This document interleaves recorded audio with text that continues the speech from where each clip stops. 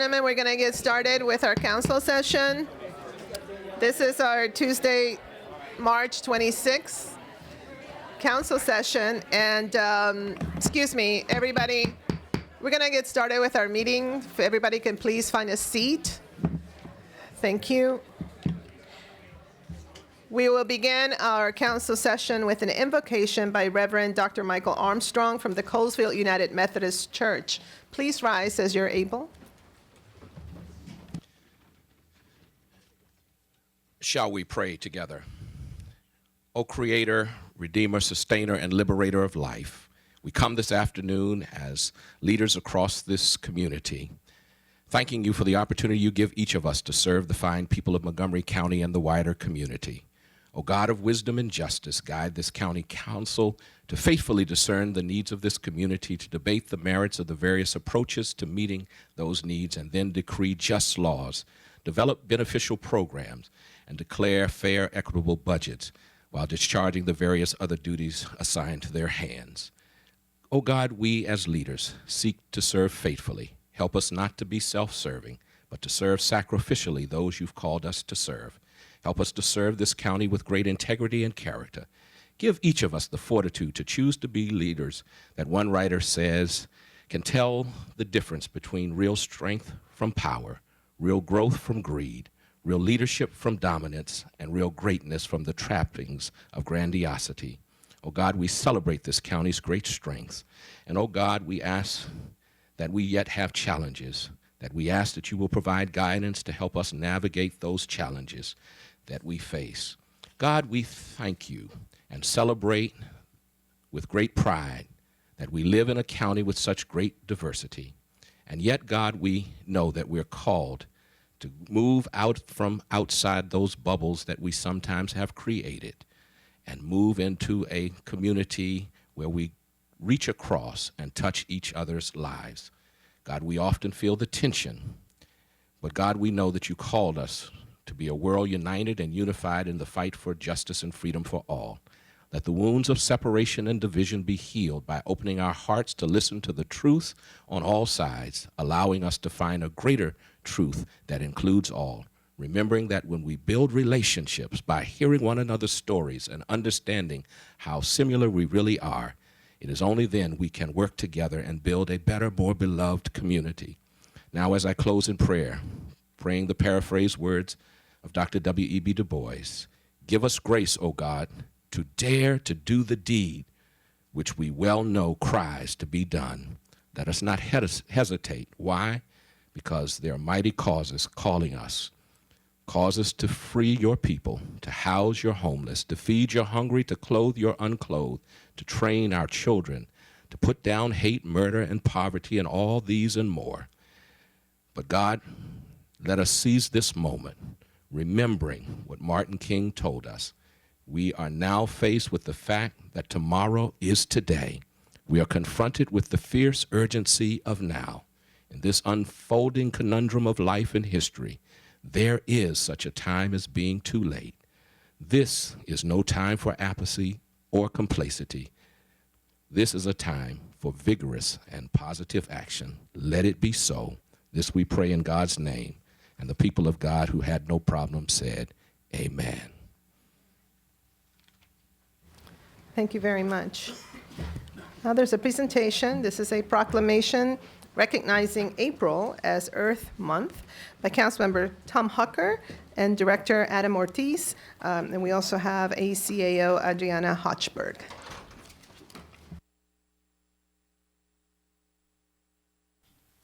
Director, ACAO, would you like to go first?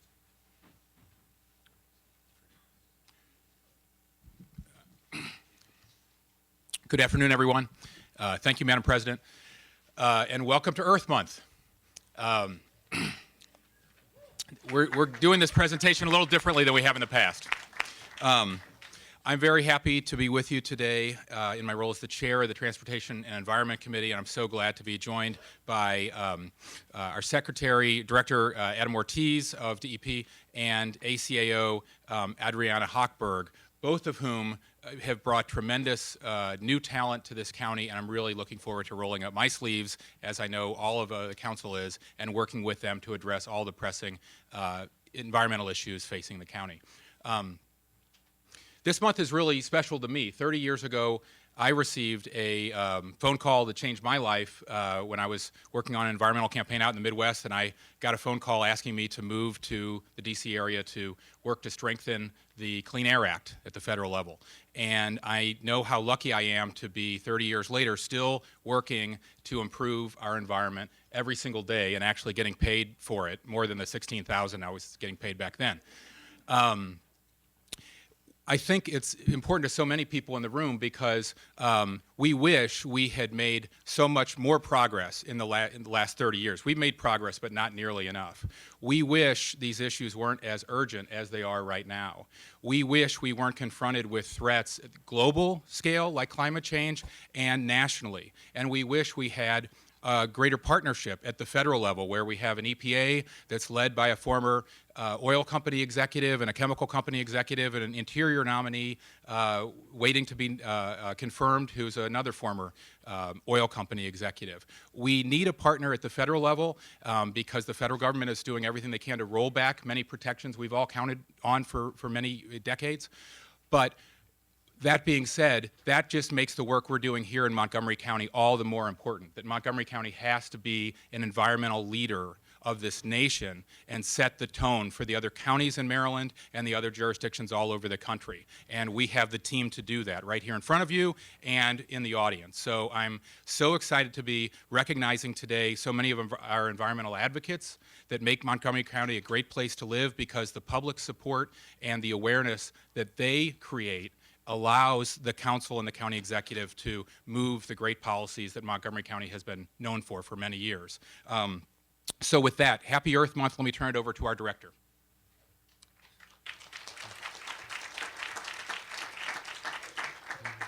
Thank you, Mr. Chairman and Madam President. It's a tremendous privilege to be in this position in front of all of you today. I'm humbled because the work on two scores. One is the work is so great ahead of us, but our coalition could not be stronger. In this audience today, we have representatives from the faith community, from the nonprofit community, colleagues from other departments, our own team, rank and file. We have all hands on deck.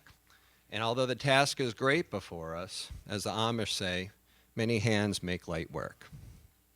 So it's a tremendous privilege of mine on behalf of the Elrich administration to be part of this proclamation and to honor the team that's going to make a difference and make Montgomery County the beacon of environmental sustainability and change nationwide. Thank you. Ms. Hochberg?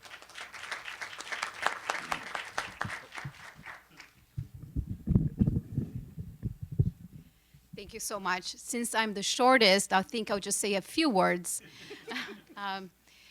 Dear neighbors, we are fortunate to share this small slice of the earth that we call Montgomery County.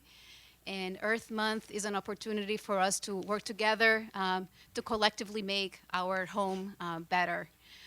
We know that there are some, in some measures, we are falling short of where we need to be with regards to greenhouse gas emissions, for example. We are not going where we'd like to go in terms of the trends.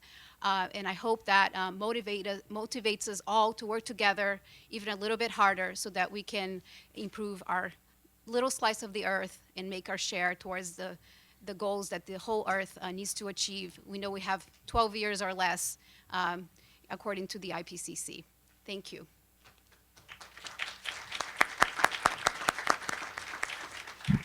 Thank you so much.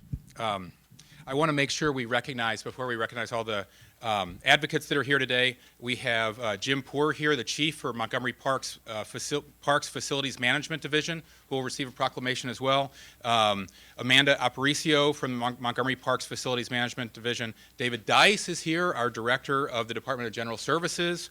Eric Kaufman, I saw somewhere, from the Department of General Services, who's done fantastic work on our climate solutions. And Emil Wollan, the Deputy Director of the Department of Transportation, is here as well. Thank you for all your good work advancing our environmental policies, gentlemen.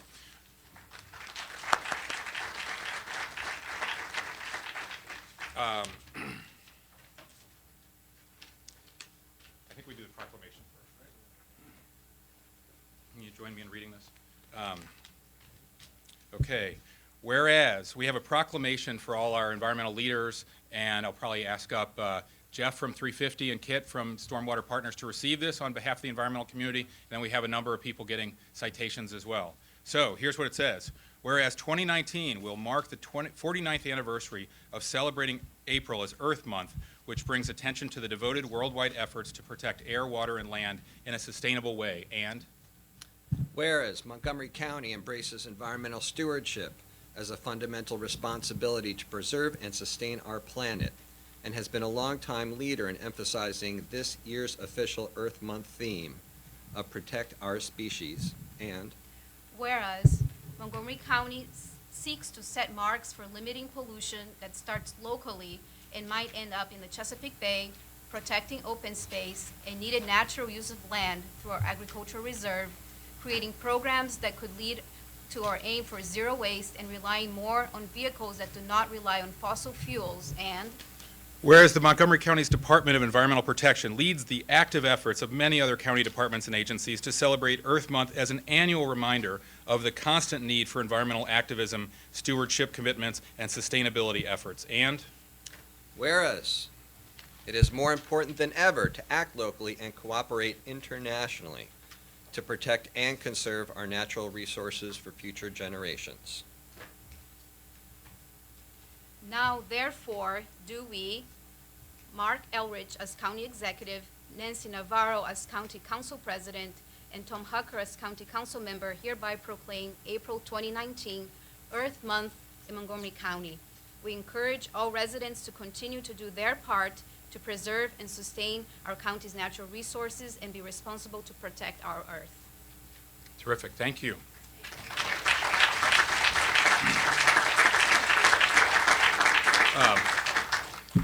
So let me call up David Sears from the Montgomery County Sierra Club. Where'd David go? Walter Weiss from the MC Faith Climate Alliance. Wendy Howard from One Montgomery Green. I know I saw Wendy. Joyce Briner from Poolsville Green. Adam Roberts from Bethesda Green. Tom Dio from Montgomery County Green Bank. Rosemarie Sabatino from Montgomery County Green Bank. Julia Craighill from Ensight Consulting. Smita Thomas from Energy Shrink. Jessa Coleman from Pace Financial Servicing. Joelle Novi, Interfaith Power and Light. Carl Held, Montgomery County Chapter of the Climate Mobilization. Corinne Stevens from Friends of Sligo Creek. The Stormwater Partners Network, we have Caitlin Wall and Eliza Cava. Keith Brooks from the Water Quality Advisory Group, and Caitlin Wall also from Potomac Conservancy. Okay, did you have your own list too? I heard you had a list. We also are delighted to have Tina Rouse from Friends of Cabin John Creek, Corinne Stevens from Friends of Sligo Creek, Sylvia Tognati from Friends of 10 Mile Creek, Sarah Morse from the Little Falls Alliance, Tracy Rouleau from the Muddy Branch Alliance, Jeannie Braha from the Rock Creek Conservancy, and Keith Brooks. Okay, is that everybody? Is anybody expecting a citation that didn't get called? Come on up.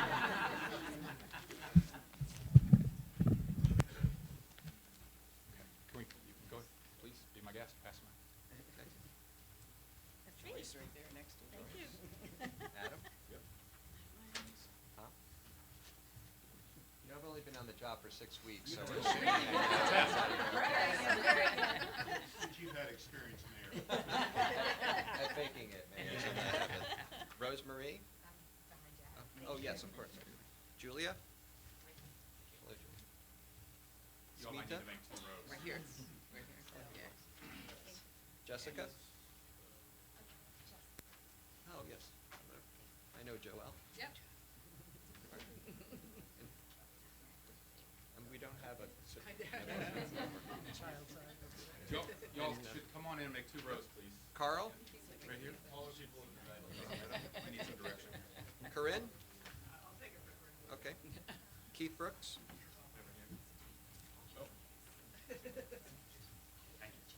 Tina Rouse? Sarah Morse? Oh, Jeannie Braha?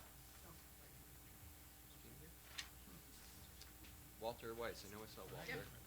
Behind me? Good. I know I saw Wendy. Wendy's right here. Okay. Next to you. Thank you, sir. Okay.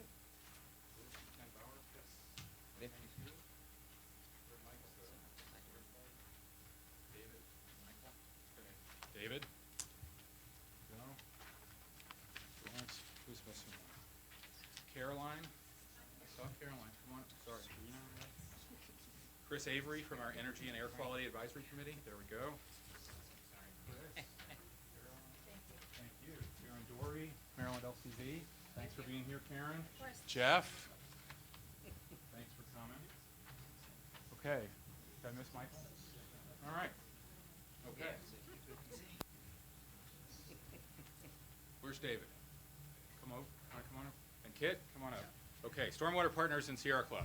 How about you guys receive the proclamations from the director and myself? What are we doing with the photo here? Yeah. Good. Oh, sorry. We want to let you say a few words first. My bad. We do? Yes. David's prepared. David's prepared. Go ahead. Imagine April is Earth Month, and I think I heard Adriana say we have 12 more years. So maybe we should have 12 times 12. What's that? Can somebody do the math for me? 144 Earth months, and do our best to address climate change during that 12-year period. Climate change clearly is the #1 issue for Sierra Club, and I imagine for most of you in the audience, and we look forward to working with Adam Ortiz, Tom Hucker, the rest of the council, the rest of the Elrich administration in moving forward briskly to address climate change. Thank you very much. Terrific. Thank you. Kit?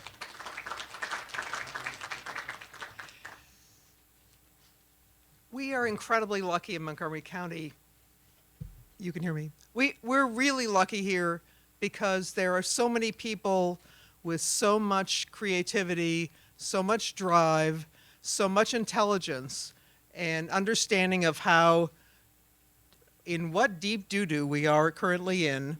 I can say that on the television.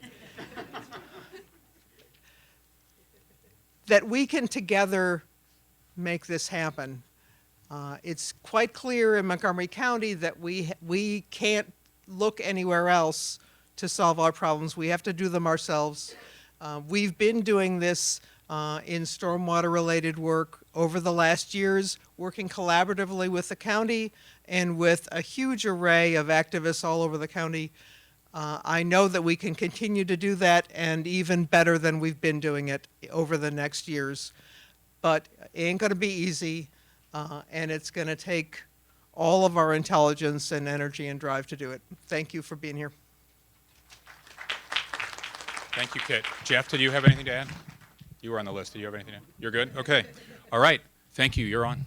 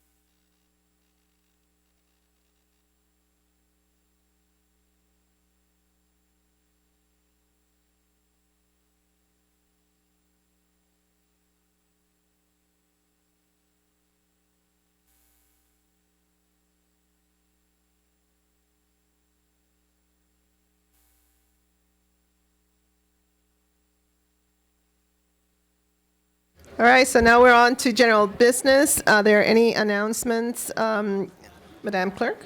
Yes, thank you. The council has received a petition. It is a petition from the Village of North Chevy Chase and residents there opposing ZTA 1901 accessory residential uses, accessory apartments.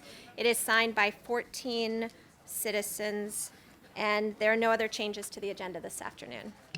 Thank you very much. The minutes of March 12, 2019 have been distributed. Are there any corrections? Hearing none, they stand approved. For the audience, can you please move outside of the room if you want to have a dialogue, because we really do need to continue on with our agenda. Thank you. Okay, so now we have consent calendar. Is there a motion? I so move. Moved by Council Vice President Katz and second by Councilmember Rice. Councilmember Rice. Oh, okay. All right, I don't see any lights, so with that, all those in favor, please raise your hand. For that one item on the consent calendar, it's unanimous. Thank you so much. We're now going to proceed to our public hearings. Item number 3, it's a public hearing on Bill 4-19, Personnel Merit System requesting salary history prohibited.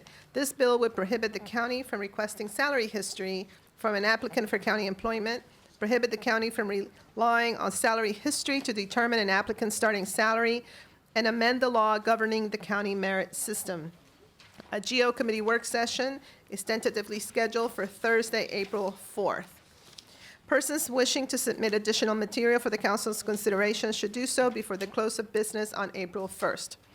Also, if you would like to follow the progress of a council bill, the council website has a subscribe function. Go to the council website and use the View Council Records and Legislative Updates link to learn how. For this item, we have Karen Pluchinski, Jeffrey Slavin, Marisa Morales, Lisette Engel, Andrea Johnson, and Molly Hawk.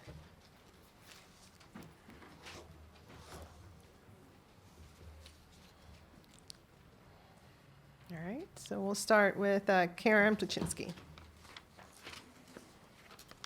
Good afternoon. I'm Council President and Council members. My name is Karen Pluchinski, and I'm the Acting Director of the Office of Human Resources. It is with great pleasure for me to appear before you on behalf of the County Executive to extend his support on the Bill 4-19, which amends Chapter 33, Personnel and Human Resources of Montgomery County Code. The proposed bill amends the personnel law to prohibit the county from requesting salary history from applicants and from relying on salary history to determine the applicant's starting salary. In addition, the county executive would report to the council by July 1st, 2020, with an analysis from a study of other jurisdictions related to pay disparity based on gender, where the consideration of salary history was prohibited, and also provide a biannual report to the council on gender pay equity. The bill makes the following changes to the county code section 33-25. A, prohibits the county from seeking or relying on an applicant's salary when offering an employment of an applicant. B, prohibits the county from refusing to hire or retaliate against an applicant who did not provide their salary history, continues to allow an applicant to voluntarily provide salary history, but does not allow the county to rely on that information solely, and continues to allow the county to discuss an applicant's salary expectations with them, and it continues to allow the county to receive and verify non-salary information such as background checks. The bill provides a means of ensuring greater protection for applicants who seek to work where the requirements of the position and their qualifications and ability to do the work are a primary consideration, and for the basis should be supported. Evidence from both public and private sector employment demonstrates that reliance on prior salary history has disadvantaged women, and especially disadvantaged Black and Latino women, in seeking employment and gaining pay equity.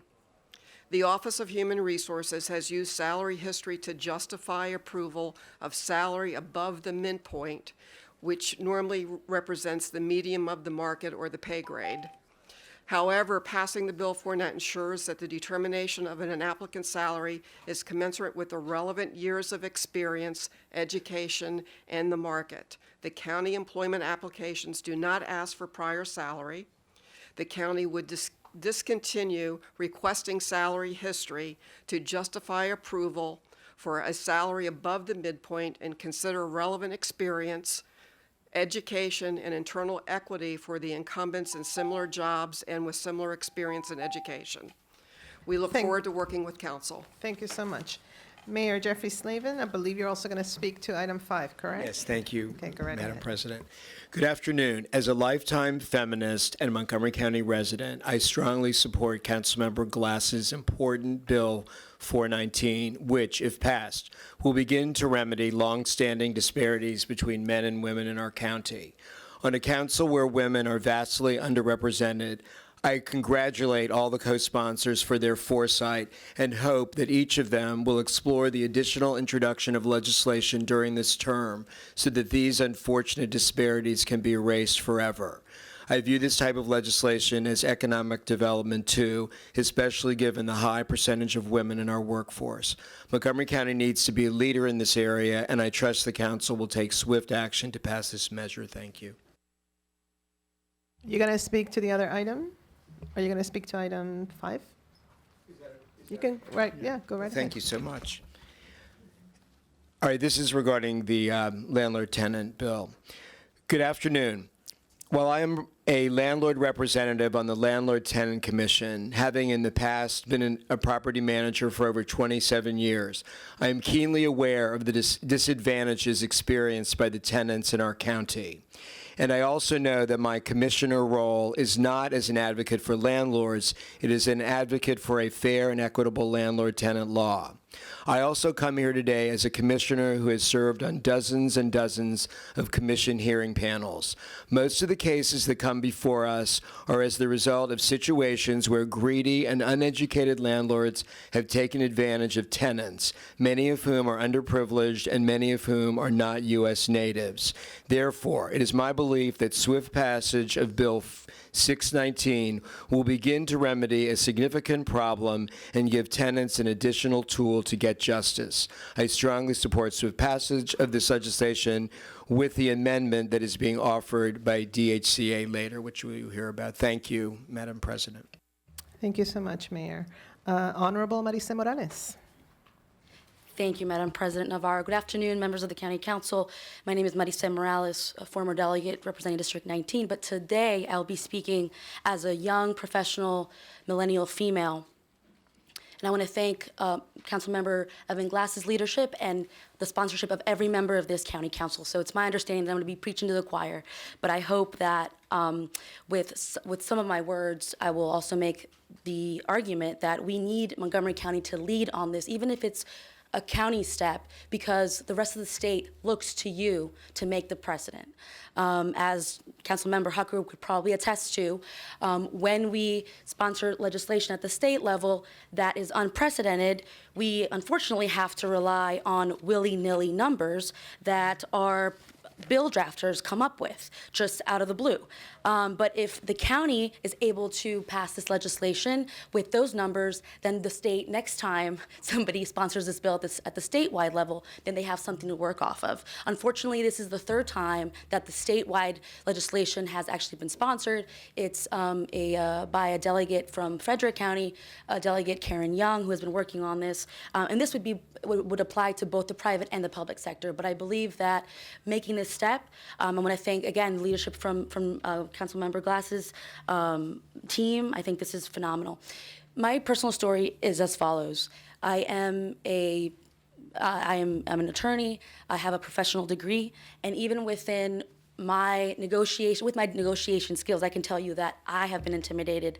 I have been discouraged from demanding what I believed I deserved. I can tell you that this is a tactic that is used every single day I see it on LinkedIn. Just, when I get those little notifications, they ask you, what was your previous salary like? And I learned quickly that I should be, instead of telling them how much I used to make, that I should say how much I expect to make. And also with an addendum, because I felt so guilty asking what I believe I deserved. And the reason why the way that I analyzed what I believed I deserved was talking to some of my male friends that are in the same profession and asking them, how much are you making now? How much do you believe, I should be asking for? And every single time that I spoke to these male friends, they were asking between $15,000 to $25,000 more than I would have when I were to counteroffer. For those reasons, my personal story, but not only myself, I make the point that as a professional woman facing these issues, let's think about the women that may be a little bit more vulnerable than I am, especially women of color, our immigrant community. And just very briefly, it's my understanding that there's going to be a conversation about the difference within some of the county positions between the police officers at a starting salary. I would say, like Ms. Ledbetter said, what starts as a small difference grows through years. Thank you. Thank you so much, Leggett Morales. Lisette Engel, and I believe you also speak to item 4. Thank you. Good afternoon. My name is Lisette Engel, and I'm here representing the Community Action Board's Executive Committee. As advocates of the low-income community, the Community Action Board strongly believes in this bill. Our role is to advocate for policies and programs that will promote equity and help county residents move towards self-sufficiency.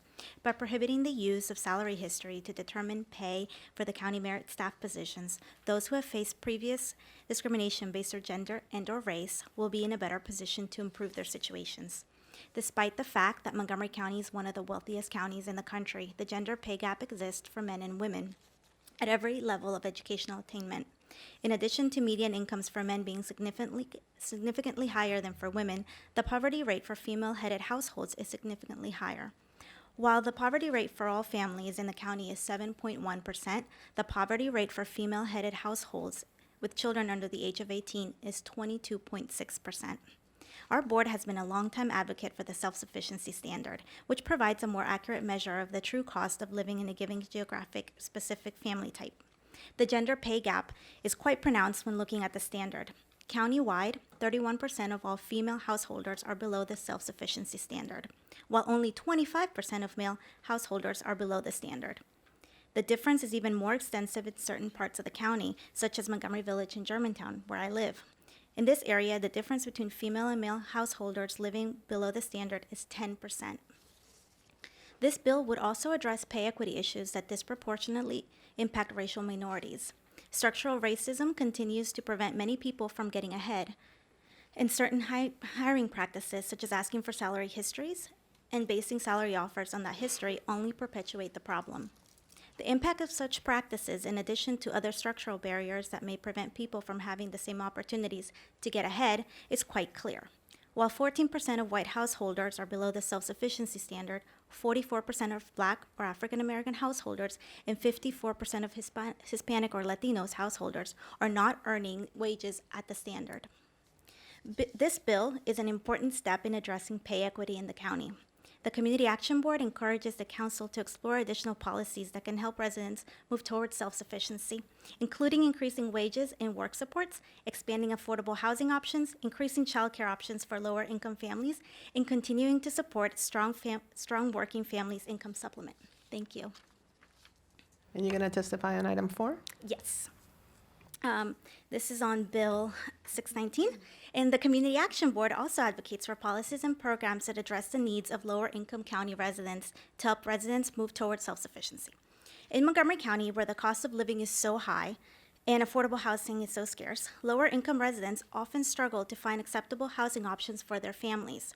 With limited options, many families may find themselves in living situations that are less than ideal. Our board is often notified of issues impacting lower-income community through public forums, by residents attending our board meetings, and through other participants in the Community Action Advocacy Institute. A few months ago, our board was contacted by a local PTA advocate who was concerned with children at Burnt Mills Elementary School that were missing class due to illnesses caused by mold at a local apartment complex. Parents were trying their best to request remediation to the problem by building management, but the dangerous situation persisted. Many parents felt stuck. They could break their leases and risk financial penalties, or stay in an unhealthy environment and have their children continue to get sick.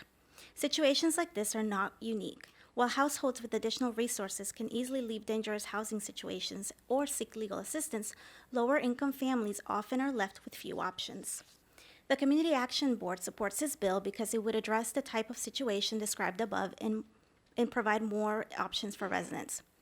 When landlords and building managers do not address problems impacting the health and safety of tenants within 30 days, tenants would be able to break their leases without the risk of any penalties.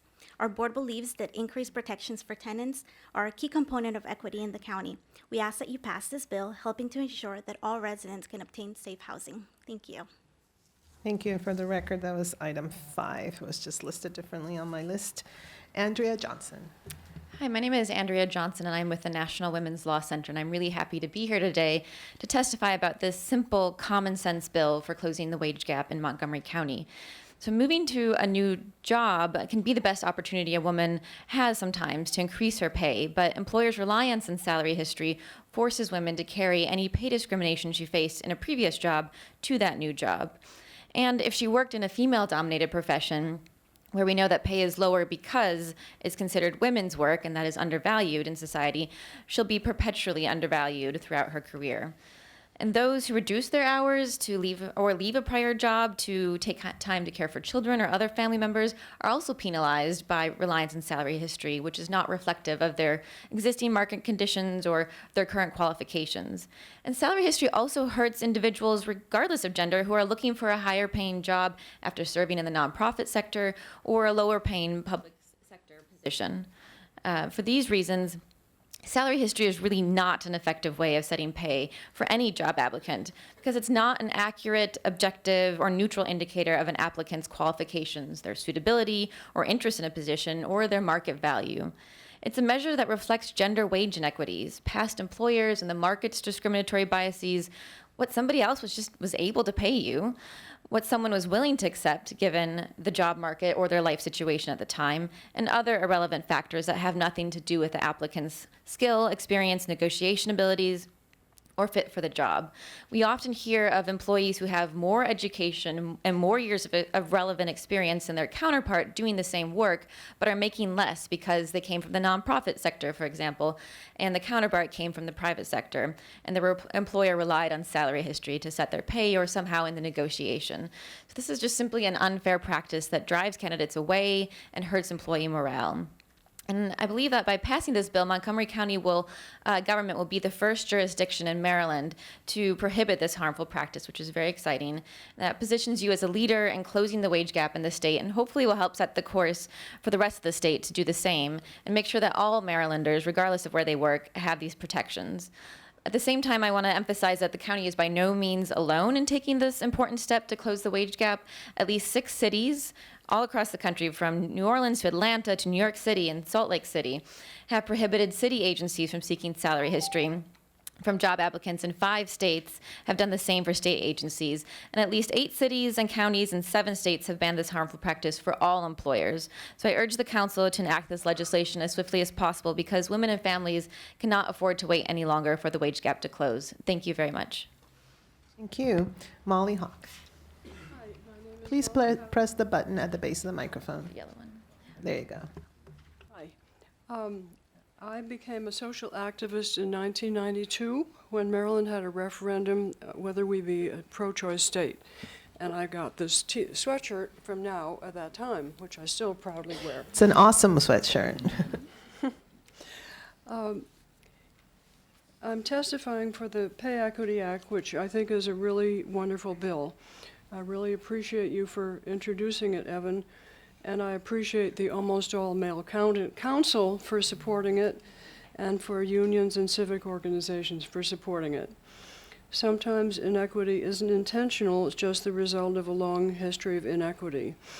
One of the important aspects of this bill is that you've done research, Evan, that shows that a large pay gap exists in many Montgomery County government program managers' positions and that persists in recent hires. In Health and Human Services Program Manager 1 positions, the gap between the highest paid man and the lowest paid woman is 33%. In the Montgomery County Department of Transportation Manager 3 positions, the pay gap is somewhere between 9 and 80%. And this includes recent hires in the last year and a half. Why should women be paid less than a man for doing the same job? It's just completely unfair and discriminatory. The women's movement started in the late 60s, more than 50 years ago, yet little has changed. In 1961, women made 59 cents for every dollar that a man made. In the past 56 years, since 1961, the pay disparity is only narrowed from 59 cents to 80.5 cents, a difference of only 21.5 cents. And that doesn't even include for inflation. And I have details about the specifics and changes over the decades. Second, why should white women be paid more than women of color for doing the same job?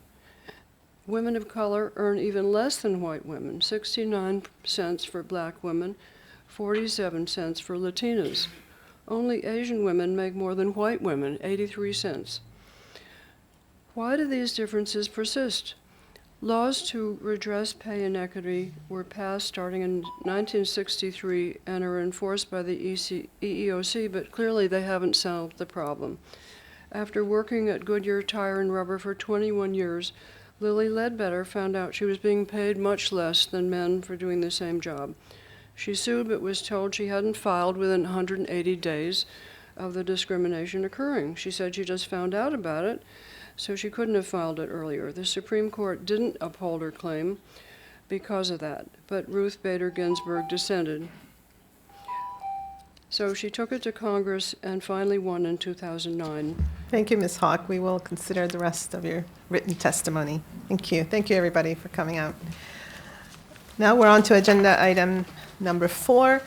This is a public hearing on Bill 5-19, Development Impact Tax for Transportation and Public School Improvements, Exemptions, Amendments. This bill would amend the exemptions for the Development Impact Tax for Transportation and Public School Improvements for certain dwelling units, amend the impact tax exemption for all units in a development where at least 25% of the dwelling units are built under certain government regulations or agreements that control the price of the unit, and generally amend the law governing the development impact tax. A joint GO-FED committee work session is tentatively scheduled for Monday, June 17th. Persons wishing to submit additional material for the council's consideration should do so before the close of business on June 12th. Okay, we have on one page, we have the 13th, and on the other, the 17th. We will clarify that so that we can have the correct information for the record. For this bill, we have Timothy Goetzinger, Stacy Spann, William Commoners, and Melissa McKenna. Yeah, the public hearing is on the 17th. Just confirm that. All right, so Timothy Goetzinger, yeah, if you can press the button. There you go. Good afternoon, Council President and Council members. My name is Tim Getzinger, and I'm the Acting Director of the Department of Housing and Community Affairs. And I'm pleased to appear before you on behalf of the County Executive in support of Bill 519, which amends Chapter 52, Taxation of the Montgomery County Code. However, we would like to raise several concerns about the general policy. The purpose of Bill 519 is to restrict the benefit of a full impact tax waiver to projects in which at least 25% of the units are MPDUs with 99-year controls, which is an important improvement. However, because publicly subsidized units may also be MPDUs with 99-year controls, the full impact tax waiver should only go to projects that are not receiving other public subsidies. Additionally, the overall policy of exempting an entire new development from all impact taxes in exchange for 25% MPDUs is of concern because of the trade-off. Too much money designated for needed infrastructure for schools and transportation is sacrificed for a marginal addition of affordable housing. That additional housing comes at a significantly higher price than it should have under a scenario with 15% MPDUs and impact taxes paid on the remaining 85% units. In the end, the full cost of infrastructure is passed on to the county and the taxpayers, and the additional cost per affordable unit is higher than it should be. We would welcome the opportunity to further discuss this issue with you, and we look forward to working with the council on this legislation. Thank you, and I'll be happy to answer any questions you may have. All right, are you also going to testify on item number 5? I am, thank you. Okay, go right ahead. Excellent. Good afternoon, Council President and council members. My name is Tim Getzinger, and it's still Tim Getzinger, and I suppose I still need to introduce myself, and now I have 3 minutes left, so I'm going to try to get to all of it. It's a pleasure for me to appear before you on behalf of the County Executive in support of Bill 619, which amends Chapter 29, Landlord-Tenant Relations of the Montgomery County Code. This proposed bill amends Section 2922B of Chapter 29 to allow tenants to terminate their tenancy with 30 days' notice if a landlord fails to correct a condition that is a threat to the health and safety within 30 days of being put on notice by the Housing Code Enforcement. Section 2927S8 is a new provision proposed to be required in all county leases. It would add a new provision to the list of circumstances allowing a tenant to terminate a lease within 30 days written notice to the landlord for reasons beyond the tenant's control. If the landlord fails to correct a violation that adversely affects the immediate health and safety of the tenant. This situation would be triggered if the Department of Housing and Community Affairs, through its Housing Code Enforcement section, orders a landlord to correct a violation that affects the immediate health and safety to the tenant, and if the violation has not been corrected within 30 days to the satisfaction of the department.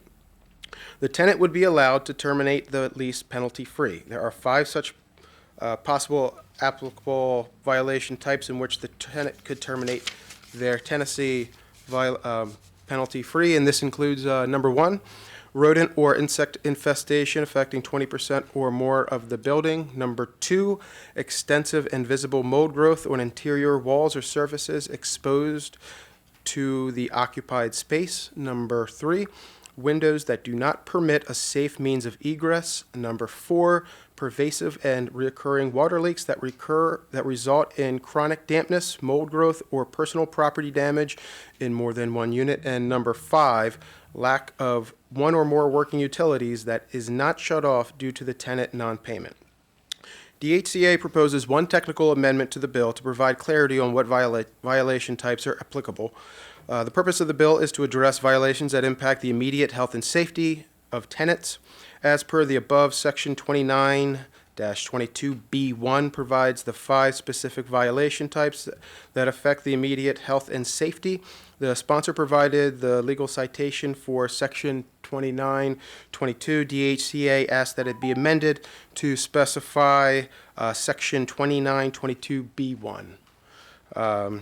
This technical clarification would make its implementation enforcement clear for all concerned. The County Executive thanks Councilmember Hucker and for introducing the bill, and all of the council members for co-sponsoring, and he is pleased to support it. Thank you very much. Thank you. Mr. Stacy Span. Good afternoon, Madam President and council members. My name is Stacy Span. I'm the Executive Director of the Housing Opportunities Commission of Montgomery County.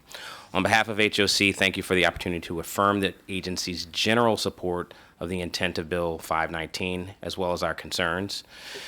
The affordable housing supply is at the heart of every significant challenge communities around the country are trying to tackle. Issues of race and equity, climate change, economic development, maintaining a strong workforce, and generally ensuring that all of its citizens can have a good quality of life. The communities making the most progress are creating the path for others to follow. We believe this is where Montgomery County finds itself, at the forefront of affordable housing innovation. We thank Fed Chair Councilmember Reamer for his thoughtful examination of new incentives to build MPDUs and other affordable units. And while HOC generally supports the intent of Bill 519, as we understand it, which is to close a loophole that could allow some developers to circumvent impact taxes on units not rented at targeted affordability levels or defined as market rate. Unfortunately, we believe it's constructed so broadly as to unintentionally capture units that contribute to mixed income developments and create sustainable long-term affordability. The current law exempts MPDUs and other affordable units, including those developed by housing authorities, in particular HOC, as part of an opportunity housing project from development impact taxes. To be clear, HOC is a designated housing authority, and every single unit we develop contributes directly to the number of affordable units we are able to deliver within a property. The legislation also exempts market rate units in a development that contains at least 25% of affordable units. While Bill 519 seeks to eliminate the market rate unit exception for developers who do not place long-term affordability restrictions on their affordable units, the broad construction of the bill would also remove the exemption for market rate units in HOC-owned and developed mixed-income properties. Our concern is that Bill 519 will unintentionally make it more difficult for nonprofit developers and HOC specifically to operationalize socially and fiscally sound mixed-income models. Bound by our state-chartered mission as a housing authority, our commission has been unwavering in its commitment to provide more long-term, deeply affordable units in every single property we develop or manage. We urge the council to consider HOC's mission and track record when defining long-term affordability in this bill. We thank the council and Councilmember Reamer for your steadfast commitment to ensuring all Montgomery County residents have access to high-quality, affordable housing for many years to come. We look forward to engaging in further discussion. Thank you. Bill Commoners. Good afternoon, President Navarro, members of the council. My name is Bill Commoners with Lord Shirley and Brewer, but I'm here speaking as an individual today. I do not intend to speak on the substance of the changes proposed by the bill. My purpose is to speak about how the legislation should take effect if it is adopted. In other words, how do you address those projects that are in the pipeline in some form already? The council should not change the rules in midstream on those that are already in progress under the expectations of the existing law. This is a matter of simple fairness. All three stages of development projects should be protected by appropriate grandfathering provisions. These would include projects currently approved but not having been built or paid the impact tax, projects currently being reviewed or processed, including obtaining subsequent approvals needed to proceed to construction, and projects that are not yet submitted but are in the pipeline in preparation for that purpose. These projects have based their assumptions both in physical design and financial models on the ability to aggregate the different types of affordable housing in subsections 2, 3, and 4 of the code to aggregate those 25% affordable units necessary to secure the credit for all the units in the project. They should be allowed to continue to apply the current rules in qualifying for the credits. Similar treatment should apply to any amendments of those approvals as they go through the subsequent steps of the development review process. Only a small number of approved or pending projects would be proposing 25% affordable to begin with. The risk to the county seems relatively small by comparison to the burden to the applicant by radically changing the underpinnings of the economic model in the midstream.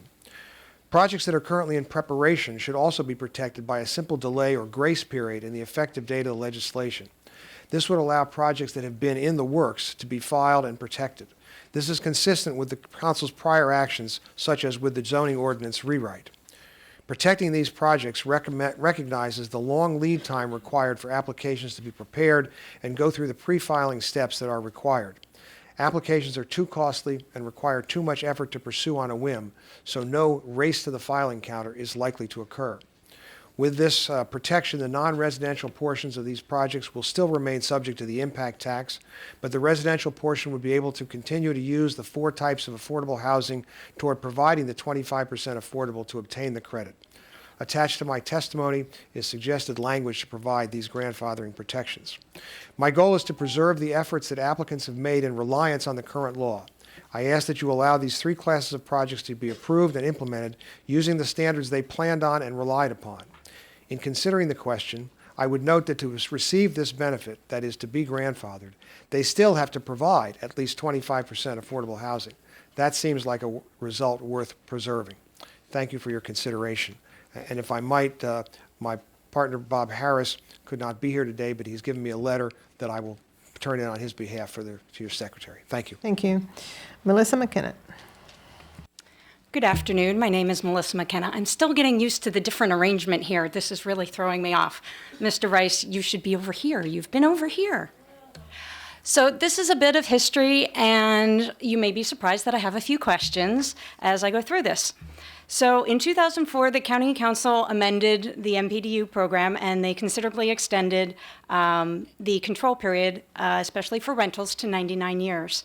That control period was reaffirmed last year with the passage of Bill 3417, great bill. I love this because the flexibility was created to allow MPDU agreements based on floor area or square footage to meet currently unmet demand for 2-bedroom, 3-bedroom, 4-bedroom units. I appreciate the limit on number of units this bill covers to maximize county benefit and extend the control period. You might have heard about a little development that has been proposed for the city of Rockville called Twin Brook Quarter. They are suggesting an extended build-out timeframe as long as up to 30 years, and it provides an interesting example. Potential workforce housing, I'm guessing that's the under 60%, for the first phase could be available at market rates before the development is complete, if they were offered. Ensuring the exemption only applies to the non-exempt units if 25% of the dwelling units are exempt could encourage more MPDUs, but the cost is quite high.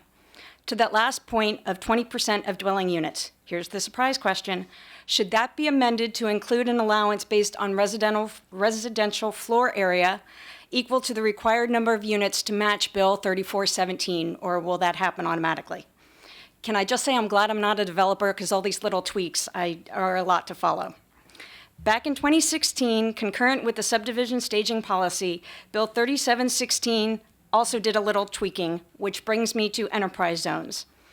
Paragraph 6 in both sections of this bill, Bill 3716 attempted to reintroduce school impact taxes in former enterprise zones through a 4-year phase-out. That was a recommendation of the planning board at the time. Silver Springs CBD enterprise zone expired in 2007. The SSP revision was 10 years after its expiration. Never mind that the Maryland Enterprise Zone program is for businesses to create jobs. 10 years beyond the expiration was long enough. I would ask you to please revisit the wholesale exemption. The language for that is included in my written testimony. In the end, it would be 16 years beyond the enterprise zone expiration date. And I think that has cost us more than enough. Some numbers I remember were between $13 and $26 million already. Please consider incorporating it now, or perhaps in the biennial SSP coming up very soon. Thank you. So, Mr. Anderson, you were not signed up, but I'm going to add you to the list. I'm sorry so go about right that. ahead. Well, I think you'll like this because it's short. That's great. The planning board supports this bill because we think it's important that all the units that count toward the 25% for the entire project to be exempt from impact taxes should be subject to long-term affordability requirements. Very good. Very sneaky in there. Councilmember Reamer. Thank you so much. Appreciate everyone's testimony. Just wanted to mention for Ms. McKenna, thank you. Great to see you. We considered whether this legislation could serve as a way to amend that enterprise zone, but it really can't amend this bill because it's outside the scope of the proposal. You have to make that a proposal separately. So I do agree that I think Silver Spring, doesn't need an enterprise zone exemption anymore. But that does need to be taken up separately. So, thank you. I'll only add that we do have a staff member, one of our analysts, that's been working on a particular set of criteria so that we can have an objective way of doing away with certain enterprise zones, recognizing that there are going to be certain areas of the county where you might have an enterprise zone designation that might develop quicker than others. And so it's not a one-size-fits-all, and hopefully very soon we'll have something to consider that at least would give us a bit more of an objective set of criteria to do this. Thank you so much, everybody. Agenda item number 5. This is Bill 6-19, Landlord-Tenant Relations, Termination of Lease, Tenant Health and Safety. This bill would require each lease for rental housing located in the county to allow the tenant to terminate the lease under certain circumstances and generally amend county laws related to landlord-tenant relations. A Fed committee work session is tentatively scheduled for Monday, June 10th. Persons wishing to submit additional material for the council's consideration should do so before the close of business on June 6th. And for this particular item, we have Jose Albarracin, Marcus Meeks, Tamika Bennett-Watt, Matt Losak, and Rach Tate. Okay, Mr. Albarracin. There's a button at the base of the microphone. There you go. Good afternoon, President. Good afternoon, council members. I'm here today to share with you what my family and I experienced while renting an apartment at the Enclave Apartments between 2014 and 2018. My family resided at the apartment complex for 7 years. In that period, we lived in 3 different apartments in 2 different buildings. When I moved to building B1108, I began having breathing issues. I asked management company to clean the HVAC unit and replace the filters, which they did. But the maintenance did not improve my symptoms. My son also developed breathing issues and ended up in the emergency room. Doctors could not explain his asthma-like symptoms. After some time while in this apartment, I discovered liquid under the living room HVAC unit. Upon closer inspection, I discovered it was leaking water into the apartment walls and under the carpet. It was obvious the leak was an old, ongoing problem, as the wood under the carpet had dry rotted and mold was growing inside the HVAC unit. When the HVAC unit is turned on, it spreads mold spores throughout the apartment.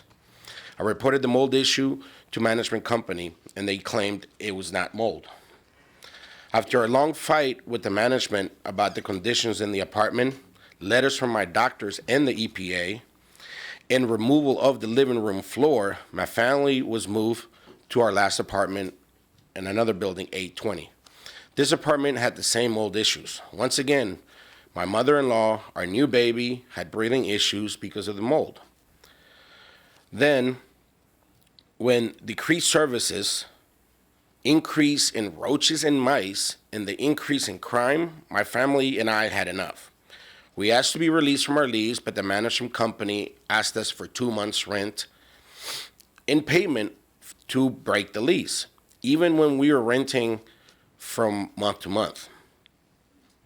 After several attempts to break our lease, we were denied. We finally said to management company, we're leaving even if you don't let us off the lease. I had to take care of my children, and I had to take them out of such severe conditions, and I'm now being penalized for taking care of my family. This company, the Downsville Group, now is after me for money.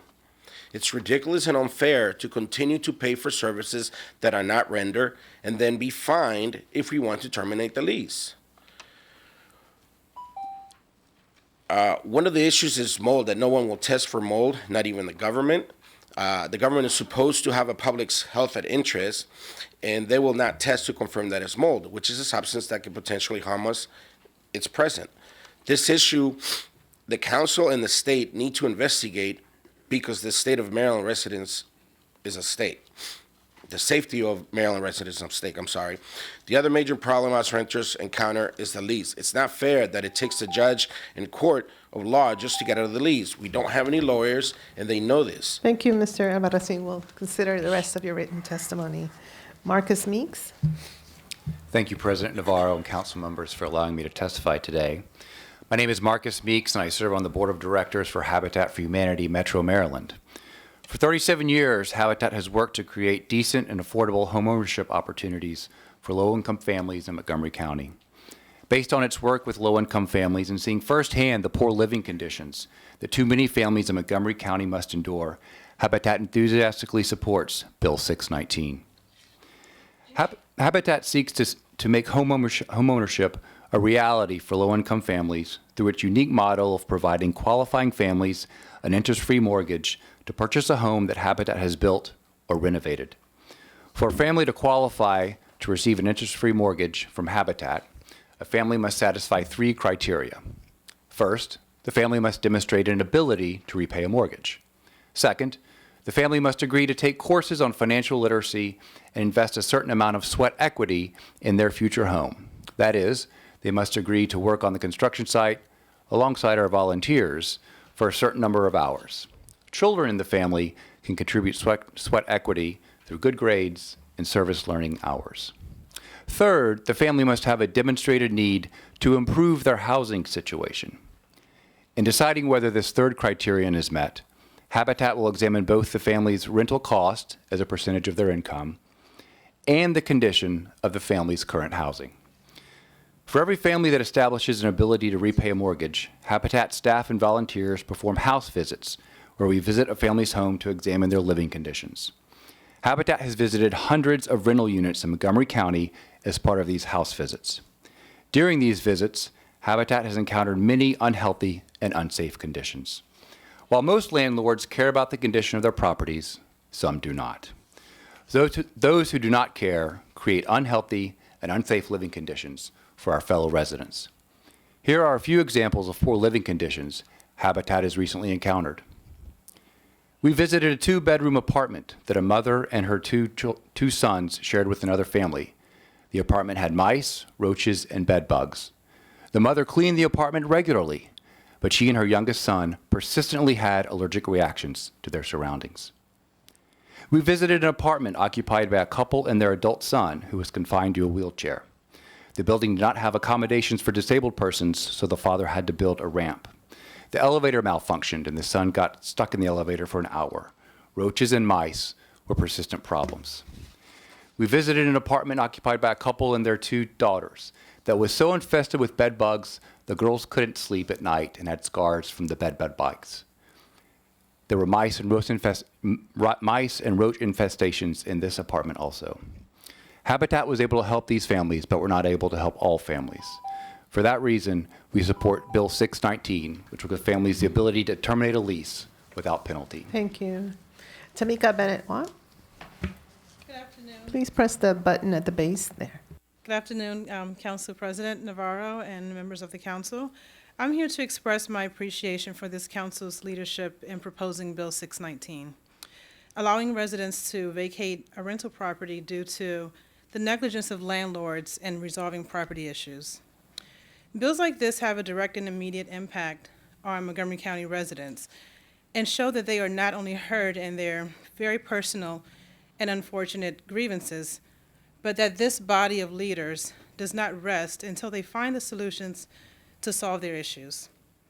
Allowing residents to vacate a rental property for reasons beyond their control is not just a tenant's issue and right, but a human right, especially when those reasons are self-inflicted by the property owner's inability to maintain a healthy, safe, and clean environment for its residents.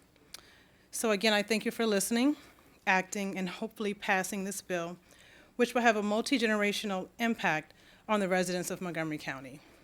Thank you. Thank you. Mr. Losack, Matt Losack. Good afternoon, Council President Navarro, council members. My name is Matt Losack. I'm the Executive Director of the Montgomery County Renters Alliance, the region's first and only nonprofit dedicated exclusively to advancing renters' rights and providing renter outreach, education, organizing, and advocacy services. Since our founding in 2010 at the recommendation of the Tenants Work Group report, our alliance has grown to include more than 30 nonprofit, labor, civic, political, and religious organizations, as well as tenants associations and activists from across the county and now the state. The growth of our alliance reflects not only a growing awareness of the issues renters face, but also a growing demographic. The percentage of Montgomery County renters who rent their homes has grown from 23% in 2007 to nearly 40%, and apartment buildings are being built everywhere. Today, I speak in favor of Bill 1915 that would strengthen a renter's right to break a lease when an irresponsible landlord fails to address serious health and safety concerns in an effort in an apartment complex or in a renter's home. To be clear, this bill is a reasonable reaction to the failings of some landlords and property managers to protect renters, many of whom are children, working families, the disabled, or seniors, from having to live in substandard conditions, who would be penalized for leaving those conditions were it not for the protection this bill offers. The Renters Alliance have seen apartments and complexes where renters have sought remedy repeatedly for months, sometimes even longer. From vermin infestations, leaking pipes and mold, electric and gas dangers, and crime due to broken locks and lax security measures that could be avoided by responsible landlord attention and maintenance. And we have worked with scores of renters working in good faith to resolve these issues with landlords and property managers who ignore their pleas. As the county's primary renter advocacy organization, we regret that this legislation has become necessary. We are grateful to the council and the county executive for their renewed emphasis on county code standards and enforcement. We hope and expect that these measures, as they expand and improve, will impact the rental housing industry culture in such a way that irresponsible landlords will soon learn that good property management, including being responsive to renter concerns and complaints, is less costly than neglect. But until we have reached that goal, we support this reasonable measure to protect renters having to live in dangerous conditions and landlords threatening to hold them to lease terms they themselves breach. Thank you to Councilmember Hucker and the co-sponsors of this bill, which we hope will be successful, and I ask you for a favorable vote. Thank you. Ms. Tate. Good afternoon. Thank you for taking the time to hear me speak. My name is Rachel Tate, and I am a teacher at Burnt Mills Elementary School. I am what you might call the whistleblower of the Enclave. 100% of our students that live in the Enclave come to Burnt Mills Elementary School, unless they are deemed to go to another school to receive special services. At this time, I would like to thank Tom Hucker, who went out to one of my family's units in order to view the mold that happens in all of their units. My students would come to school sickly, not just with asthma, not just with a headache, but virally sick because of the mold that was everywhere inside of the building. After many attempts of my mothers to try to break their leases, they were continuously denied by the Donaldson Group in order to move forward and move out. Now, this is not just a problem within the Enclave, this is also a problem within our community. As teachers, we are expected by MCPS to have our students perform at a certain level. Well, any of you who are parents or have children that go to school, you know that a child is not available for learning if they're consistently sick. Therefore, what does that impact? Our testing scores, our MAP scores, our PARCC scores, the ability to learn how to read. Every single student has the right to live in a healthy environment, regardless of their socioeconomic status, their religion, their race, and their gender. Unfortunately, my students are a part of a population that is a Title I school. Therefore, the odds are already stacked against them, which means the odds are already stacked against myself as a teacher. I am consistently judged on how well my students perform based upon how they take tests, based upon their ability to read. However, no matter how much effort I put into it, if they are sick, there is nothing I can do in order to help them. And it didn't just happen to my students, it also happened to their parents. At certain times, there would be students that would come to school and be sick and stay in our classrooms rather than staying in their houses. That has never made sense. They would have to stay inside of our nurses' little room because our building was built in 1964 and is still on the waiting list to get a new building. No matter how hard we advocate, we need to see this change made within the community because it affects everyone throughout the county. I thank you for taking the time to hear me speak, and Tom Hucker, I thank you so much for going out to all of their buildings and seeing them and meeting them. They appreciate it more than you'll ever know. So everyone, thank you and have a wonderful day.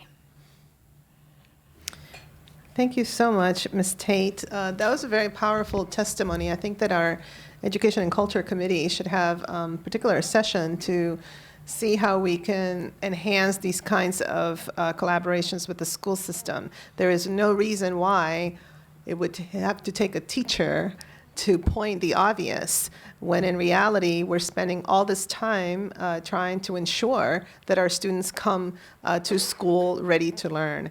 So I definitely would like to look a little bit more into how can we put in processes that then don't rely on having to have somebody like you, and thank God your students do have you, to advocate on something that is so basic as health and safety. So kudos to you, and that's why teachers are so amazing. Thank you. So now on to item number 6. And this is a public hearing on Bill 7-19, Environmental Sustainability, Commercial Property Assessed Clean Energy Program. new construction. This bill would expand the commercial property assessed clean energy program to new construction and generally amend county laws related to the commercial property assessed clean energy program and environmental sustainability. A T&E committee work session is tentatively scheduled for Thursday, April 4th.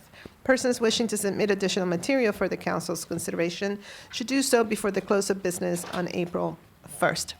For this, we have David Crow, John Coe, Aaron Krause, Tim Eden, and Peter Drown. Mr. Crow.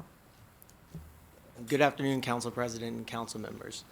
My name is David Crow from the Department of Finance, and I'm here on behalf of County Executive Mark Elrich to extend his support of Bill 719, Environmental Sustainability for the Commercial Property Assessed Clean Energy Program regarding new construction. To date, this program has successfully completed 12 projects representing close to $8.5 million in loans financed, which continues to be one of the leading programs within the state and our region. The program was also recognized with the National Association of Counties Achievement Award in 2017. This bill proposes to add potential projects to the program by enabling new construction projects the ability to apply for CPACE financing for an amount up to 20% of total construction cost. This change will provide an incentive for new construction projects to utilize the energy-efficient materials and renewable energy measures to reduce a project's overall footprint on the environment. Another requirement of this bill would be that all new construction projects must exceed the current county energy conservation building code performance standards. This requirement will help the county and the program to continue reducing commercial building energy use and the resulting impacts on the environment. With this legislative change, we believe that there will be improved potential of CPACE projects that can continue to move the county closer to its green initiative goal of zero greenhouse gas emissions by the year 2035. Thank you for this opportunity to testify. Thank you so much. John Coe. Hi. My name is John Coe, and I'm of Coe Enterprises, a real estate advisory, financial advisory firm here in Montgomery County. I've been involved with investing and financing investment real estate for about 40 years for institutional and private companies, with most of it being in the Washington, D.C. region. 32-year resident of Montgomery County, and I'm here today representing my client, Clean Fund, a commercial PACE lender headquartered in Sausalito, California, but has funded projects across the country, including several potential projects here in Montgomery County. Clean Fund is a strong proponent of the proposed amendment to broaden the scope of the current law to include new construction to participate in the CPACE financing program. The industry's largest growth segment is the utilization of CPACE for new construction. The largest portion of Clean Fund's active pipeline is for ground-up new development, and Clean Fund's investors are two of the most active senior mortgage lenders in the country who are very favorable about this use. Providing CPACE as a financing alternative to development community encourages the use of energy-efficient materials and systems in new construction, as well as providing long-term benefits to the property and the environment with clean energy use and savings. By amending the current law to permit conventional first mortgage construction financing to be supplemented with CPACE financing coterminous with the project's commencement, the opportunities to implement the law's purpose of investment in qualified clean energy building systems will expand considerably for the following reasons. One, the current law only allows for CPACE supplemental liens to be placed on existing properties for renovations and upgrades. The amendment would open this to align with the building permit for new construction and subject to review by the staff and your consultants to the project's conformity to the CPACE eligible expenditures being financed. It offers property owners and developers less expensive options in financing efficient new construction, which passes to the user and consumer energy savings. Number two, CPACE financing is a 20-year obligation that is an assessment and enforced similar to real estate tax lien. By placing it at the same time as the construction financing, it allows for clear allocation of CPACE eligible expenses during construction and reduces the amount of more expensive equity needed to finance the development, as CPACE financing provides an amount of total debt capital increase, typically 60 to 65% for first mortgage loan, up to 80% combined with CPACE investment. If I were permitted to add a friendly amendment, I would ask that the amendment be effective for all projects currently in construction, which could still have time to take advantage of this financing. I can tell you that there is at least one project that wanted to utilize CPACE financing, but cannot Thank because you. of the current law. Thank you. We'll take the rest of your testimony into consideration. Aaron Thank you. Kraus. Thank you. Council President, members of the council, thank you so much. My name is Aaron Krause, Vice President of Market Development, Market Activation for Greenworks Lending. We're the largest commercial PACE capital provider in the United States. Right before the holidays, we raised over $440 million of capital from some of the most sophisticated institutional investors in the world. And we're slated to invest hundreds of millions of dollars this year in commercial PACE. We're in roughly 12.5 states around the country and hundreds and hundreds and hundreds of counties and cities that make that up, from Providence, Rhode Island, to Milwaukee, to Florida, kind of you name it. Currently, there's really two places that we cannot do new construction in the entire United States, and that is the state of Texas and Montgomery County, Maryland. And that's pretty much it to the best of our knowledge.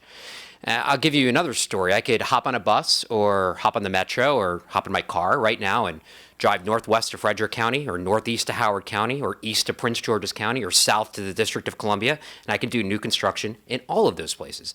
In the state of Maryland, I can do that in Garrett County. I can do it in Kent County. I can do it in Cecil County. I can do it in Baltimore City. Montgomery County is an outlier, and we do not see this really virtually anywhere else in the country. We want to bring this private capital. This does not cost the county any money whatsoever. We want to bring this private capital and improve the commercial, nonprofit, multifamily, and industrial building stock of this county at no cost. So economic development, while at the same time improving the energy and water performance of the county's building stock. It's kind of a win-win. For some reason, we do not have new construction enabled here. We have a pipeline of developers that are interested in utilizing this. And so it's kind of a no-brainer for the county to adopt this no-cost kind of statutory change. So I thank you and yield back the time. Thank you. Tim Eden. Thank you, Council President Navarro and council members. My name is Tim Eden with Star Capital. We're a real estate development company currently on our 4th project in Montgomery County. I'm here in support of Bill 719, thankfully sponsored by Mr. Hucker. The current CPACE program provides cost-effective financing for energy-related improvements, and expanding it to new construction is a win for both the development community and for the environment. The current program has worked well, so expanding to new construction is a logical next step. This bill will help create hundreds of jobs in Montgomery County at no cost to the community, as outlined by Mr. Krause. One of the biggest struggles for real estate developers is securing funding for risky new buildings that have a long lead time. Having a full toolbox of funding mechanisms would spur additional construction in Montgomery County that creates jobs in scores of related industries in addition to the building trades. The CPACE program can be another avenue for developers to help finance their buildings while promoting environmentally sound construction. Montgomery already has a high bar for construction systems and materials that usually result in LEED Silver certification or close to that. These requirements add cost to construction projects. They're typically promising lower operating costs, but those costs are not guaranteed. For example, my company is currently financing a $60 million hotel in Silver Spring.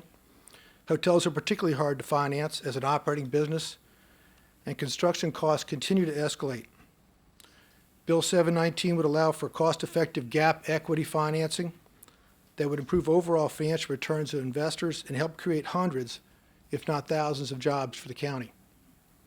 Extending the CPACE to new construction would benefit the county's economy and mission of environmentalism, and I strongly urge you to vote yes on 719. Thank you.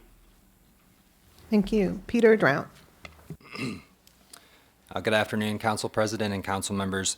I'm going to be reading prepared testimony from Keith Darrington, our Chief Operating Officer. He submitted it a few days ago. He's not able to make it today. So, Recurrent Innovative Solutions is an energy solutions provider headquartered in Rockville, Maryland, and has successfully implemented $3.4 million in CPACE projects for Montgomery County, including the first project in the county and the first project to incorporate renewables, which was a solar rooftop system we recently commissioned in 2018.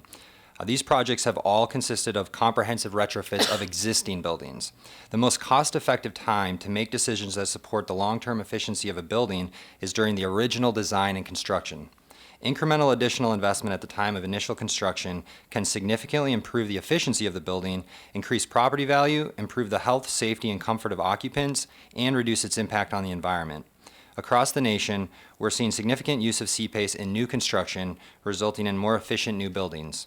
Montgomery County is an outlier with its exclusion of new construction from CPACE. Montgomery County has consistently led the way in energy efficiency, but the current exclusion of CPACE as a tool for new construction is a glaring hole in what is otherwise a well-thought-out energy policy. While Montgomery County is a leader in energy efficiency, this simple step will help the county extend those efficiency gains to new buildings. The enactment of CPACE for new construction will result in buildings with higher valuations and a much smaller carbon footprint, a true win-win outcome for the community. Montgomery County was a leader in enacting its CPACE program due to your actions on the council, and I hope that you will again take the appropriate action to ensure that the program delivers the maximum benefit to Montgomery County. Thank you for the opportunity to comment. Thank you so much. See Councilmember Fritzen-Sleit. I just wanted to quickly thank my friend Aaron Kraus for being here. I'm proud to be a co-sponsor of this bill for all the reasons that were said. And Mr. Kraus introduced me to the idea of PACE projects many years ago, and as a really cost-effective way to leverage private capital with public support that didn't require public taxpayer money. But I also wanted to apologize. I think I just got out of the habit of accidentally texting Aaron Kraus instead of Aaron Kraut on my staff. And so I just want to apologize for that. He's gotten many text messages from me on policy issues that I have, yeah. that don't relate to CPACE. So hopefully I'll send you a couple texts on this one telling you when it's successfully passed. It's probably not the only thing he should apologize for, is it? I'm asked, are you going to be at the parade tomorrow? I'm like, what? What are you talking about? I know, exactly. Might be useful in the future. Thank you so much. Really appreciate your being here. Okay, so for item number 7, this is a public hearing on a supplemental appropriation to the Montgomery County Public Schools FY19 operating budget in the amount of $300,643 for the Learning and Extended Academic Programs Grant. Action is scheduled immediately following this hearing. There are no speakers, so this public hearing is closed. I need a motion. Moved by Council Member Rice, second by Council Vice President Katz. All those in favor, please raise your hand. And that is unanimous by all. Okay, now on to item number 8. This is a public hearing on a supplemental appropriation to the Montgomery County Public Schools FY19 operating budget in the amount of $1,350,000 for the Striving Readers Comprehensive Literacy Grant. Action is scheduled immediately following this hearing. There are no speakers, so this public hearing is closed. I need a motion. Councilmember Rice has moved. Councilmember Katz has seconded. All those in favor, please raise your hand. And that's unanimous. Item number 9, this is a public hearing on a supplemental appropriation to the Montgomery County Public Schools FY19 operating budget in the amount of $2,068,305 for the Title IV Part A Student Support Enrichment Grant. Action is scheduled immediately following this hearing. There are no speakers, so this public hearing is closed. I need a motion. Second. Moved by Councilmember Rice and seconded by Council Vice President Katz. All those in favor, please raise your hand. And that is unanimous among all those present. And I would just like to again add that if anybody would like to follow the progress of a council bill, the council website has a subscribe function. Go to the council website and use the View Council Records and Legislative Updates link to learn how. All right, so now we are on to item number 10, and this is a work session. We have 3 items. We have 10A, B, and C, Veers Mill Corridor Master Plan Land Use. We have Veers Mill Corridor Master Plan Transportation. And we also have an overview of the Vision Zero with a focus on the Veers Mill Corridor. And today we don't have any votes. It really is a work session, although we could take straw votes on items where there is consensus on committee recommendation. We do have to take action. I think tentatively we have April 8th as the time when we will take the final action. All right, it's great to see everybody here. I am going to turn it over to the chair of the Fed Committee, Councilmember Reamer. Thank you, Council President. Good. Well, we had good discussion. This was a terrific plan.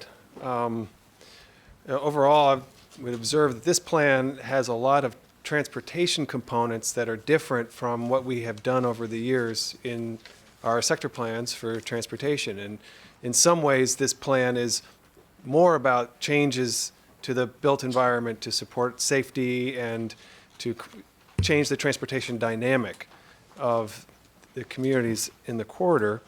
A lot of the communities here are single-family homes, a lot of neighborhoods which, by the way, our historic preservation team looked into the issue, and we learned that, in fact, many of the single-family home neighborhoods were originally developed as race-restricted, whites-only suburban communities, which is just something we should always look at, I think. But we looked through the land use recommendations, and you'll see in the packet that there's a lot of agreement with the board's recommendation for many of the single-family communities. It's a fairly status quo recommendation. We're not changing a ton. But then we had some significant land use opportunities, issues, interests in one specific district, which is the Twin Brook District. And that is the area that's on Twin Brook Parkway, and there's a lot of multifamily there. Overall, all of the housing is existing affordable communities. It's very diverse communities, and there was a lot of attention and concern to continuing to have this area provide housing opportunities for people with more modest incomes. I think I could say that the committee was unanimous in seeking opportunities in the Twin Brook District to expand affordable housing through the plan. And I'll just highlight very quickly, the two issues that we talked about, and then I'm going to turn it over to Pam to walk through the packet. You'll see in the packet on page 10, there is a chart that lists the number of units in buildings today in the Twin Brook District, as well as the potential for redevelopment under the committee recommendation. What I think is just so fascinating about this plan is that we're able to create about 1,000 new regulated affordable units, where today we only have less than 100. And the way that we do that is through fairly bold zoning to allow for more density and more height, so that private property owners can take units that are today not under any type of regulation or protection, redevelop while adding somewhere in the range of about 1/3 of the units into county public programs. So that enables this plan overall, and when you add in the properties for the rec site, which expand, potentially would expand affordable housing significantly, that enables this plan overall to be what we have called no net loss of affordable housing. Although I want to say, describing it as no net loss in a way undersells the strategy here or the vision, because what we're really doing is we're going from just 100 or a little less than 100 regulated units to a little bit over 1,000, depending on how things shake out on certain properties. So that is fascinating and interesting, and I hope is a template. But the council president really made comments to this at committee, as did the committee members. You do have to be willing to push the envelope a bit on your zoning. Like you can't. You have to be willing to grant, in the view of the recommendation of the committee and the council president, you have to be willing to provide the density and the height necessary in order for the private side of the equation. It's really a public-private strategy to redevelop and provide such a large share of units into county affordable programs. We do have a difference. The committee majority recommended that a pretty sizable piece of public land adjacent to, or in the midst of the Twin Brook Parkway, should be conveyed to the Halpine View property owners as part of their redevelopment strategy. Councilmember Jawando had a different view of how that property should be conveyed and or disposed, and he'll describe that, I'm sure. And then we had an issue with Rock Creek Woods, and that's one issue we didn't really come to a committee conclusion, and so we have these three options before us.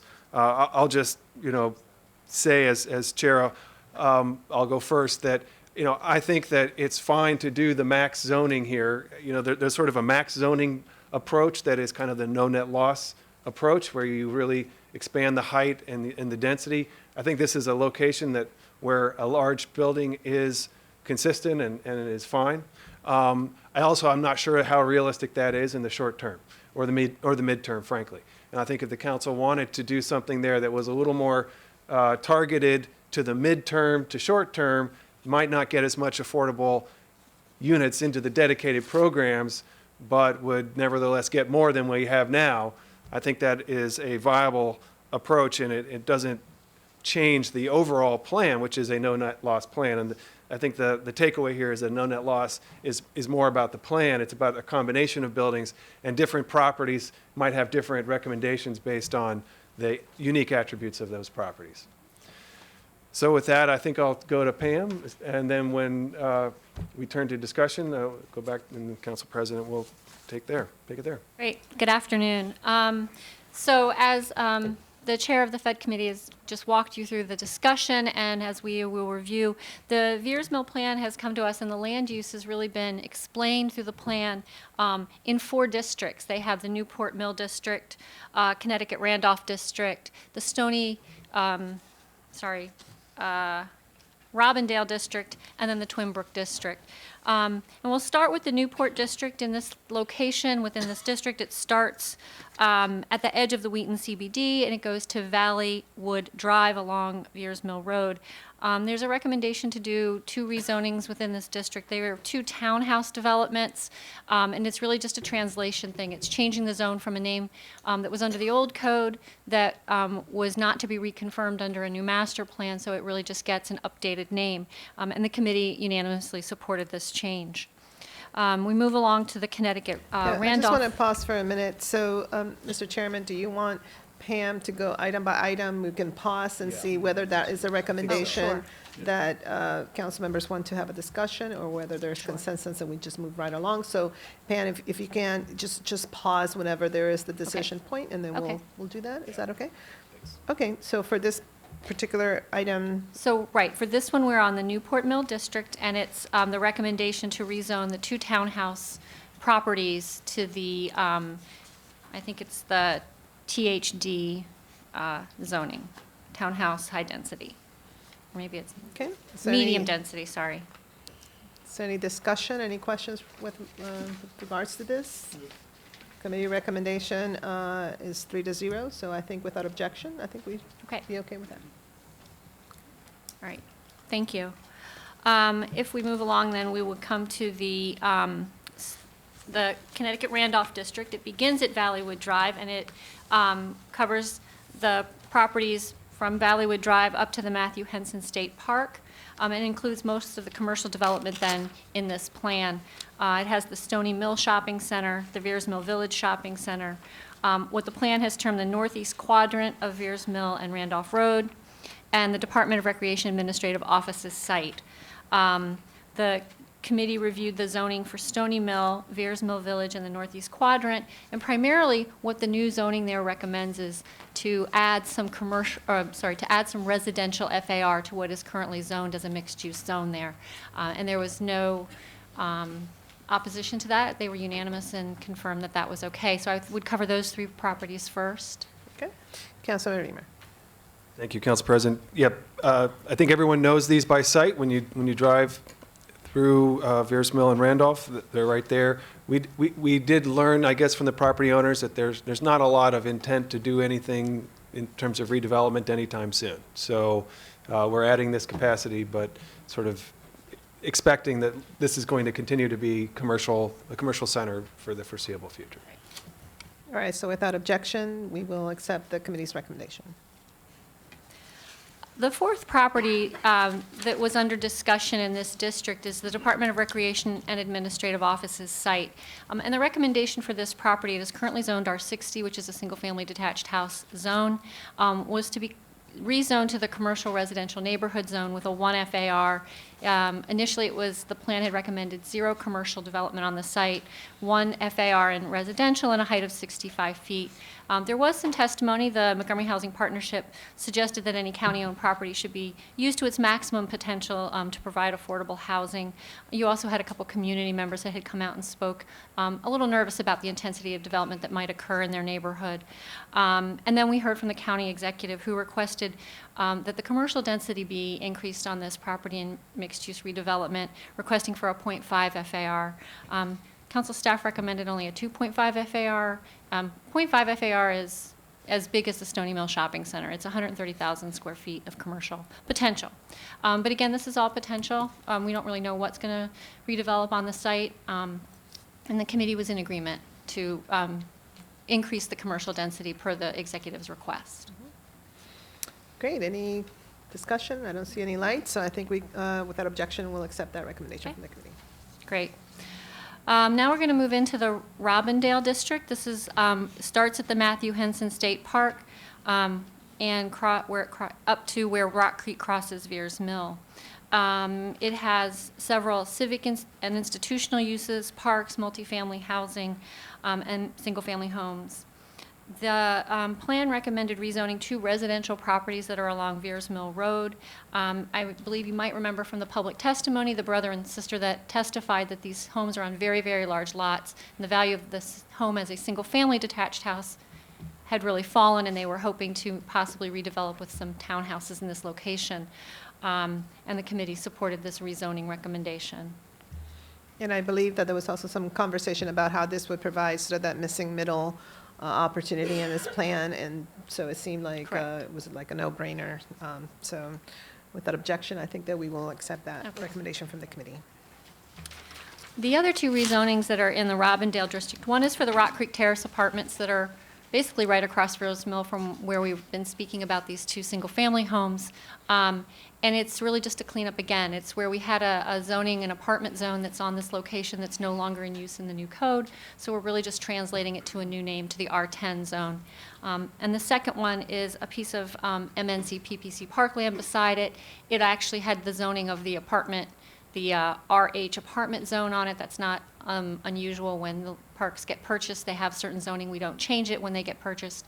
But at this time, we can make a change and make its zoning R200, which the rest of the adjoining parkland is zoned R200. So it's really just a cleanup and a consistency. Great. Okay, I don't see any lights, so without objection, we accept the recommendation. Great. Okay, now we're going to move into Twinbrook, and this is where the committee spent most of their time in discussion. The Twinbrook district starts where the Rock Creek crosses Veers Mill, runs down to Twinbrook Parkway, and then runs along Twinbrook Parkway toward the metro. It consists primarily of 4 garden-style apartments: Rock Creek Woods, Halpine View, Parkway Woods, and Halpine Hamlet. We received some general testimony about this from the county executive concerned with redevelopment of existing market affordable housing. We also received testimony from the Sierra Club suggesting that proximity to transit might support even greater density here. 2 properties are owned and operated by our affordable housing partners, by HOC and MHP. That would be Parkway Woods and Halpine Hamlet, respectively. In conversations with planning staff as they'd gone through the planning process, they had both commented on having done recent tax credit renovations and supported the zoning, but hadn't had in-depth conversation about any near-term plans for redevelopment of these sites. But the next 2 properties probably received the bulk of the conversation, and that was Rock Creek Woods and Halpine View. Now, Rock Creek Woods is the property that is the one right there at Twinbrook Parkway and Veers Mill Road. And the property owners did come and speak at the public hearing. The recommendation of the plan is to go from an R20 zone to CRT 1.5, C of 0.25, residential FAR of 1.25, and a height of 85 feet. The plan also recommends that the property provide 15% MPD views and that 2- and 3-bedroom units be a priority for public benefit points. In writing the report to provide information to the committee, council staff recommended, supported the zoning change and supported the optional method to 15% MPDUs, and recommended that 5% of the new units on this property provide market affordable rents for 20 years under the rental agreement, which is something similar to what you'll hear for Alpine View. The committee listened and looked at this. This would retain about 50% of the existing units today as regulated affordable in the future. So they asked Rock Creek Woods to go and just come back to them with a proposal. What would it take for you to have no net loss? If you would return all of your units today under a rental or MPDU agreement, what would that look like? You have a letter in your packet from Tim Dugan. He's the owner's representative. It was received on March 20th. He outlines very unique site constraints for this property. They do have box culverts that run underground. That would affect any structured parking or underground parking they might need to have a very large development on this site, as well as pretty significant sewer easements that traverse the property. The property owner completely supported the recommended rezoning from the plan, the requirement to provide 15% MPDUs. They're also now in support of providing 5% of the new units as under rental agreement for 20 years. And they also offered to provide 20% of the units as 2 bedrooms and 5% as 3 bedrooms moving forward. This would provide more 2- and 3-bedrooms than are even there today. So that's definitely a gain for the community, where you don't lose the opportunity for families in the community to live in these apartments. And as I mentioned, this would result in about 50% of the existing units being retained in a regulated fashion. So the option, as the chair of the committee mentioned to you, is you have some options before you. One would be not to rezone it, under the idea that you would believe if you don't rezone it, you won't get rid of the market affordable housing. The problem is they aren't regulated. So eventually, if the systems, HVAC, sewer, water, whatever, fail in these properties, and the owner is required to go in and basically vacate the current residence, completely renovate the interiors of these apartments, and then re-rent them, they will most likely increase the rents to cover those costs, and there's no regulation. So you, by not rezoning, you aren't necessarily preserving the rents or the residents in these units. You could choose an option to rezone to a very high level so that they could achieve the density and height that would be required to return all the units as regulated affordable. But as they've stated in the letter, the constraints of the property make that very, very difficult. So if they're given that option, then they can't really take advantage of it. It would be as if they didn't receive new zoning. And then the third would be to go with a plan where you get back about 50% of the current units as regulated moving forward. So I'll take a pause there. Okay, just a quick question. The 5% of the units is market affordable for 20 years. Is that 20-year a particular length of time that could be changed? Could it be proposed 30 years, That could be 40 under years? discussion. We and the planning department went away in here. The precedent set for this was in the Littonsville plan, where the same language or similar language was done in a property in Littonsville when the previous DHCA director was here, and part of those conversations, that was the framework that when they've gone and talked to the property owners, that's the way in which they've talked about it. But it doesn't exist in the law today. That's something I was just going to discuss with you under implementation. Okay, anything the planning board wants to add about that? Well, I think that this property illustrates the dilemma that we often face with individual properties in trying to achieve no net loss of market rate affordable housing. We all want to achieve that, and I think it was very helpful. The planning department pushed, the staff pushed on Alpine View and on this property. The planning board pushed a little further. The Fed committee pushed further still, and I think that that was very successful in the case of Alpine View. But I think with this property, we see that sometimes you come up against the limits of what can physically or economically be achieved on a particular parcel. I can't really speak to whether 30 years or 20 years for the rent restriction is appropriate. Obviously, there have to be the appropriate legal mechanisms in place, but this seemed to be a place that we could land that, especially in the context of what happened with Alpine View and the rest of the plan, that we could still overall achieve a net zero loss. Did you want to add anything, Gwen? I just wanted to say that the 20 years came up because that's generally the lifetime of a master plan. And we basically felt that if units were maintained through a rental agreement for 20 years, after 20 years, we'd probably be redoing this master plan, looking at it again, and there would be an opportunity to sort of reopen the discussion. And that's where the 20 years came from. Okay, so it's not in the law, and it's something that if we wanted to, we could extend. Right. The master plan itself doesn't have to mention the length of time. We can follow up the master plan. The master plan can recommend that a certain percentage of units be retained as market affordable under a rental agreement, and it could go that far, and then we can in law figure out how those things are defined in the chapter on housing in the county code and in the zoning code. Got it. Thank you. Councilmember Reamer. Thank you. That's a good idea. I think the vision here is that the Department of Housing and Community Affairs strikes a deal through an MOU with the property owner, right? Isn't that right, Pam? It could be that way. It could also be something that gets codified, that we make a name for this program and it goes into the housing chapter. And if you're going to enter into this just like you would MPDUs, it's an expectation of a certain time frame and at what AMI. The plan and Littonsville plan both said that these market rate affordable rentals are affordable to people earning 80% or less of AMI. Again, that would be defined. Great. Sounds like a future committee meeting. We'll take that up. I appreciate that suggestion as a way to look at option 3 here and strengthen it. I'll just restate, I don't have a problem with a tall building in this location. Option 2, which is to rezone the property with enough density and height to cover the cost of providing no net loss, it anticipates a tower.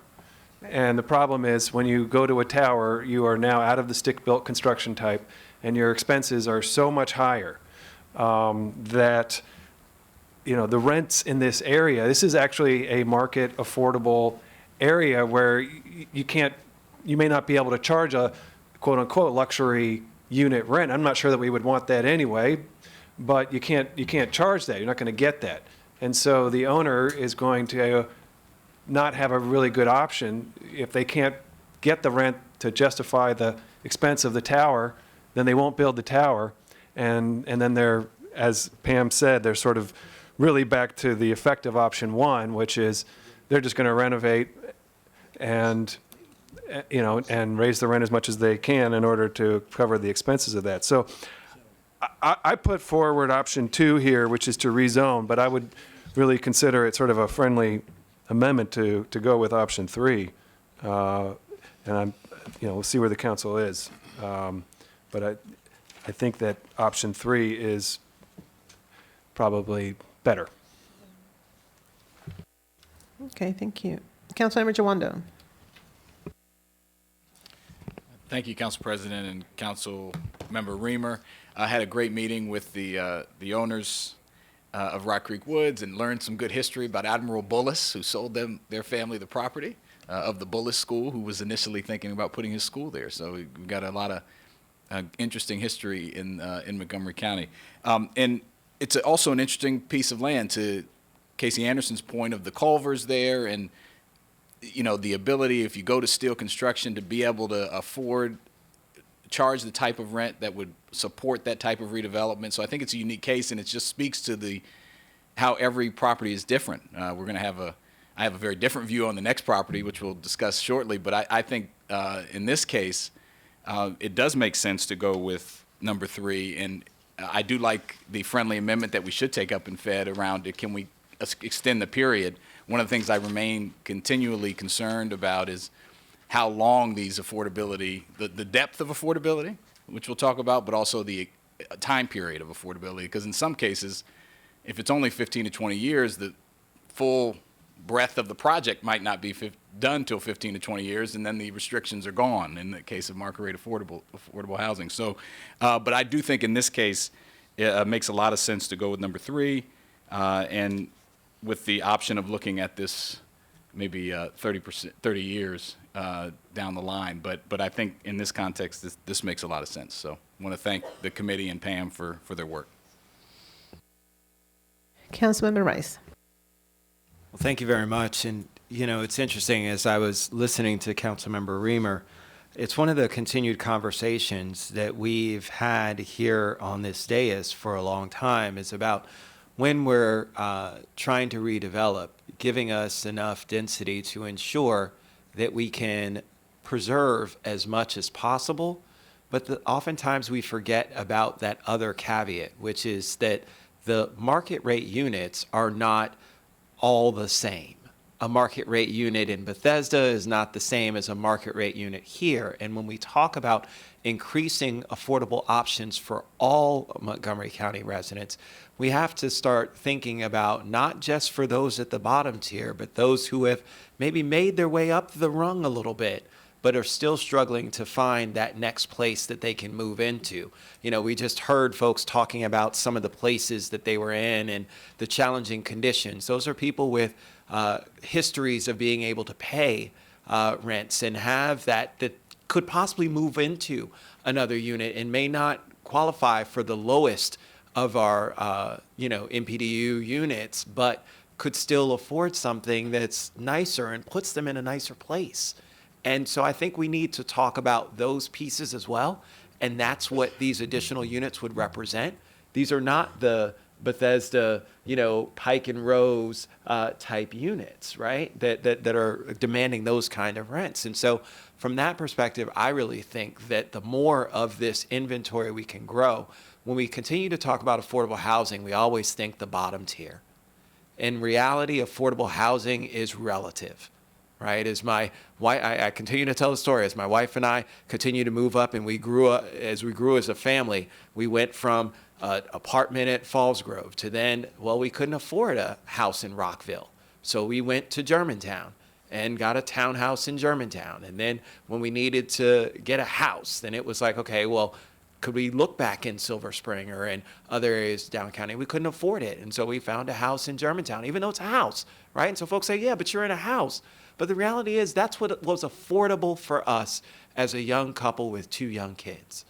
And that's the thing that we have to keep remembering as we're doing this. It's not just about, it is about the folks who are struggling and are really trying to, so that we can provide stable, quality housing for them.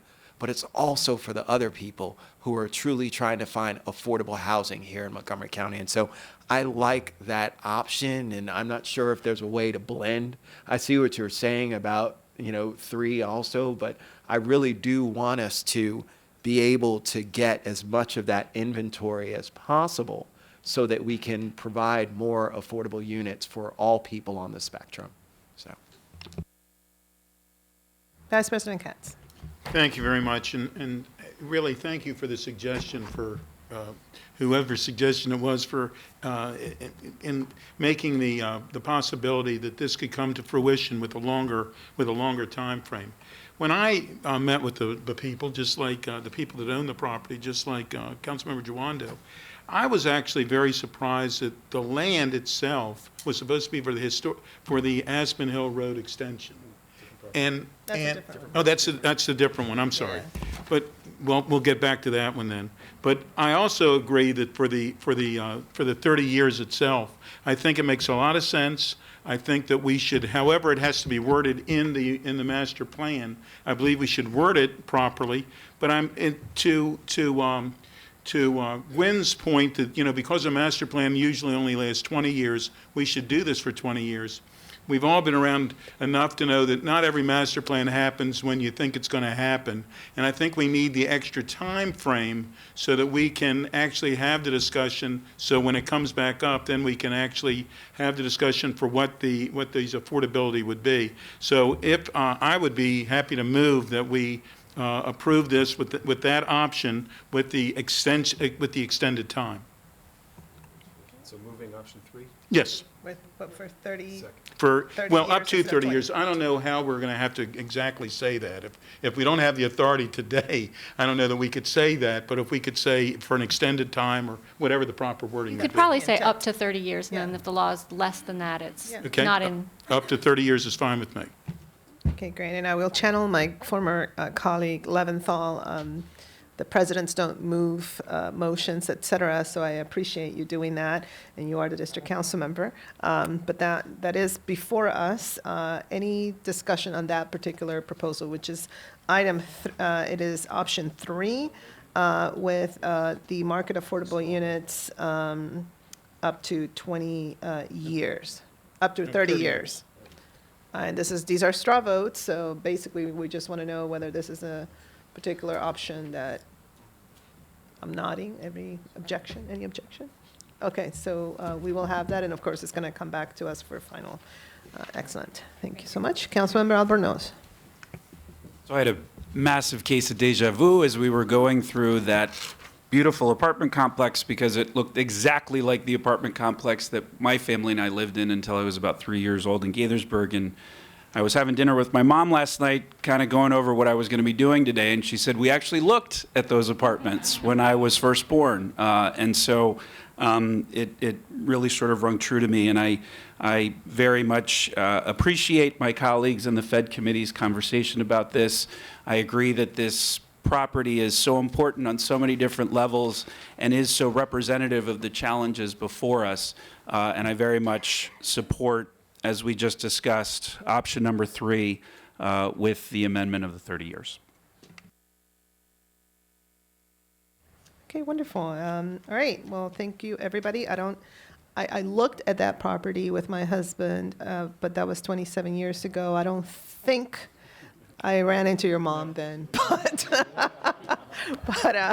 it does look the same, actually. All right, okay, moving right along. Wonderful. So now we will come to the last property for a detailed discussion, and this one is the Halpine View property. And you're correct, it's recommended for the same zoning as Rock Creek Woods. Its current zoning is R30. It's actually a little less dense zoning today than the Rock Creek Woods has. And so that change in zoning provides them, also their large property provides them with an opportunity to really produce a significant number of new units for this community. And also the provision to provide 15% MPDUs. Staff had recommended that they provide 10% of their new units as these rental restricted units, and that 20% of the units be 2-bedroom, 5% be 3-bedroom. And the property owner has been in contact with us through much of the discussion and really been supportive of all of those pieces, providing that back to the community, which means that you would get a lot of regulated affordable units and more 2- and 3-bedrooms than exist there today, which again is really a benefit for the community when families want to take advantage of these. There's also language I've recommended for the master plan that says that existing residents should get priority for the units that'll be rental regulated, and for the 2- and 3-bedroom units, because they probably will not be doing every building at once. So as they move people around, when the new buildings open, they could give existing residents those opportunities. The committee was in agreement with all of that, but where the committee came down to have some discussion, as the chair has mentioned, was with the Aspen Hill Road extended parcel that does run through this property. And you'll see it was in the staff report, and it's also in the plan. There's a long discussion of it in the plan, how the property owner had deeded this parcel to the county for no compensation back in the 60s. Had they dedicated it, the process to retrieve it would be pretty straightforward and they would get it back. But they deeded it instead, and the only way to get that back through the county is through the disposition process. And so they requested that there be language that support the parcel going back to the Halpine View property owners in exchange for 30% MPDUs that will be pulled off the density associated with that. It's 1.9 acres. And the committee majority was in favor of that, but as the chair mentioned, Councilmember Joando said that he wanted to investigate sort of, is there an alternative to that, as he recognized that part of that parcel does abut the HOC property, which is one of our affordable housing partners. So that's where we are now. Okay, before I turn it over, can you, just for the record, describe the property disposition process? The road disposition process? Yeah, the The process is one where the executive has to find out whether there's any other departments or agencies of government that want to make use of the property before disposing of that. If that's not the case, he would send over a recommendation to dispose of the property, and it's ultimately the council's decision, so the council would go through a process to determine the disposition. Can the council initiate a disposition of that road? We could ask.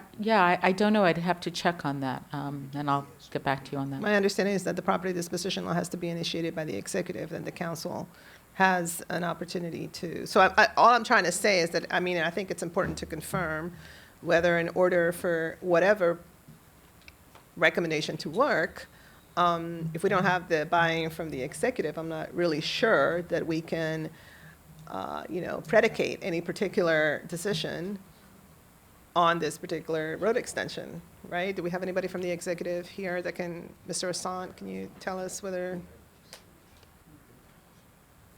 Afternoon, Greg Austin, Department of General Services. Just one point of clarification, Council President. It's not actually a roadway. It's a fee simple parcel owned by the county. There is a different process for roadway abandonments, and that's a different process altogether, and actually was initiated mistakenly on this parcel years ago. But it is a fee simple parcel, just as all of the other parcels that you've contemplated as a council. You are correct. The executive would initiate the disposition process first with a preliminary reuse analysis, and then a reuse analysis, as Marlene has indicated, goes out to other departments and agencies. We did do that a couple of years ago in anticipation of this master plan. And so it's a little bit stale at this point because it was a few years ago, but it did go out internally reviewed and then go out to other departments and agencies, including HOC.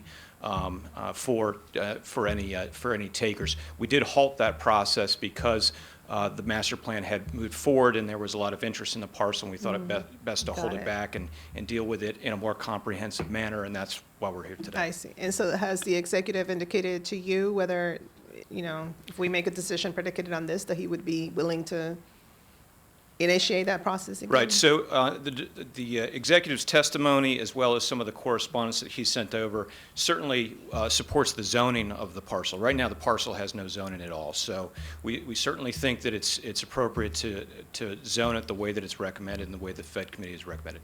Where the executive disagrees with the Fed committee recommendation is as it relates to the specificity of what the parcel be used for. The executive recognizes that, and I think we are all aligned, that nobody wants to lose any of the affordable housing. As Councilmember Reamer has indicated, the table in page 10 in the packet shows some calculations on how we might get to a projected number of MPDUs through redevelopment. Two issues with that. The first is that in order to achieve those codified MPDUs, you're talking about tearing down and rebuilding existing affordable units, and that creates a displacement issue. The second part is that those MPDUs are codified MPDUs, and some of the folks that live there, the population segment that lives there in the corridor today, may not be the same types of folks that might take advantage of an MPDU at some point in the future. And we're talking about even lower than the MPDU level. So to the point that Councilmember Rice made, I would take it, yes, we're looking at the broad spectrum of incomes, from below MPDU, MPDU, and above, obviously. So to the extent that the 1.9 county-owned parcel were put into play, the executive intends to leverage that parcel to create opportunities to accommodate that broad spectrum, not just MPDU levels. And that's his intent for that particular parcel, and that's where it is a little bit different from the Fed committee's discussion. And I will just note, Mr. Zients has confirmed that the executive is the one that needs to initiate the process. Right. Okay, thank you. Just wanted to clarify that. Thank you so much. Councilmember Reamer. Great. Oh, yeah, please leave that up. So I think the question here is, what's the best way for the county to use public land to support affordable housing? And we have two approaches here. I apologize to Mr. Giuano. I'm going to describe yours a little bit, but you'll have the chance to go into it. But well, it's in the packet. Everyone is aware of it. Mr. Giuano's proposal is that the portion that's adjacent to HOC should go to HOC. The committee's recommendation is that the property should go to Alpine View. I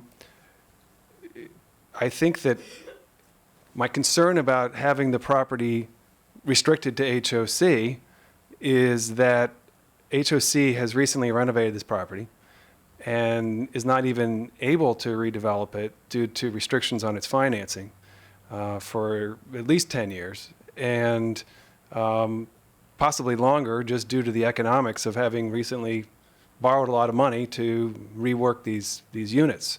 So I'm concerned that in the near to medium term, we don't really have the opportunity to do redevelopment at HOC in the first place. But meanwhile, we have a property owner here, the Alpine View, that is at scale. It's a much larger development than Parkway Woods. You can see Parkway Woods, our zoning recommendation, allows up to 87 units. We could actually improve on that. We could add more density there. I think we should. I think we should take their FAR to 1.75. But Alpine View is going to 2,099 units.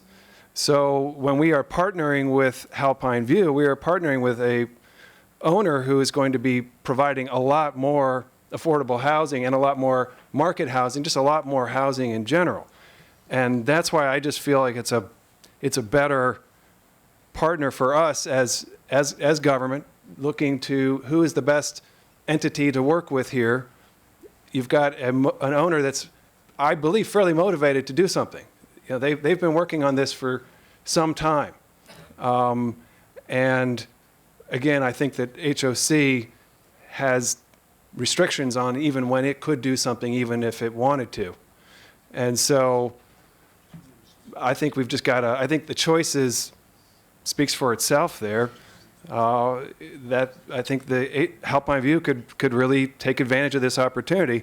And again, they are providing, they're going from 0 regulated units today to 564 under the maximum of the zoning. Right. Maybe I could clarify something for the council as well. When I was explaining the discussion with the committee, I said that the staff had recommended 10% of Alpine View's units, future units, be under the rent regulation.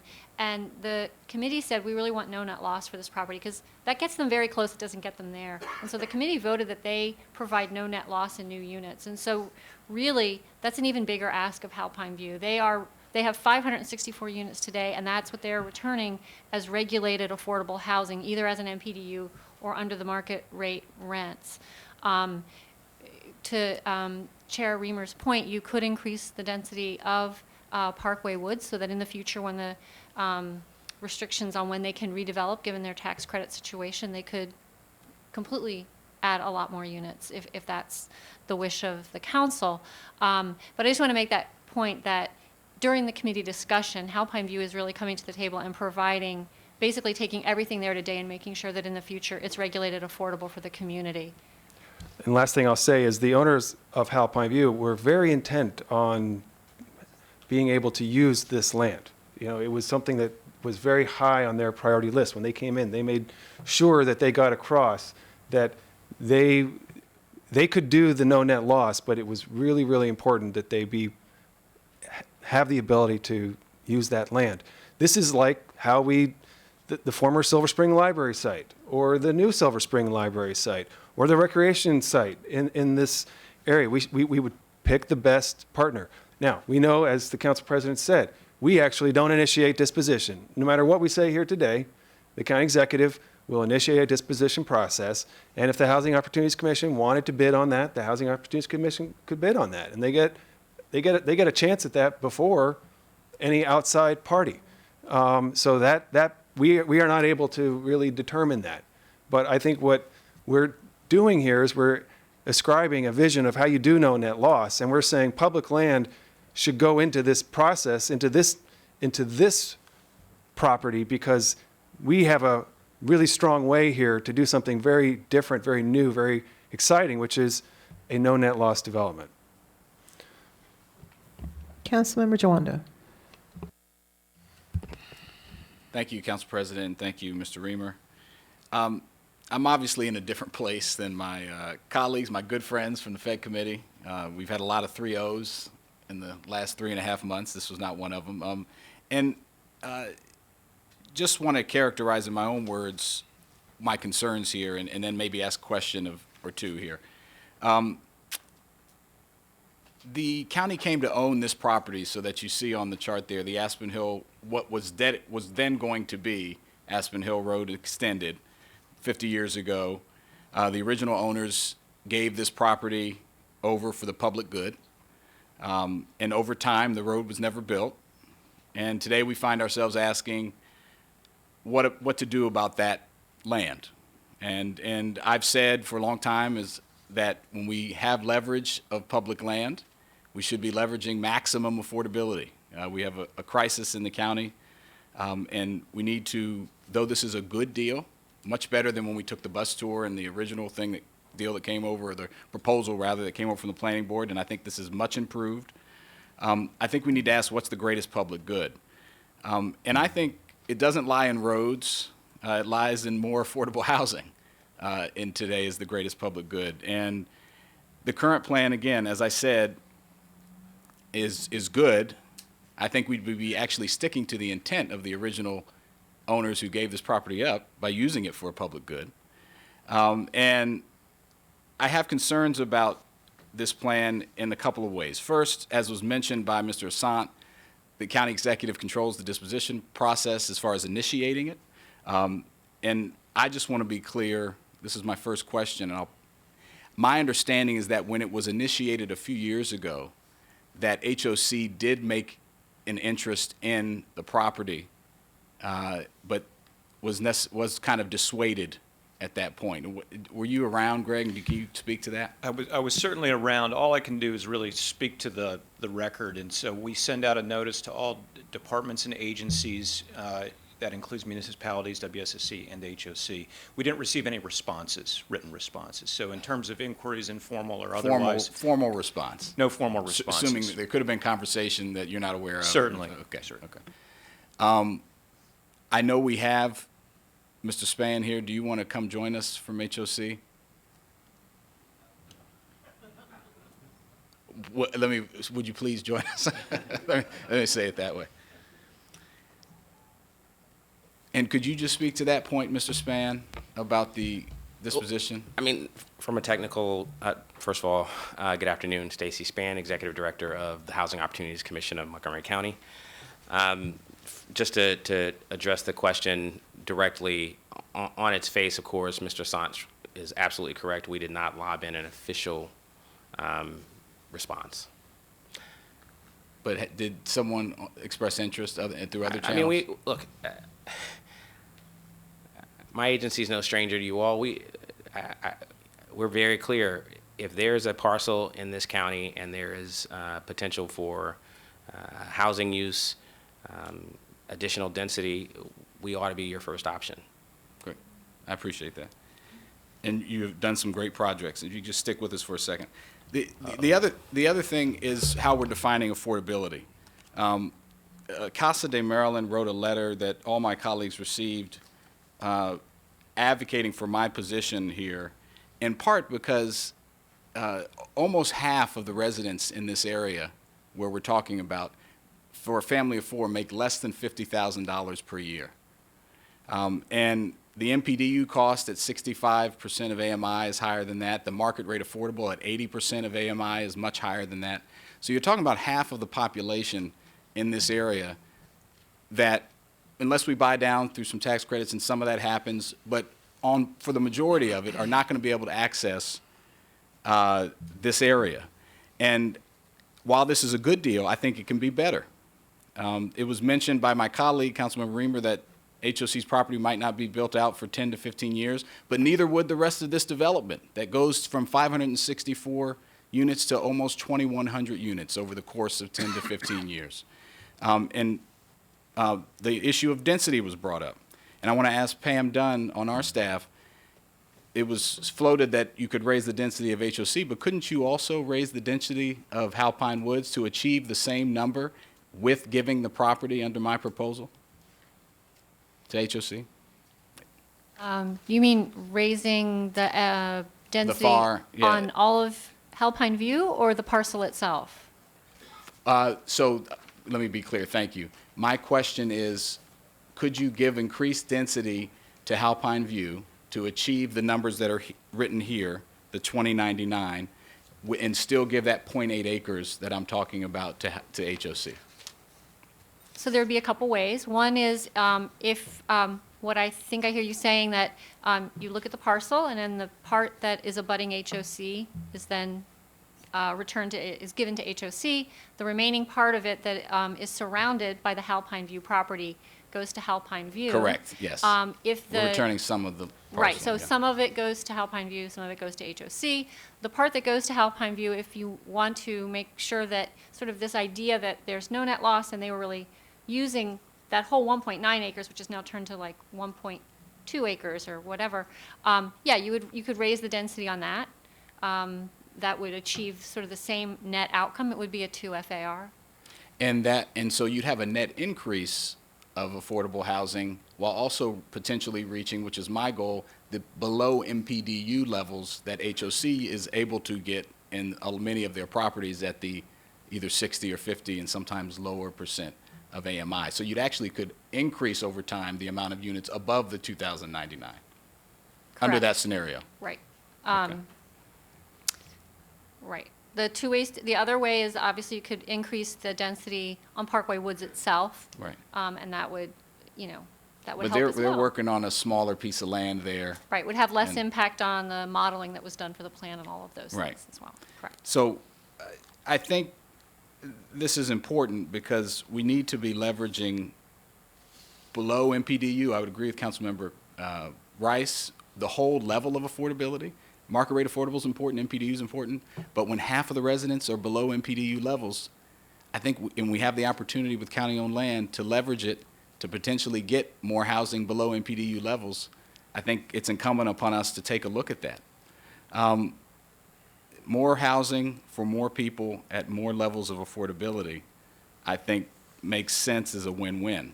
And this doesn't necessarily mean that HOC and the landowners who understand Grady Management, who is managing a large property for HOC, and they've had some discussion, doesn't mean they can't work together in the future on some on this project. So I think that's open as well.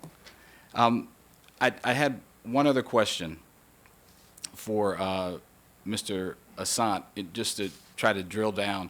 So at this time, there is no plan for the disposition of that land from the county executive? At this point, we're really just advocating for the zoning so that we can ramp that up. I mean, obviously, there's a tremendous amount of interest in this 1.9 acres, and we want to take full advantage of that, and the executive has every intention of doing a deeper dive of affordability for use of this parcel. So short of applying the zoning, the next step would be to examine his options for achieving those objectives. Okay, thank you. And again, I just want to say leveraging this property in a manner that gives greater impact for Alpine View and for HOC is the way we want to go. I think that's a win-win. And we really need to be looking at using the best use of this public land for the population that is in that area that needs to benefit from it.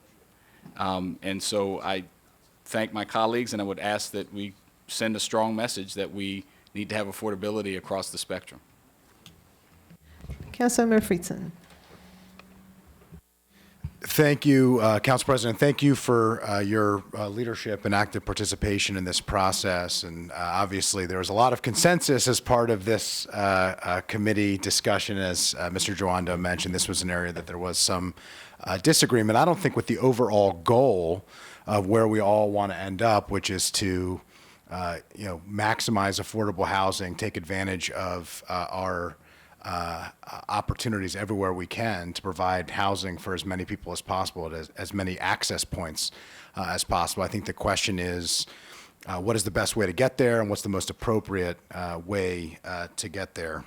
A couple points that I wanted to make about the MPDU. It's my understanding, and perhaps somebody can confirm, but our existing MPDU program, about 30 to 40% of those are subsidized, meaning that they are offered at below the MPDU program through some type of voucher, either ours or federal or otherwise. Is that accurate?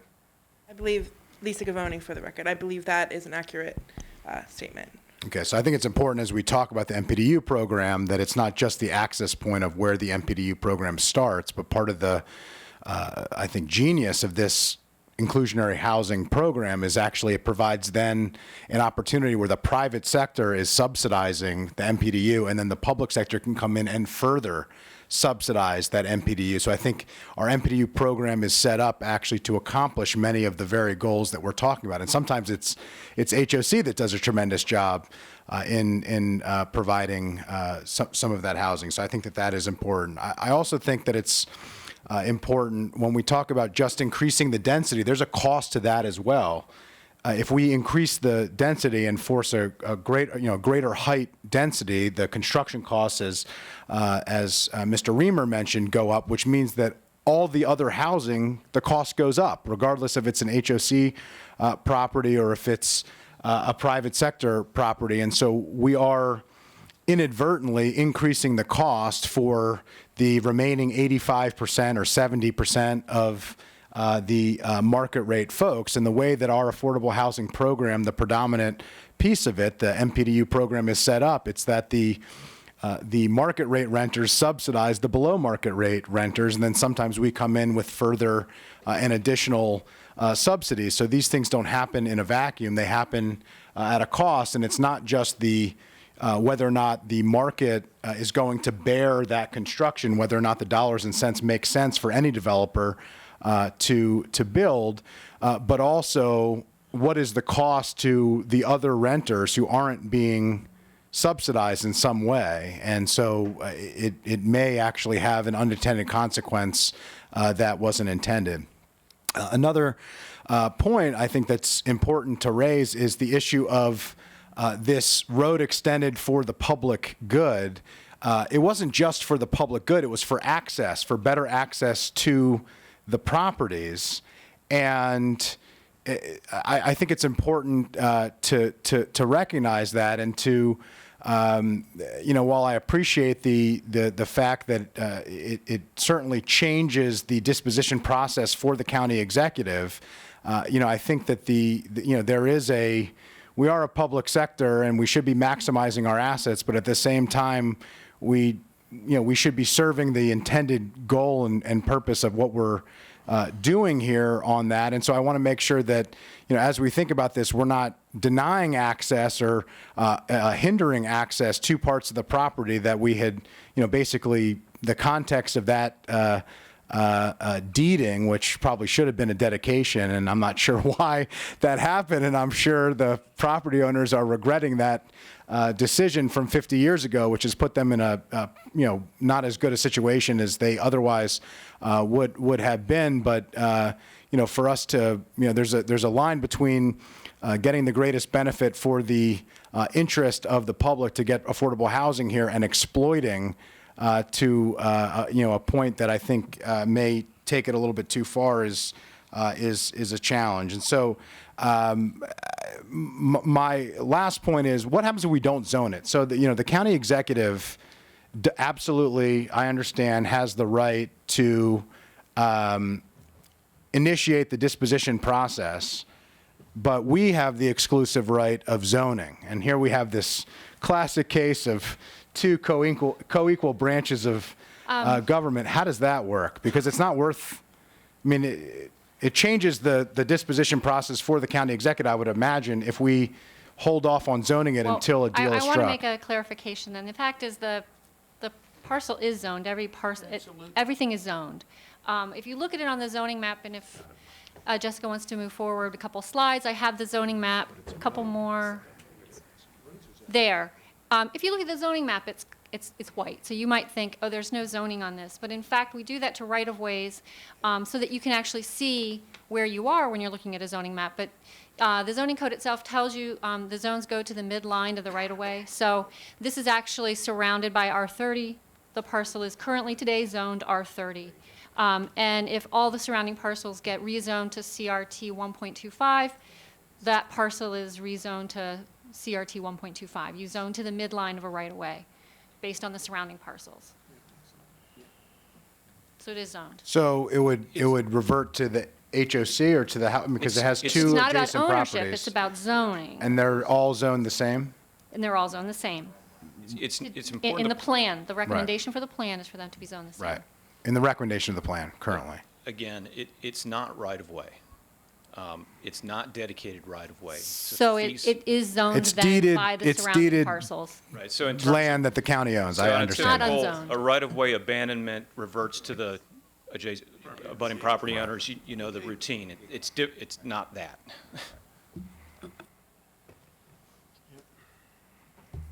All right.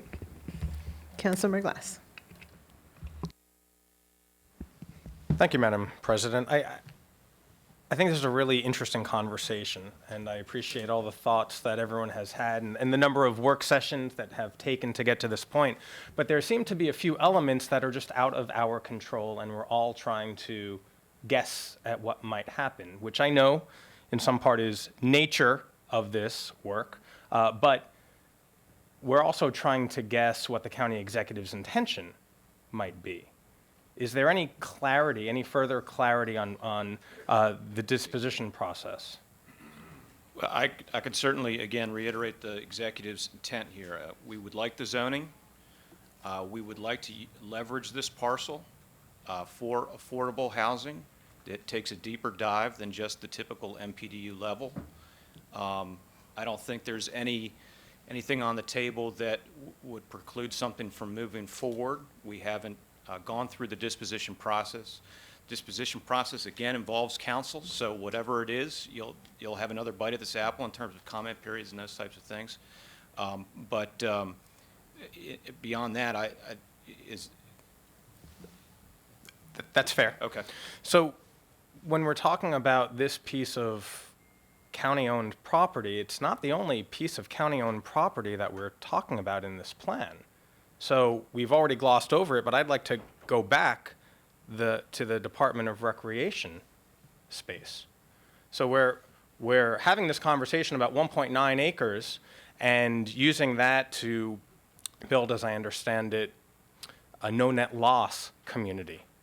And as I understand it, this parcel is key to that no net loss result. Is that a fair statement? It adds to it. Yeah. Oh, this parcel is, yes. Yeah, okay. So why have we glossed over the 6 acres that is the Department of Recreation administrative offices? A much larger parcel that could have much greater capacity if the goal or desire is to build more affordable housing on county-owned property, as some of my colleagues have stated. Maybe Councilmember Jawando. Well, I can enter into a call. 1 second. Yeah. 1 second. Okay. Yeah. Yeah, fair. We do have lights. So, I mean, if somebody wants to answer, I would say that I don't think we glossed over it. We did deliberate, I mean, the committee deliberated on that particular parcel, and although we had testimony of residents that were against zoning it for housing, I think that the committee went ahead and zoned it so that we would have, residential, and the executive did recommend zone also a percentage of commercial, which I think the committee thought it would be a good idea. Something maybe like a childcare center might go there. So I think, I don't know if that answers your question, but I do believe the committee worked very hard to include housing there. Okay. So what I'm really what we're talking about is a bird in the hand versus two in the bush. And whether or not providing zoning this property to ensure no net loss and ensure probably what I'd consider a timely redevelopment of it to ensure more affordable housing in a more timely manner versus hoping that some other agency picks it up through the disposition process or hoping that some other developer does something else. It's interesting.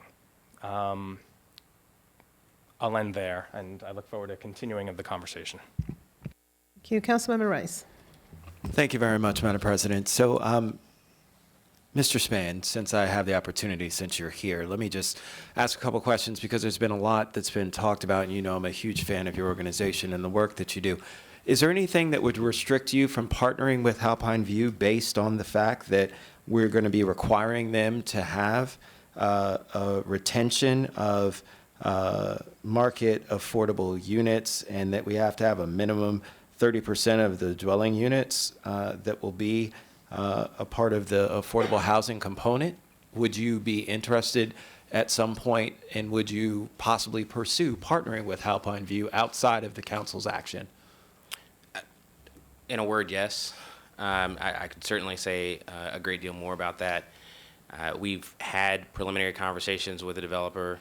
We've always expressed a willingness and an interest to work with the developer should the council encourage and this developer agree to provide more deeply affordable housing below the MPDU level. That's likely going to be a low-income housing tax credit transaction. There will likely also be some bond issuance. In addition to that, we're well versed in those. To my knowledge, this developer does not have experience on a low-income housing tax credit, even a 4% application. And so, I mean, your broad question is, are we willing and able to act in a partnership? Yes.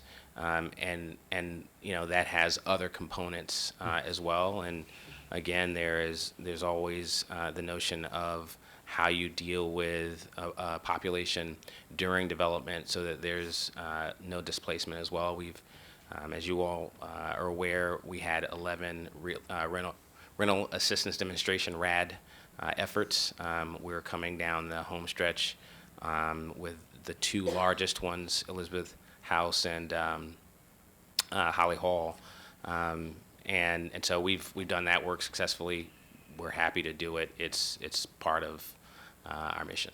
So I think that how it was characterized before is I don't think Councilmember Joando's position is very far from the committee in terms of what the overall goal is. The overall goal is to get folks who know and who are very well positioned to be able to partner with Alpine View to ensure that we're maximizing to the extent practical what we can do to ensure a mix of housing that's market rate affordable as well as below, and that also works for the developer in terms of from a profitable standpoint. And then on top of that, I will say that one of the things that was mentioned, but I just don't know if it's a recommendation, but that Councilmember Reamer had brought up is about Parkway Woods and the FAR to 1.5. And so my question to you, Mr. Span, also is would that afford you additional ability to be able to build upon the current cohort of housing that you have and provide even more affordable housing for more residents in this area? So a couple things. I wanted to talk about the notion, yes, there is a lockout. We're actually halfway through that lockout now. So both council members Reamer and Joando are correct in their assessment about where we are. And all that tells me is that we are, we're splitting hairs. We at HOC are agnostic about who does what for affordable housing. We just want it done well, and we want it to be sustained. That's really it. And so, yes, we will always take density. Thank you very much. And you should know that we have a requirement to produce affordability with that density. I want to make a quick comment about the exploding construction costs. Again, absolutely true, but part of what we do is explore options for managing those costs. And so there's a product that we are working through on those on two developments right now. It's called Prescient, that is sort of between wood frame and steel and concrete. It has been used in this country. It's quite impressive. It's wildly efficient, and it helps to compress some of those costs. And so I'd be remiss if I left you with thinking that there are only sort of two options in terms of building something out like this. Again, that's expertise that we could offer this development partner as well. So, Madam President, with that being said, I just want to understand, and again, I guess Ms. Dunn can answer this. The FAR on Parkway Woods is currently what? The plan and the committee were approving 1.25 FAR. Okay, so Councilmember Reamer, you had mentioned that, but that was not a motion that you had made, correct? So I'd like to make a motion that we actually increase the FAR on Parkway Woods to 1.5, which would position HOC to be able to build up in that direct area that's directly across the street. Then we're even more so splitting hairs with having the ability to continue to develop specifically with HOC, as well as the potential for HOC to then partner with Alpine Woods outside of the construct of us demanding that it happen, but that it likely would happen because you are truly the experts in that field. And so that's what I'd like to put before us, Madam President. All right, so there is a motion to increase the density from 1.25 to 1.5, correct? Do we need? Can somebody figure out for me the parliamentary procedure here? I don't think there has been a motion. Was there a motion already for the other? The committee's recommendation is before us now, right? So this is a separate item. Is it an amendment of the committee's recommendation? Okay. Okay, so it is in order. All right, okay. So is there objection to this particular amendment? No, no objection. You would like to discuss it? Okay, so I guess what we'll do is I'll move to Mr. Jawando. He wants to discuss. We do still have some lights. I guess we'll go ahead.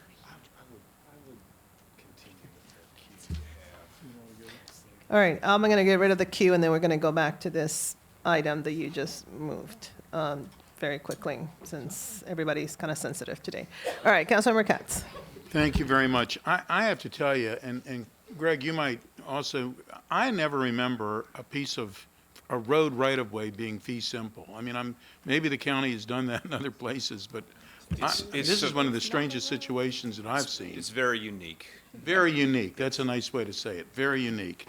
So with a very unique situation, we need to come up with a very unique solution.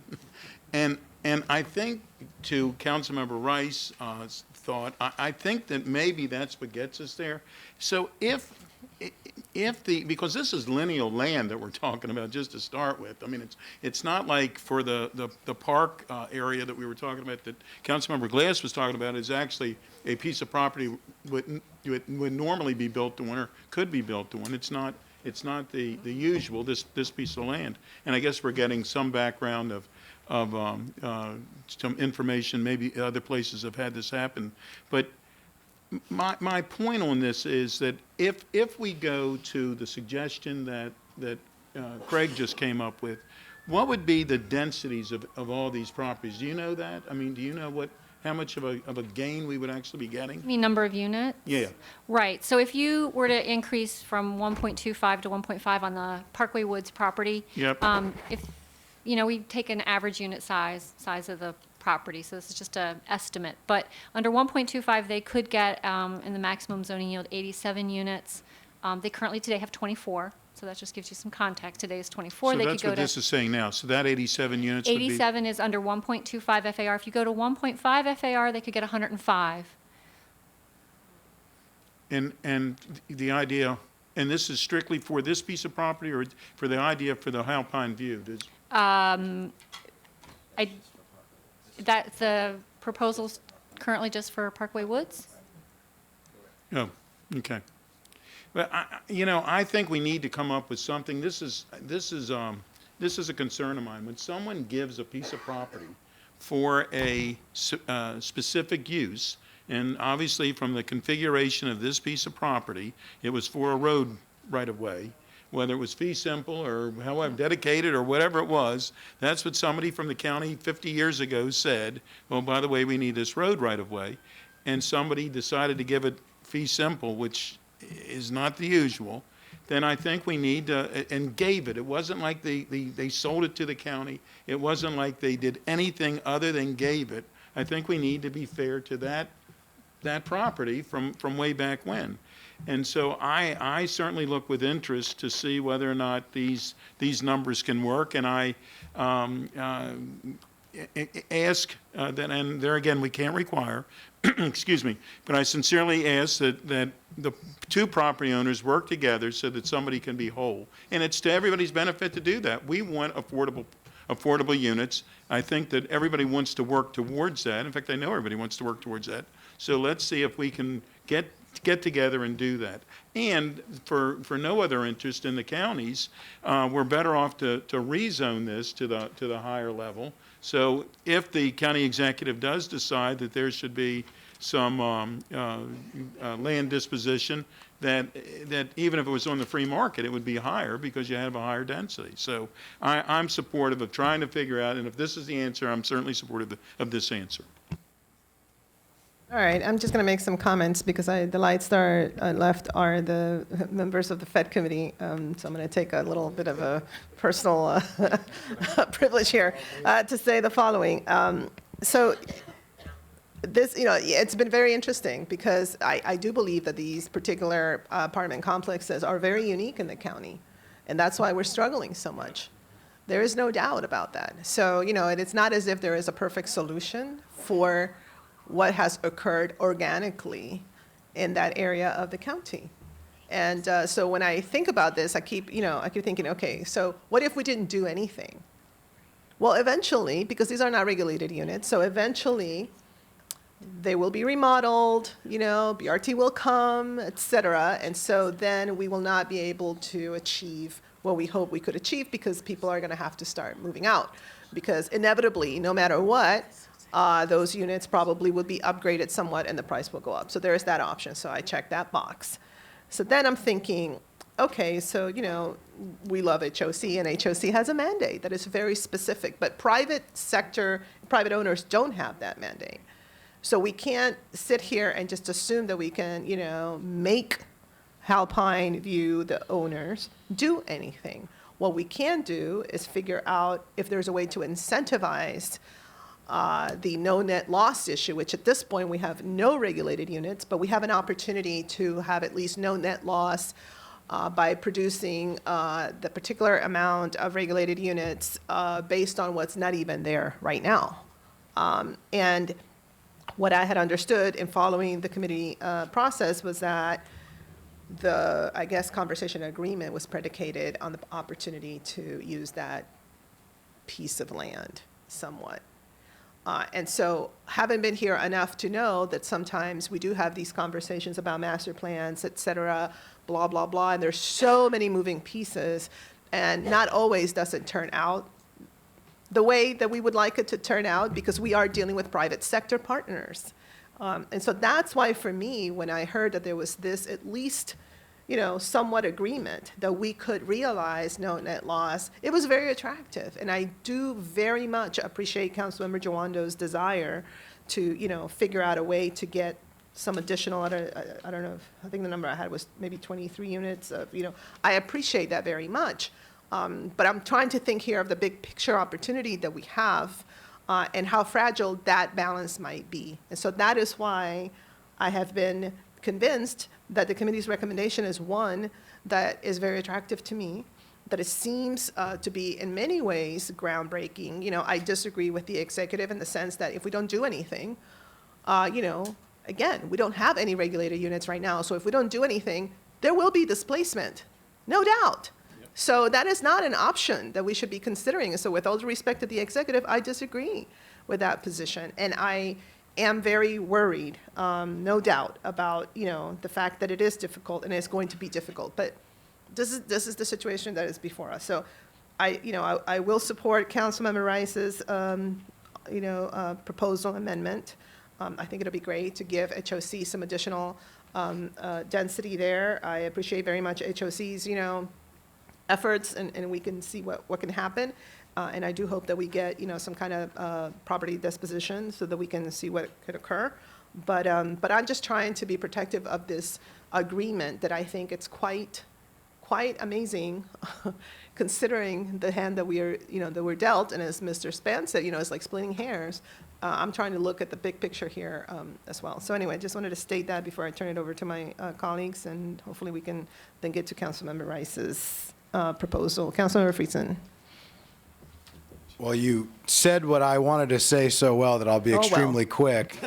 I really appreciate it. I think the 2 points that you made that are just so important are, one, I think we're splitting hairs to a certain degree. We've gotten to this really great point of, the potential for one-for-one replacement, which is not a standard thing that we've done previously, and something that we ought to be striving for in every master plan that we do, and I think have reached a really great point. And two, that the status quo is not acceptable to us either, that unregulated units throughout this corridor, either one of two things happen. Either they go into disrepair to remain market rate affordable, which is totally unacceptable based on the previous public hearing conversation that we had with some of the real challenges with certain communities and the rental conditions that they're in, which I think everybody up here recognizes is completely unacceptable, or they get reinvested in based on the existing situation, and no new housing gets brought online, and new housing demand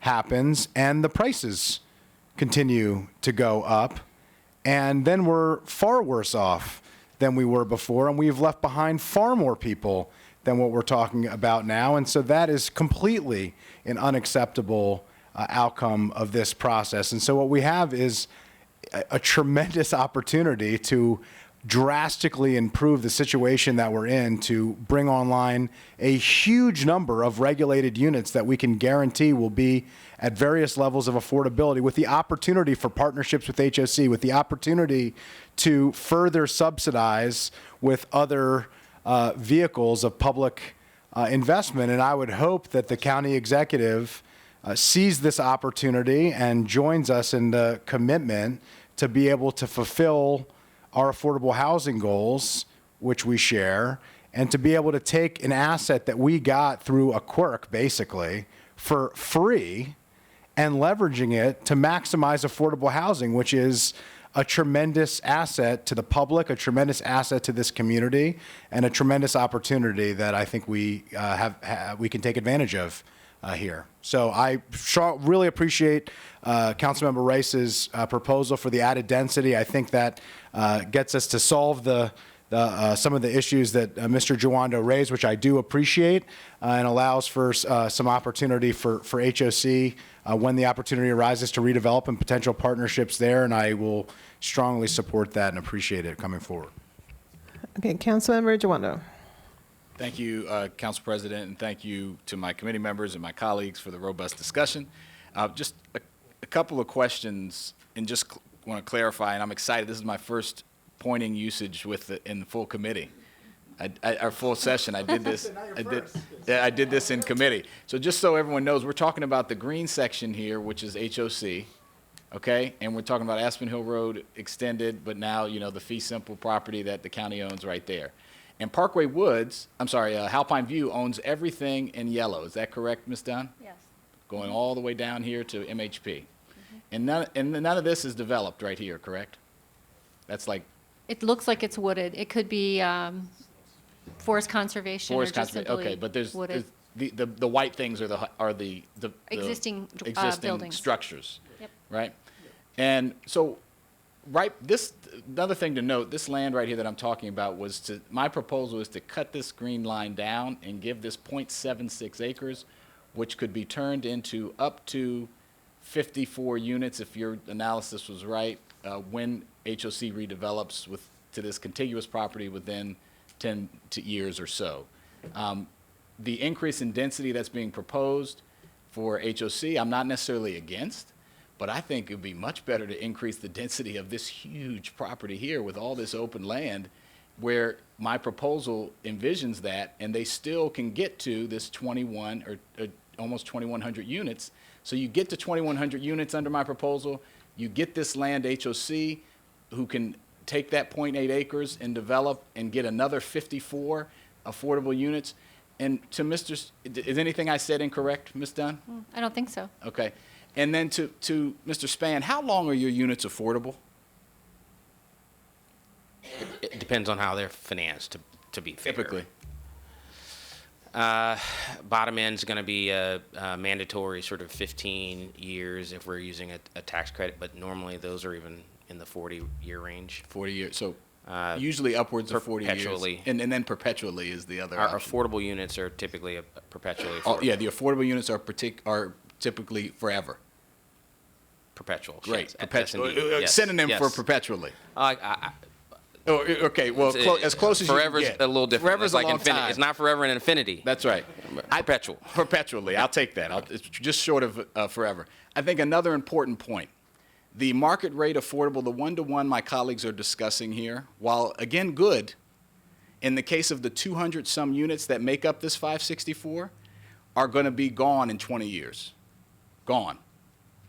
The other 300 are going to be gone in 99 years, which is great, and that's at the MPDU level, and that's good, the 300-some.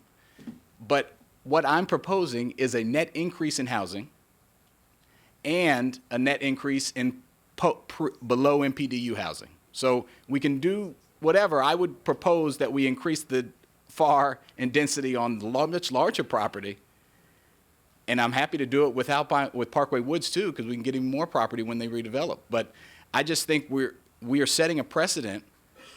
This is public land. It was given for a public purpose, and we want to leverage it as much as possible. And I know we'll have these continued discussions with the county executive, and I've spoken to him about this property, and I don't know how likely he is to go along with giving this land back to the property owners. So I think we need to have our own set of proposals over here.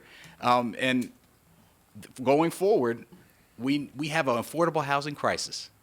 50% of the people in this area are below $50,000 for a family of four.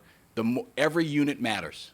So I appreciate my colleagues. I appreciate the amendment. I will support it, but I would also like to, I don't know the parliamentary procedure, I'd like to propose another amendment that we support increasing the density under my proposal. So I don't know how we need to do that, but whatever the proper parliamentary procedure is. Thank you. Councilmember Reamer. Well, let's talk parliamentary procedure for a moment. The committee's recommendation is before us, which is it's not just Mr. Rice's amendment. I thought Mr. Rice's amendment was an amendment to the committee recommendation. Correct. So it's the underlying So on page that's 10, before us. page 10 in the bottom, there's committee recommendation, and there's a proposal to amend that particular committee recommendation. Councilmember Rice has proposed that, so we'll dispose of that, and then Councilmember Jawando So, has another recommendation that we'll take when we dispose of this one. Thank you. So I think we ought to vote. Appreciate the comments. Great discussion. I do hope that the county executive will implement the vision of this plan. I think we have a partner here who wants to provide 564 regulated units to the county. I think it's a terrific partner for us to work with, and this is a great use of public land on a very large scale, affordable initiative. And I think HOC is always a great partner, always the first go-to. I think in this case, you're right next to a mammoth property, and I think if you were in our shoes, you'd probably, well, I'm not going to say that because then I'll give you the chance to argue with me, but I think a lot of people would say this is a good move. So thank you very much. All right, so on page 10, there's a committee recommendation, and there is a proposal to amend that committee recommendation to add Parkway Woods and increase the AFAR from 1.25 to 1.5. It was moved by Councilmember Rice and seconded by Councilmember Ream. All those in favor of that particular amended recommendation, please raise your hand.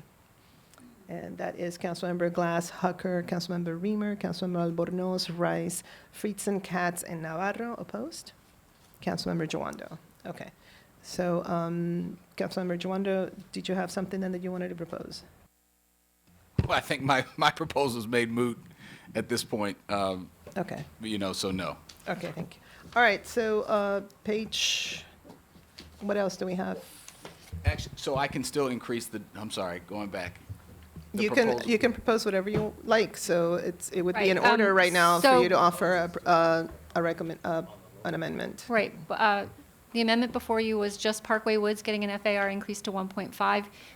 You I had. thought that was accepting. No, I that's thought that not, was that's accepting not the what we committee decided amendment. on. So on page 10, in the bottom, there was a committee recommendation, and Councilmember Rice wanted to amend that recommendation, which we then took the entire recommendation with Councilmember Rice's amendment, and it was an 8-1 to adopt this particular recommendation, which was to support Halpine's View's request of the Aspen Hill Road extension and return of Halpine View through Montgomery County disposition process in exchange for the requirement to provide a minimum of 30% of the dwelling units attributable to the density of the 1.9 acre parcel in the form of moderately priced dwelling units. And the committee felt the terms of this disposition are a significant contributing factor, and in addition to then increase the FAR of Parkway Woods from 1.5 to 1.5. And there was an 8-1 vote on that particular recommendation. So that was my understanding. So they were voting for the Correct. underlying. So if I were to move my recommendation, it would be probably the vote the other way, right? I'm just right under that. Yeah. And this is a straw vote anyway, right? So I can work you guys over. Okay. I got some work. You have plenty Oh, of you time to don't- change our minds, Oh, Councilmember yeah, Juana. yeah. If I could just clarify, you have two separate issues here. One is the zoning, and one is the dedication issue, or how the property is going to be used. Right, that's just And- an intention that we're. And the right. council has the decision-making authority on the zoning on how that property will be used. You can offer guidance, but it'll be a separate process that will determine that. So you cannot make a definitive decision. Right, but we're voting on what the majority of the council feels strongly regarding a particular direction. Yeah, I believe what Ms. Dunn was saying is you could still change the zoning on the larger property if you wanted to, with the committee's underlying guidance on the use of the strip of land. Right, but that would not get at what I'm trying to do. That would just increase the zoning without the land. So I withdraw my. Okay, so on to page 11, Ms. Dunn, are we done? Councilmember Katz has a Yeah, question.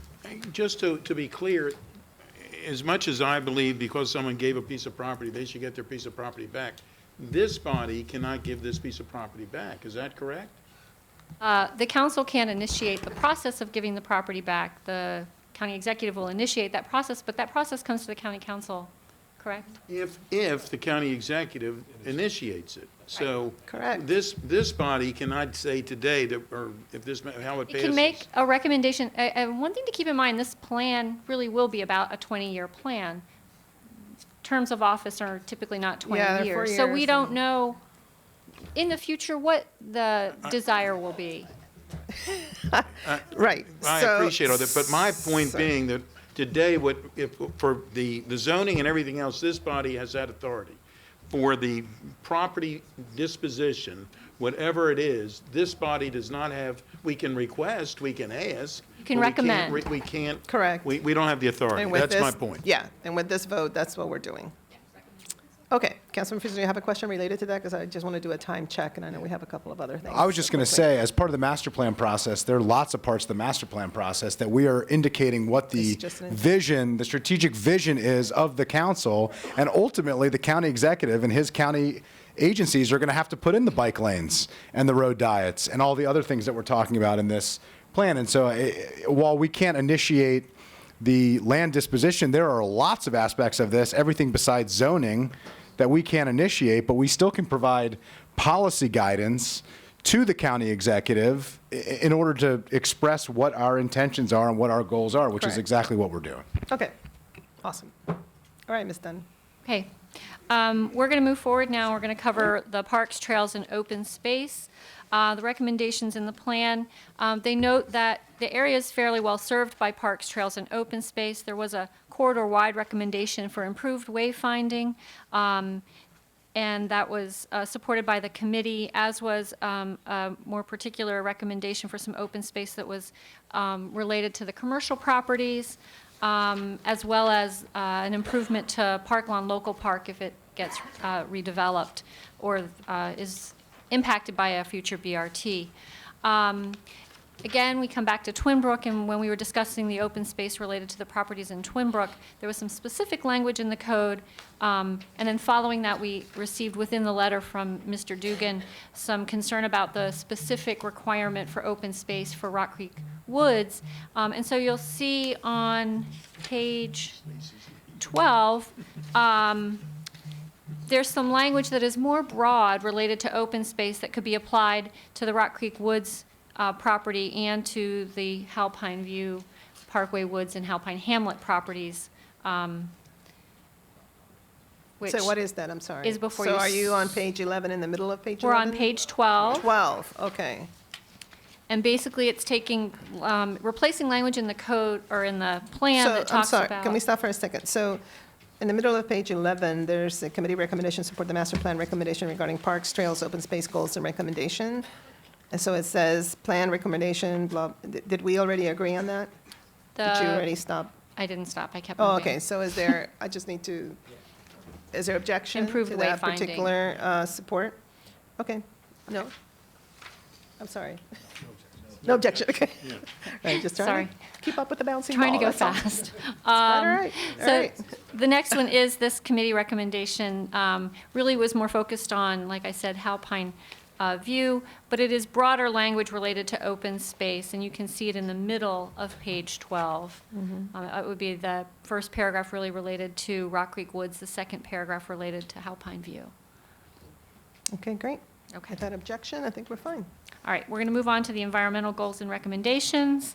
The plan recommendations, there were numerous ones that had to do with increasing tree canopy cover, incorporating street trees, planting techniques, things to really improve the environmental configuration, mainly around some of the commercial shopping centers where the redevelopment is expected to occur. And there was a recommendation that there was 30% tree canopy cover. The zoning code requires you to have 25%. So the committee said they were supportive of just adding the word where feasible to the 30%, as it is a vision. Like to see better tree canopy in this area. We know that some of these sites might be constrained with that ability, so just to add where feasible. Okay, I don't hear any objections to that. Okay. And there were other recommendations to have to do with energy consumption, air quality. These are goals for the area, improve the natural resources. All of them were not objectionable to the committee. Okay, I don't see or hear any objection from my colleagues. Okay. And then the final section on community facilities. Again, this area is fairly well served by the community facilities. It would be good for the community to have a better signage about where some of these facilities are, but there are quite a few of them, especially the beloved Holiday Park Senior Center. And then there was a discussion of the schools in the area, which took the long-term view that while there might be some overcrowding in some of the schools currently, there were a lot of MCPS facilities, enclosed facilities in this area that could serve the community in the future if that becomes an issue. You know, the adequate public facility ordinance will require that each project as it comes forward is tested. And so everyone seemed fine with that. So. All right, I don't see any objection.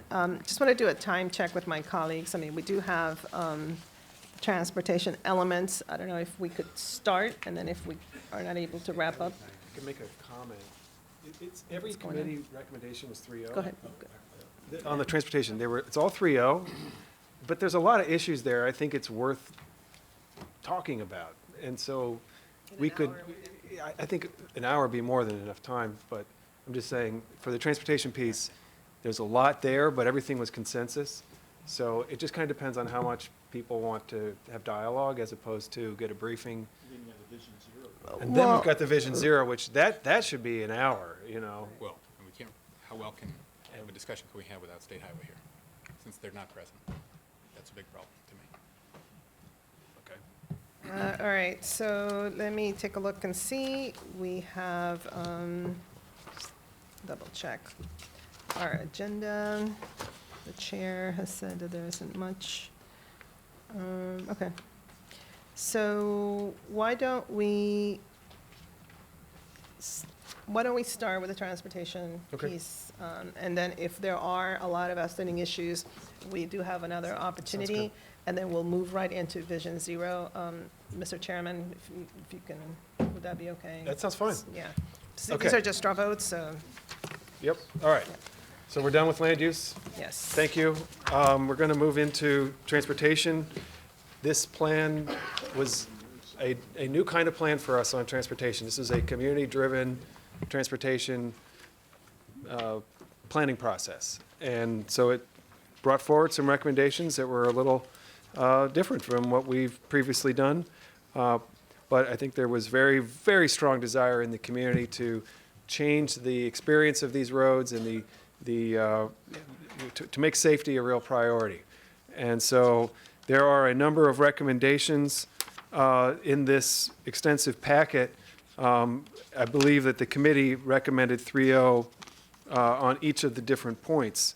And so, I think we should just go through the packet. Glenn will go through the packet. But, there's a lot there. I really want to compliment the planning department for its terrific work on this plan. So much community interest in making safety a real priority in the Veers Mill corridor.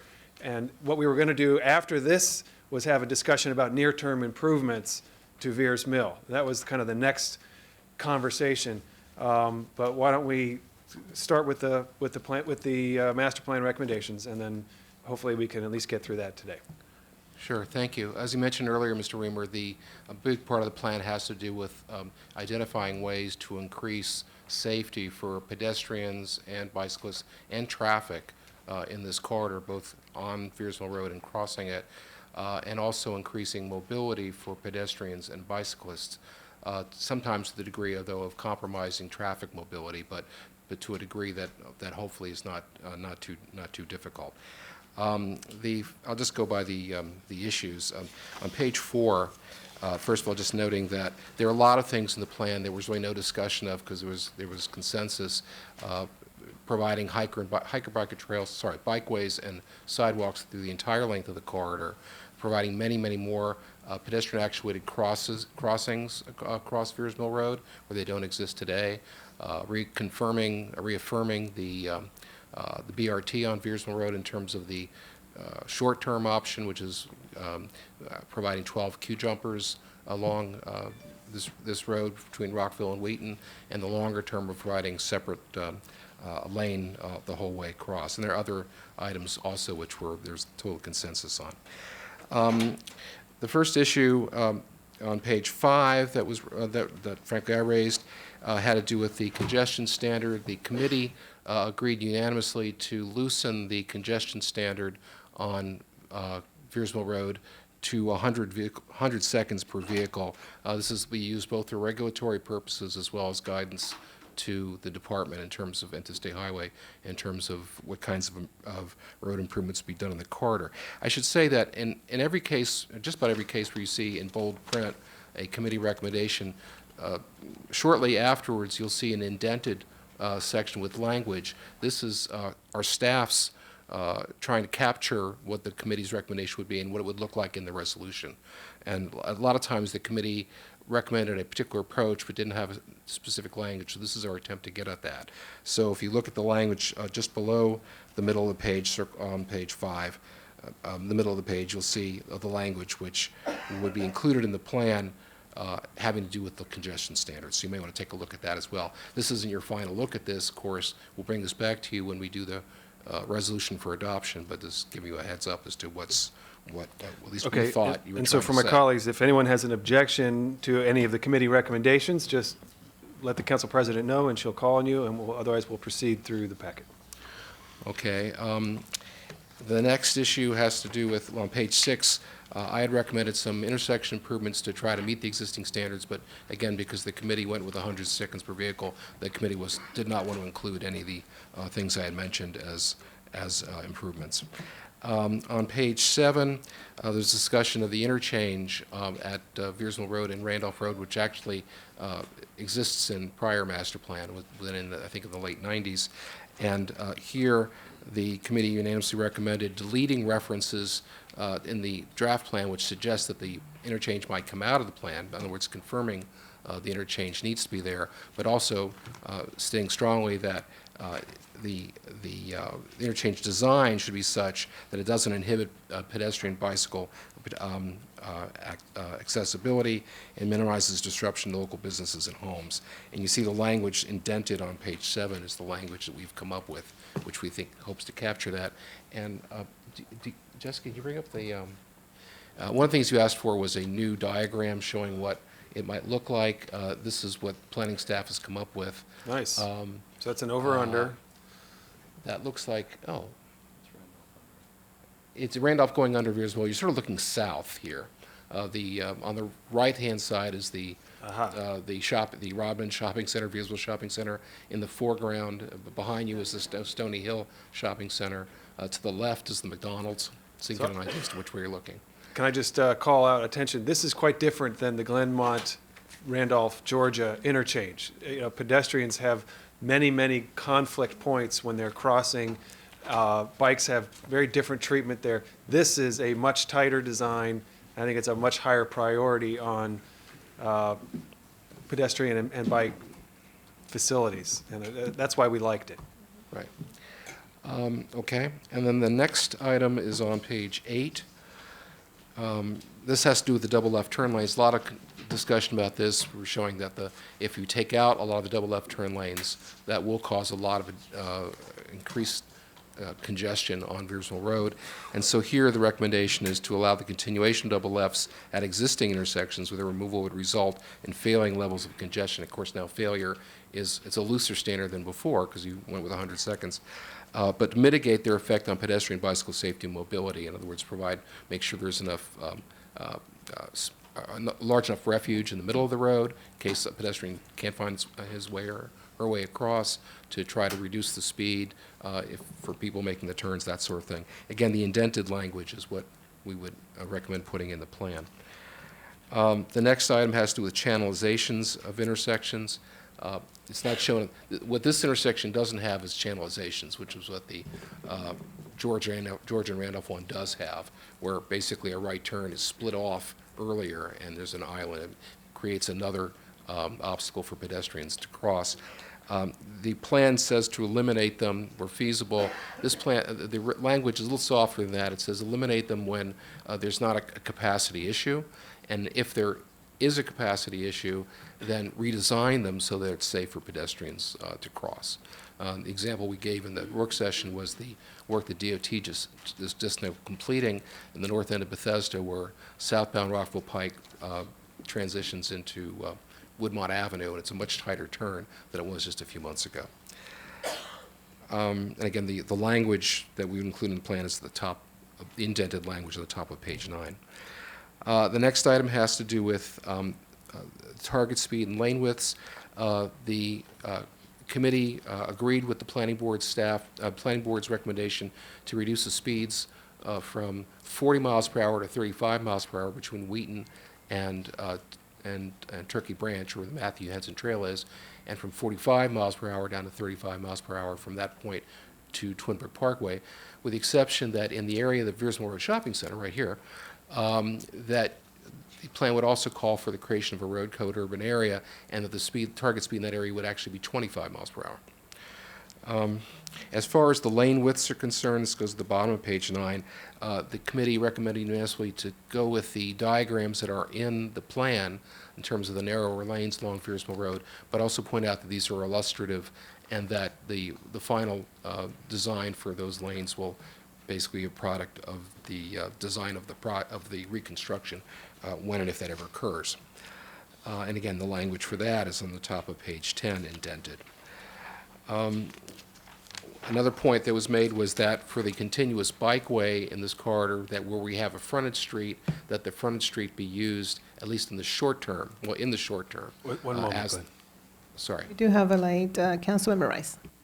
Glenn, so I just had a generic question overall, because we've gone over a lot of the trip increased times, and I support all of this because I know that we have to make this corridor safer, but at the same time understanding that a lot of people do ride public transportation, and are utilizing buses, right? As you make the trip longer, it's going to make the trip for buses longer as well, not just for cars.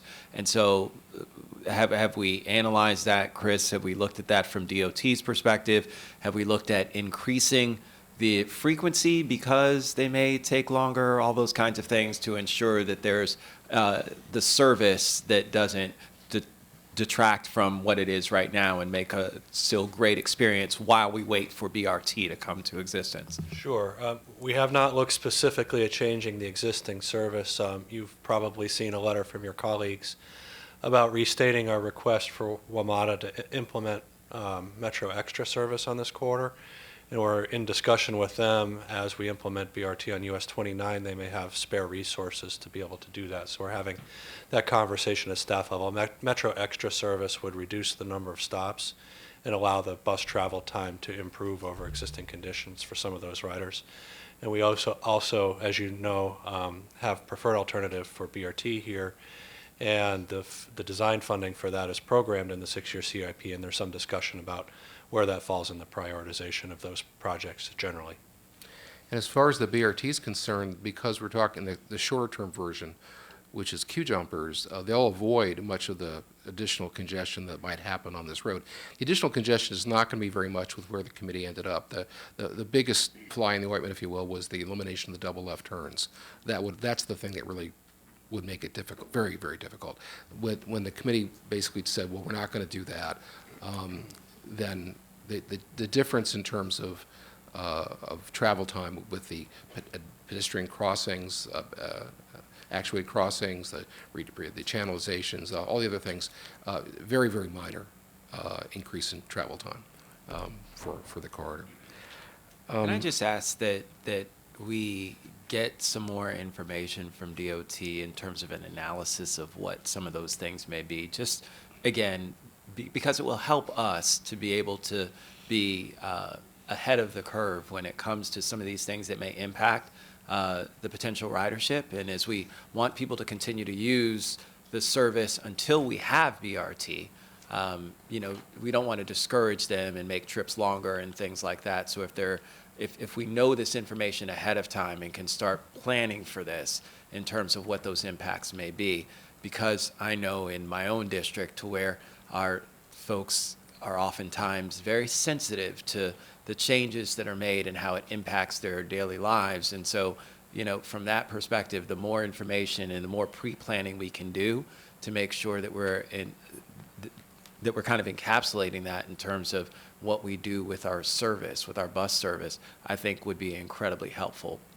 Yeah, that's no problem. We can start to look at what gains could be gained from the Metro Extra type service. And before we design any of these improvements that would have an impact on traffic flow, we can assess the bus travel time component of that. Okay, Glenn?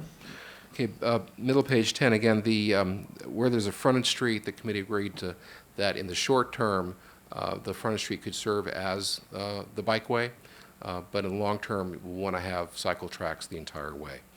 And again, the language for that is in the middle of page 10 indented.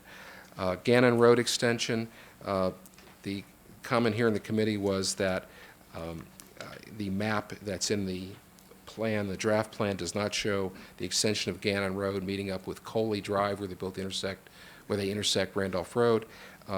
You asked that basically that map be changed. It's actually, the changed map is on Circle 19A.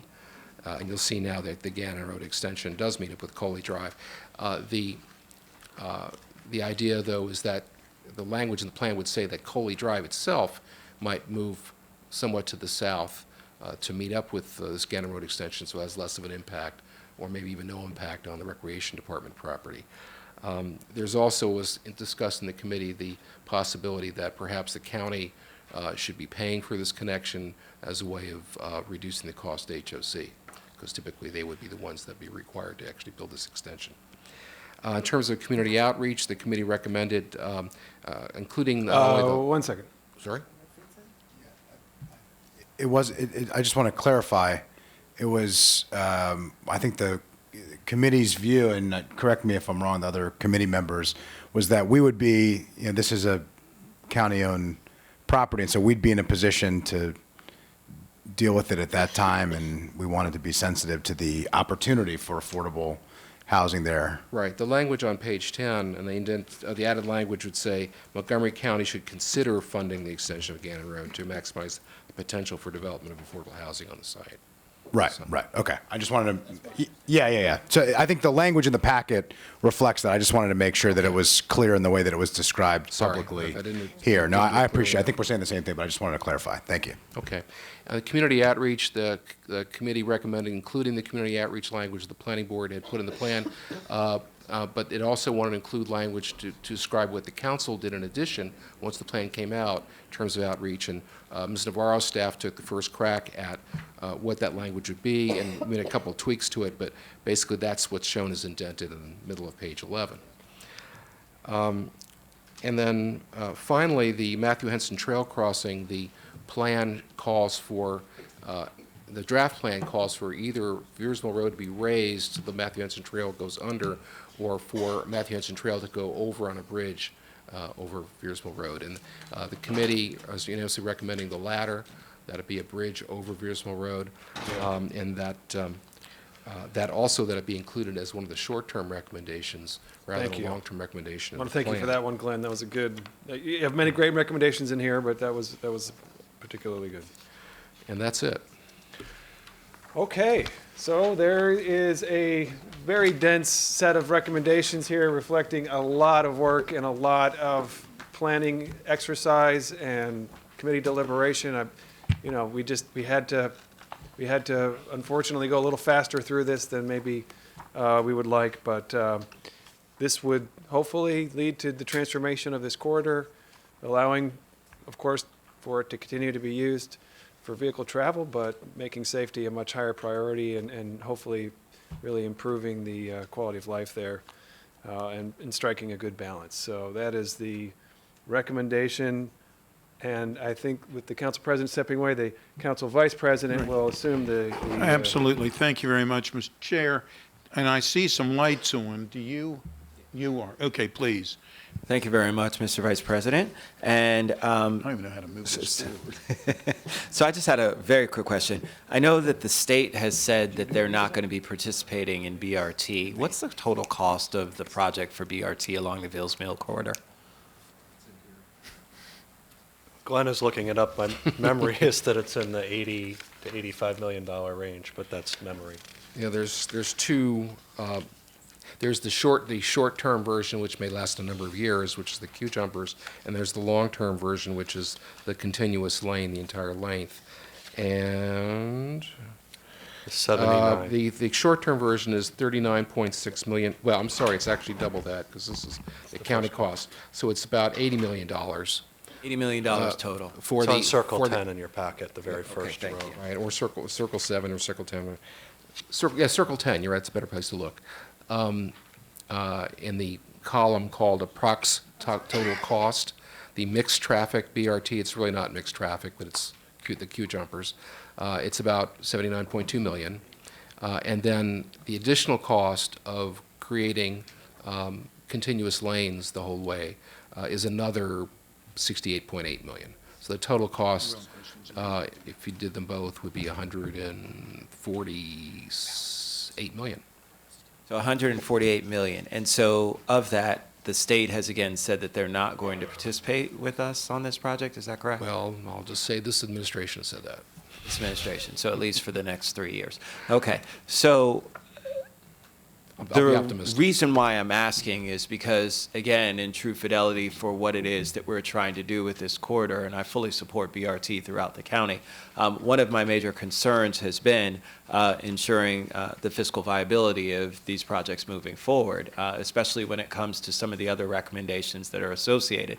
And so without having that security of knowing and not seeing, last time I checked, all of this money was not a part of the CIP, was it? No, it's just design money. It's just design at this Correct. point. And so from that perspective, I'm just trying to understand how this process will work. Glenn, you had mentioned about the queue jumping, but again, if we don't even have the beyond design money in the CIP, why are we going to move forward with queue jumping? Well, almost nothing of the $250-some million in fiscal impact of this plan, and actually it's more like 350 because you include the interchange at Randolph and Veers Mill, is in the CIP. I mean, this is a 25, 30-year plan. You look at any plan, you'll see numbers like this. I mean, large numbers well beyond what's programmed in the CIP. We're not talking about anything that's necessarily going to be built in the next 4, 5, 6 years. Some of the smaller stuff, that yes, but not this. As Chris pointed out, there's design funding for the Veers Mill BRT in the CIP. Mr. Reamer and the T&E committee had recommended actually accelerating that so about 3 years sooner.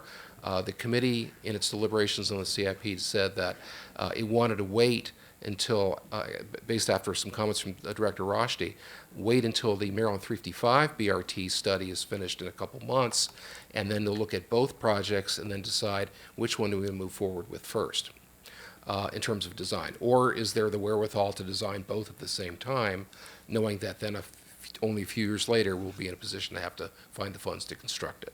Well, Glenn, it's kind of like you're reading my mind, because that certainly was one of the concerns that I had about, how this project would move forward. But the key is that I think that, again, with us focusing on some of the signalization changes, with the reductions in speed, with the pedestrian enhancements at crosswalks, I think that those are the things that are going to tremendously impact this community when it comes to safety. And as we are about to embark on our next conversation about Vision Zero, are certainly going to promote a lot of those efforts. But certainly, I think a lot more discussion needs to be had about whether and when this corridor will move forward with BRT and how best to do that in alignment with where we may get additional resources from either the state or federal government. So, okay, thank you. All right, great, thank you. Want to be sensitive to the fact that we have had a lot of people waiting for Vision Zero, so I think we're just going to get right into that conversation. Item 10C, Dr. Orland, I know that you will prepare a packet, and I believe Mr. Wade Holland, the acting Vision Zero coordinator, will also lead this discussion. I know on this particular packet, there's a number of people who are listed that are going to participate in the conversation. I have Captain Tom Didone, Christy Daphnis, Christopher Conklin, Gwen Wright, Carrie Sanders, Jessica McVeary, David Anspasher, and I don't know who's going to lead the conversation. Do we have everybody?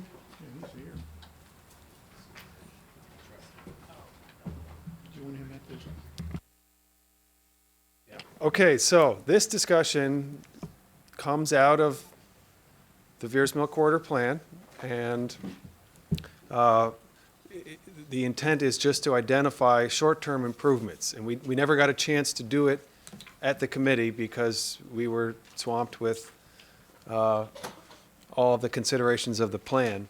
But we felt like having gone through, having brought so many county resources to bear on changes that could be made in the Veers Mill corridor, it would be a lost opportunity if we didn't really focus in and say, what's going to happen this year? What's going to happen now? Because sometimes we do these master plans and it's a 20-year vision and things kind of they lose momentum. So we wanted to strike while the iron is hot and press forward to identify some changes that can happen in the near term. This was presented to us today as sort of Vision Zero with a focus on the Veers Mill corridor. I know that there is a 40-slide presentation that Wade has devised. I do not think we're going to have time to do that, but I think we should start with the Veers Mill corridor recommendations and really let's just focus on short-term improvements that we can make for the Veers Mill corridor. And then I think we can, Wade, to the extent that you can work this in, you're invited to do that. Let me see if I can address the short-term component quickly so that there's some time for the longer term. Sorry, could you say that again? Let me see if I can address the short-term measures in an efficient way, and maybe there's some time then for the broader discussion of Vision Zero. And before you do that, I just want to acknowledge Councilmember Friedson, who's had his light on for a little while. Thank you for that. I'll be really brief, but I think this is a really exciting opportunity to have this conversation on Vision Zero after the first Vision Zero master plan. And we had a considerable discussion on how we get there long-term and what our goals are, and changing the way that we view things, changing our language, changing the way we engineer and design roadways. One of the things that we talked about was, we only talk about failing intersections, for instance, by throughput, by how quickly cars get through them, and thinking about adding safety for all users, pedestrians and bikers, as part of that conversation, and figuring out how we as a council can do that. So I just wanted to put that on the radar. But we also had some, I think, exciting news from the state on this. We got a press release today, and I want to just commend our colleagues on the previous council that really pushed for this, and some of those who are no longer here, including my predecessor, who really fought for this hard. I had a meeting as well with Secretary Ron and State Highway Administrator Slater, and pushed as well recently. And today, earlier today, they announced changes to create urban standards for us, which has been a longstanding viewpoint. And so I am extremely hopeful, as part of this conversation, this will help to springboard those efforts to be able to really make the type of changes that we desperately need, and to have the state be a productive partner as part of this, because particularly in my district, but in many of our districts, it's our state highways that are our most frequently traveled roadways for pedestrians, for bikers, and for auto travel, and as well as for bus. And so having this change, I think, will allow us to move forward with our Vision Zero goals. And so I'm excited about it. I just wanted to recognize the work that has been done before us, and just bring that point up. I was going to say it at the end of the Vision Zero master plan that we just discussed, but it works well with the Vision Zero briefing that we're about to have. So thank you for indulging me. I just wanted to mention, Christy Daphnis just forwarded me a story on NBC that says, while we've been sitting here, a pedestrian was hit by an SUV on Veers Mill. Is that right? That would be a state highway. That's unfortunate. Okay, so Chris Conklin. So looking at the short-term measures for this quarter, in your packet, there is a letter from State Highway Administration, Circle 1 through 3, that identifies a number of things that they're actively working on that have come out of the both the work on the master plan and other pedestrian road safety audit activities that have been going on in this quarter. The vast majority of infrastructure improvements will rely upon the state either to implement them themselves, or to allow the county to implement it, or partner with the county to implement those improvements. So we will work aggressively with the state to encourage progress on the items that you see in their letter. In addition to that, things that the county can do in the short term for Veers Mill Road, we have done bus stop audits at a number of locations near the corridor. We can turn our attention as the next round of bus stop audits to this corridor, and try to identify areas where the crossing distances to bus stops are particularly hazardous or long, or in other ways would need attention. And we can deal with bus stop locations through permits we already have with the state. So that's a very short-term item. Obviously, there's a role for law enforcement in terms of stepping up speed enforcement and other activities here. That I won't commit them to that, but they could obviously implement that when they have the resources available to do that. In terms of education, this is a challenging quarter. We do a lot of pedestrian safety education in the field with street teams. Those work best in activity centers where we have a lot of pedestrians we can contact all the time. One thing we can think about is whether we deploy street team type outreach on the buses, since a lot of the passengers on the buses end up being the ones that are in dangerous situations here. So those are some things from the DOT perspective we've thought about as short-term implementation items. And I know Christy, the chair of the Pedestrian Bike Traffic Safety Committee, Advisory Committee for the county, has other ideas, as she's very familiar with this corridor. Yes, so I'm Christy Daphnis, chairing the Pedestrian Bike and Traffic Safety Advisory Committee.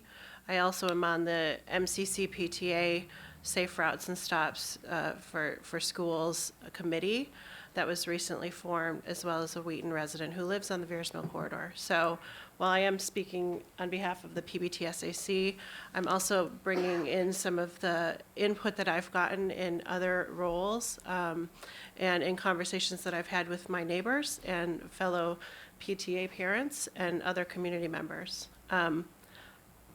I know you had asked for a prioritized list of short-term actions. I think whether you consider these things to be short-term or long-term, I'm not the county budget expert. I don't know how you pay for these things. I don't know how the state pays for these things, but this is purely from a perspective of these are the immediate safety needs that I've heard and that I believe are warranted. And some of them are operational and some of them are obviously capital improvements.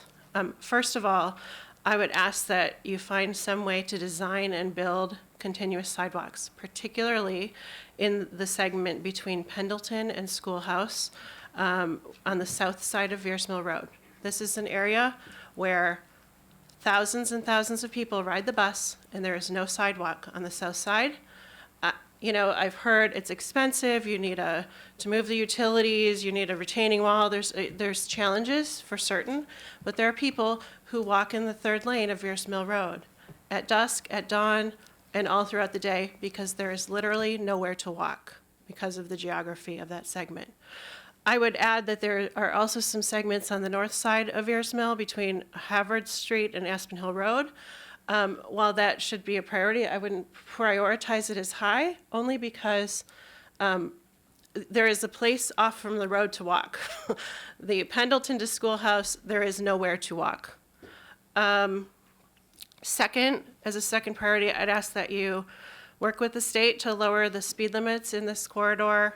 I do know that that is something that's in the plan, and you're all favorable towards that action. I just think we should do that as quickly as possible, particularly in the areas near schools. Einstein High School, Newport Mill, Avalon School, as well as St. Jude are all areas where there are schools very close to Veers Mill Road. Third, this is something that became very apparent through the work that the planning department did. We need more signalized crossings, particularly at Norris Drive. This is something that has been brought to the county and state's attention for at least 3 years now by members of the community, and it was further highlighted when you went out and did your studies. This is this is a place where there is an intersection and kids are commonly crossing the street. Also, I think there were a few other signalized crossings. I don't know how I would prioritize those, but also at Andrews Street and a couple of other places. We need safe places to cross that are within a reasonable walking distance, and that should be something that's a near-term action. Fourth, this is something I've heard from community members. A lot of people run the red lights at Newport Mill and Veers Mill. There are often collisions there. Red light and automated enforcement would be great at that particular intersection and perhaps at others, but I do know that's one that people have brought to my attention. Fifth, and this gets to the BRT discussion, I would request that you all really consider accelerating the BRT design, the actual design. And the reason why is that if you accelerate the design of the BRT, it will provide a blueprint to do a lot of the things that we need to do along this whole corridor. I know when you look at the BRT and you think about whether or not it makes sense from a cost-benefit perspective or from a timing perspective, you're looking at how much could this increase ridership. And I don't think that's the right metric for this particular corridor. When we look at roads, we look at how quickly cars can move through. We should be thinking about similar metrics when we're looking at BRT lines.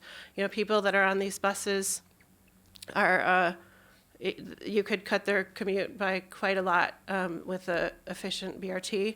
But I really think the design portion, especially for the longer term design, is really important because that's really what helps us to implement and put in place real plans for a safe street. And then last, I would ask that in the short term, and I know this was discussed in the Fed committee meeting, that you look at how to implement continuous bike facilities using existing infrastructure. There's a lot that can be done using the service road network that exists. There might be some short segments where you have to, build a little bike lane here or there. But this would be a great route for a bike where you could really connect transit to trails and connect to central business districts. So those are the 6 priorities that I would outline as short-term.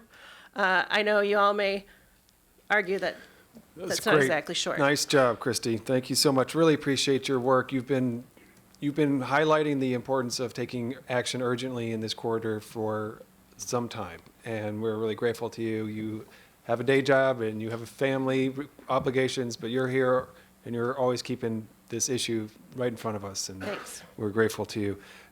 As a follow-up, before we move into broader Vision Zero, and others will have comments just generally, but can we work together, perhaps have DOT prepare kind of an action plan on these short-term improvements and take the feedback from Christie and the pedestrian committee and the council members and so forth? And To the extent they're DOT related, absolutely, but I think we'd lean on Wade to coordinate the overall response. But if they're design related, we're happy to assemble those. okay, so Wade would coordinate an overall Vision Zero action plan for Veers Mill. That's terrific. That's why you're here. Okay. If I may, Jessica McVeary for the record. I just want to reiterate that there are short-term and long-term recommendations in the planning board draft. And the short-term recommendations that are in the plan include the items that Christy referenced. And in the text of the plan, we try to prioritize those recommendations in a very consistent manner. And so that I didn't even look at those. I didn't prepare. So that could provide an opportunity as a starting point for the Vision Zero action plan for Veers Mill Road. I should Terrific. also We have that. mention- It's the back of the packet. So tables 1 and 2 in the planning board draft are a summary of the short-term and long-term recommendations. Right.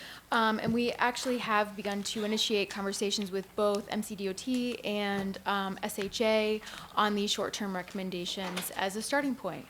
Can I just make one more comment? I know that SHA outlined their short-term actions, and those are also consistent with what I said. The way that they word it is to look at the feasibility of. And to me, we need to be careful with that statement, because right now the existing infrastructure is not feasible for a safety-centric road. And so it has to be a high bar for what is not feasible if you're going to say something is not feasible.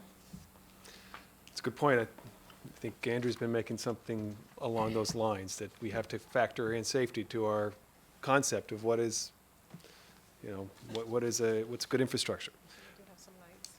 All right, I'm going to turn it over to the council president. We do have some lights before we get into the presentation from Wade. Councilmember Joando. Thank you, Madam President. And thank you, Mr. Chair, and Christy and team. Thank you. I just actually saw someone run a light at Newport Mill and Veers Mill today on the way in. And so thank you for your advocacy. Also agree that if there can be a melding of the two, many of the things that Christy mentioned, I think are on your list, the prioritization with Wade. I'm eager to, with all of our partners, to get going on those as soon as possible. I mean, it's horrible that as we sit here talking about Vision Zero, that Mr. Anderson reported that we literally had someone hit on Veers Mill Road. And so I totally agree with my colleagues. I'm so glad that we went through this in a way where we agreed almost wholeheartedly on every component and changing our language and our focus in these plans.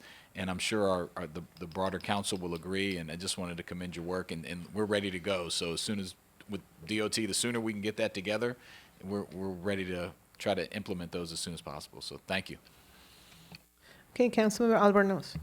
Agree with all the short-term recommendations. Really appreciate that work. I would just add 2 things. One is the lighting on Veers Mill, particularly in the evening hours. There are some sections that are just very dark, particularly in the Connecticut and Randolph Road intersection between that and St. Catharines. And the grass in the mediums, I mentioned that earlier, particularly in the summertime. That's obviously a state highway issue. But in areas where we have more pedestrian traffic, I think we should demand that state highway mow more frequently. And obviously that may not have prevented all or maybe any of some of the vehicle collisions that we've had, but it could prevent some in the future. Can I respond to that for just 1 second? I have also been sitting on the advisory committee for the Aspen Hill Vision Zero plan, which is a little outside of the scope of this, but lighting is something that has also come up many times in the 3 advisory committee meetings that we've had. So from a broader countywide Vision Zero perspective, the council may want to consider how to improve lighting along some of these roadways, and you might need some creative solutions, because I know that, like, I don't know, it's owned by Pepco or something. I don't know all the details, but it's not really sufficient along many of these roads. Yeah, I think that there's a lot of really awesome committee work that can take place to put some kind of an action plan together to see how we can start rolling it out, because there will be budgetary considerations that we all going to have to look at, but identifying where there could be some of these most important and impactful solutions, and lighting is one of them that makes a big difference. I know I did some work on New Hampshire Avenue, and it took a little while, but we were able to get it, and it made a total amazing difference. So that's a good point. Councilmember Hucker. Thank you, Madam President. Thank you, Christy, for all the recommendations. I look forward to Chris's feedback on the bike infrastructure, the sidewalk, and the BRT design. Since we're blessed, though, with the presence of Captain Didone, what do you want to do about the red light runners at Veers Mill and Newport Mill? We previously had a red light camera there, and when we went out to the last RFP, the state of Maryland refused our permit to put it back. So when we put out this more upcoming RFP, we will once again apply for a permit to put the camera back.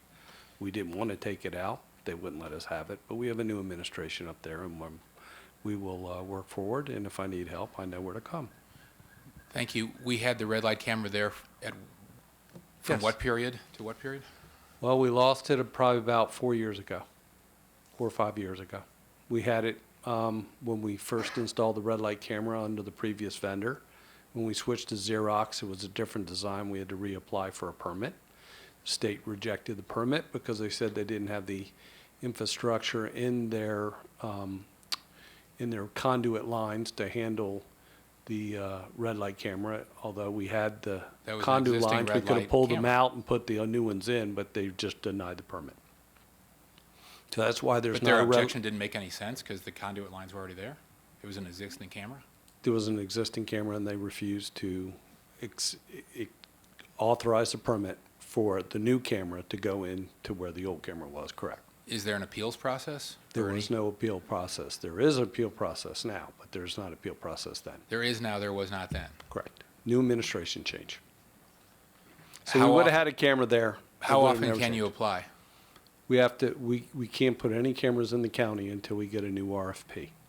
So the new RFP should be coming out shortly when we get a new vendor selected.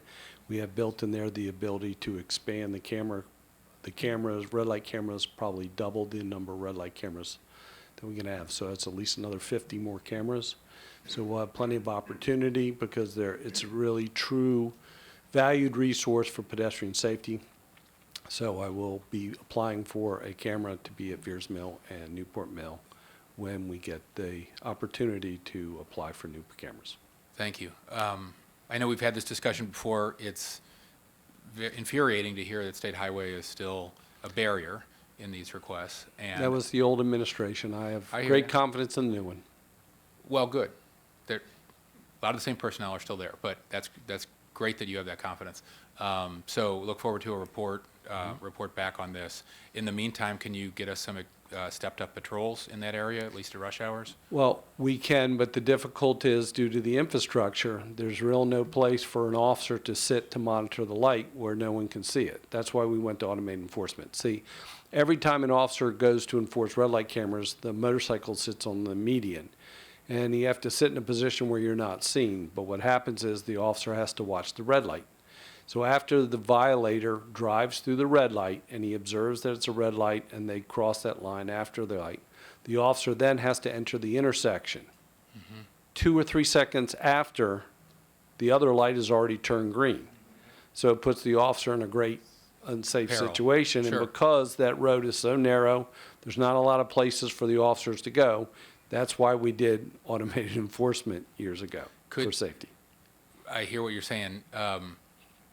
That all makes sense if the goal is to issue tickets and capture violators and to address violators. But isn't there a value in having someone stationed there as for the deterrent effect? It's difficult to post the motorcycle, but I can pass it on to the district command staff if you would like. Okay, I would. Thank you. Okay. So Vice President Katz. Let me ask the county roads, is there anything we can do to help out the police on this? I mean, if it's unsafe, and I certainly understand the captain's concerns, is there anything that I understand it's a state road, but is there anything we can do to literally move this along to make this a safer situation while we're making it a safer situation for them to get the red light camera back?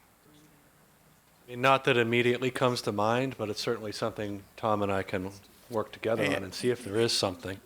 You know, we wouldn't be any worse off than we are right now, but I do think we need to come up with something, and maybe we can talk, road discussion with the state and say, what are we doing? I mean, this is really an unsafe situation.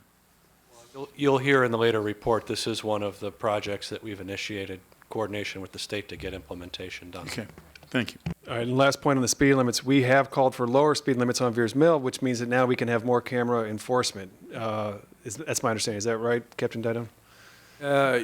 When you lower a speed limit, you cannot immediately put a camera on it. You have to wait a defined amount of time for the public to adjust, or what you've created essentially is a speed trap in which the Washington Post and everybody else will have a field day on. So after you lower speed limit, you have to wait between a year and 18 months is the general guidelines before you implement speed enforcement. So as we work forward in this and we look to do designs, it's in our best interest, if we're going to lower the speed limit, let's do it now. Right. So then when we start wanting to really implement and doing the constructions and the change, then that time has elapsed. Everybody's had a chance to adjust to the new speed. It'll become fair in implementing and we'll be successful. Thank you for that, Captain Dido. If I could just mention, after the last work session on Vision Zero, where the state was here, they asked us to help them identify corridors to consider either reducing the speed or taking other measures to control speed. Good. We identified about 14 of them. This was one. The speed posting is very infrequent, and we knew that the plan would be recommending a lower target speed. So I know they're considering their response on this particular corridor, as they just announced earlier today on Georgia. Terrific. Thank you. All right. I think it's time for Wade. The highlights of your presentation. Again, you had 40 slides when I saw last night, and so let's be selective. Yes, luckily it didn't grow after that. I'm actually going to turn over to Carolyn Sturgis, our new ACAO, who's overseeing Vision Zero, to kick us off. Welcome, Ms. Sturgis. Glad to see you here. Thank you. Good afternoon, Madam President and members of the council. I'm Caroline Sturgis, Assistant Chief Administrative Officer. Along with my colleagues here today, I want to thank you for the opportunity to provide an overview update on Vision Zero. And glad to present a progress based on the efforts that we've made to date. Under the new leadership of County Executive Mark Elrich, he has highlighted Vision Zero and pedestrian safety as one of his administration's top priority outcomes. His commitment is demonstrated by new energy and a new layer of accountability. I have been designated by the Chief Administrative Officer to oversee the county's Vision Zero effort with additional support from an assistant CAO, Adriana Hochberg. My role will include ensuring that the county's executive's vision is being implemented, overseeing the Vision Zero Steering Committee, ensuring that all of the right players are at the table, and moving outstanding action items of this initiative towards completion. In addition to the new assistant CAO's involvement, we will bring on board a Vision Zero coordinator who will report directly to me. We will issue a request for proposal for a contractor within the coming weeks. We are aiming to have the Vision Zero coordinator on board as soon as possible, following the standard procurement guidelines. We will reassess using a contractor versus a merit employee after the first year of contract to ensure the role is being fulfilled and envisioned. With that being said, I will now turn over to Wade Holland, who will continue today's update. Thank you. All right, thanks, Carolyn. We'll speed through the first couple of slides. Like I said, we'll do the highlights to make sure we get you out here on time. So we just want to start with the overall highlights. Actually, we don't want to go back a slide. Go on. So we wanted to highlight, before we actually got into the nitty-gritty of the Vision Zero action plan and the different partners, that how much this has really grown over time. As Carolyn mentioned, at the center of Vision Zero is really the county executive's office, providing the oversight for the plan. You kind of the inner circle of departments who usually have the most funding for Vision Zero, and that's actually the departments that make up our steering committee. But then the kind of universe of partners keeps growing. So, of course, planning is a crucial partner in all of the work that we're doing in terms of land use and the recommendations they're making in Veers Mill and Aspen Hill. But even things like, permitting services, we're starting to work more closely with permitting services about right-of-way closures and, of course, state highway. I'm glad to see the council does not rotate around the sun here, so keep moving. All right. Not even in the same universe. All right, so here's some just kind of really high-level highlights of what we've been doing on the last year or so since we started the Vision Zero 2-year action plan. The first piece is all county pedestrian signals have now been retimed to 3.5 feet per second walking standard. After this, we'll continue looking at crossing times in the county for areas with high levels of senior citizens or near schools to see if we need to continually extend the walking time in those areas. We've installed more pedestrian signals in terms of HAWKs and RRFBs, which are rapid rectangular flashing beacons, as well as new traffic signals to increase safety for crossing. We mentioned a little bit earlier about audits for bus stop locations along the high injury network. So that's basically making sure the bus stops are in locations, one, that are convenient for the passengers, but also in a safe place so when they can disembark the bus, that they have a safe place to cross.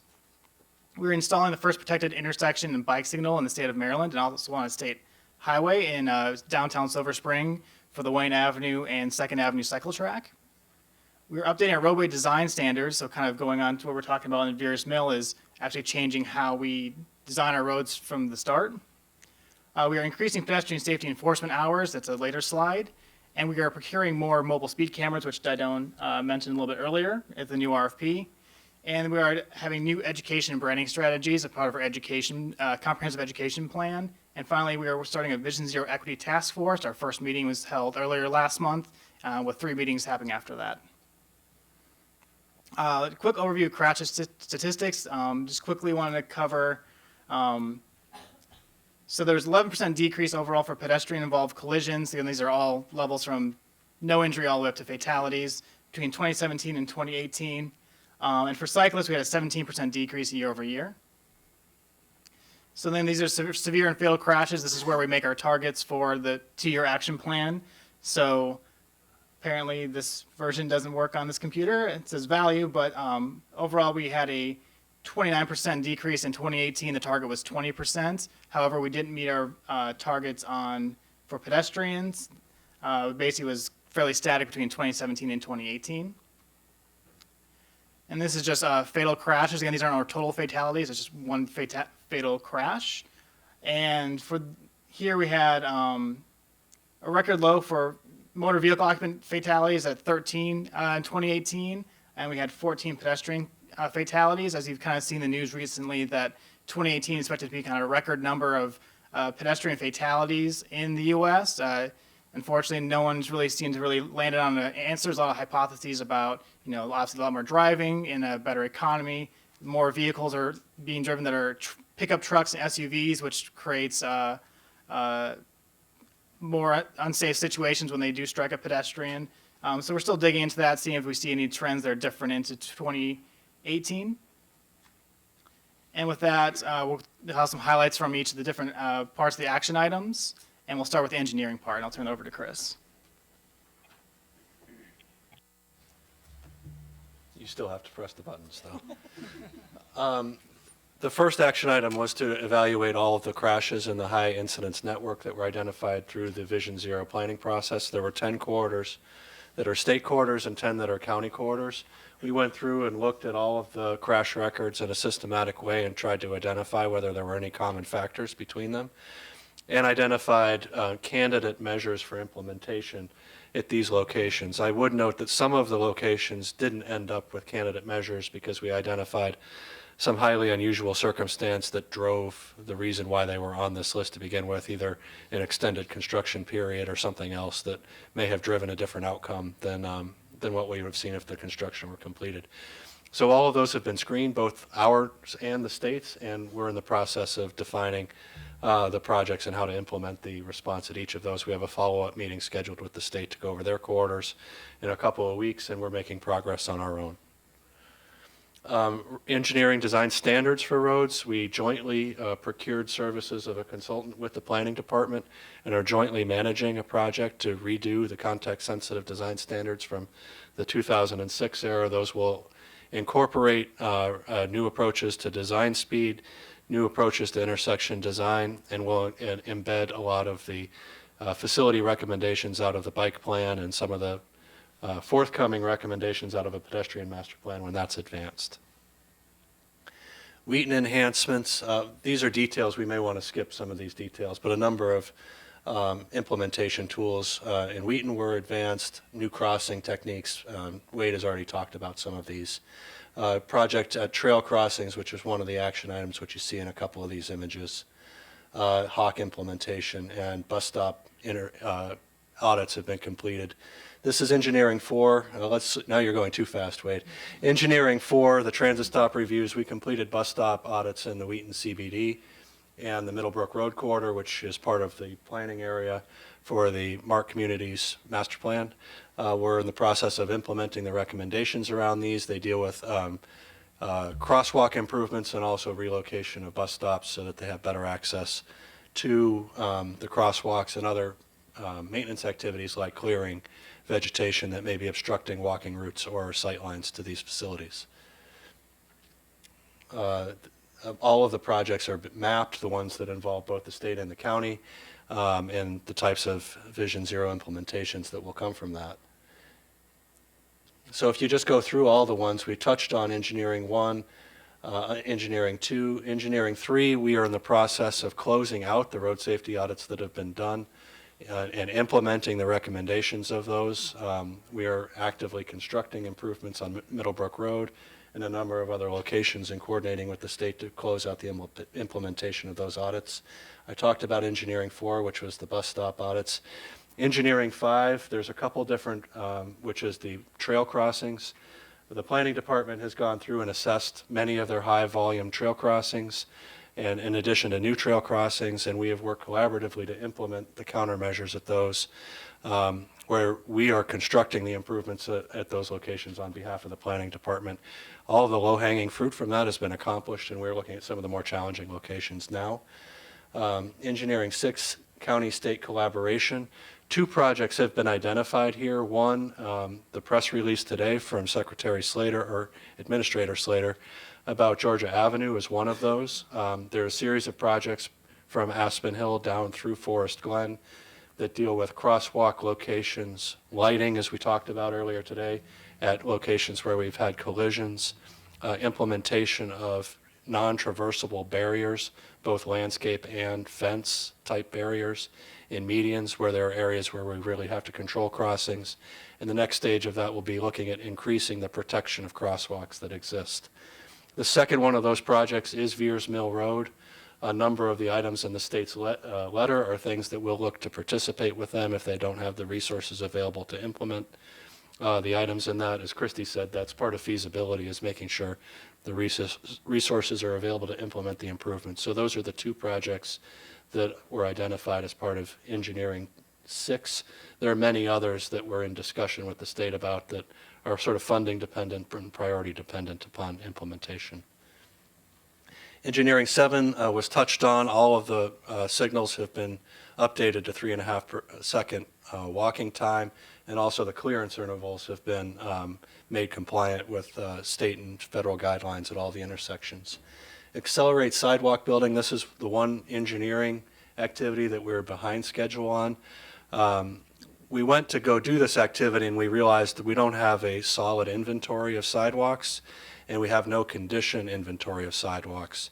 So this spring and summer, we will be conducting a comprehensive inventory of the sidewalks of both location and condition that will allow us to identify the most needed places for expanding the sidewalk network. And then the last one is expanding the low-stress bike network. And again, a lot of the work in the BIPA and Bikeways programs have been available to advance this with construction right now underway in Silver Spring, in Olney, and in other places. And this is another place where we've been able to partner with the Parks Department to pool funding to implement some of these projects. So there's been a lot of collaboration on getting these things done through the two departments here that have a capital improvement program.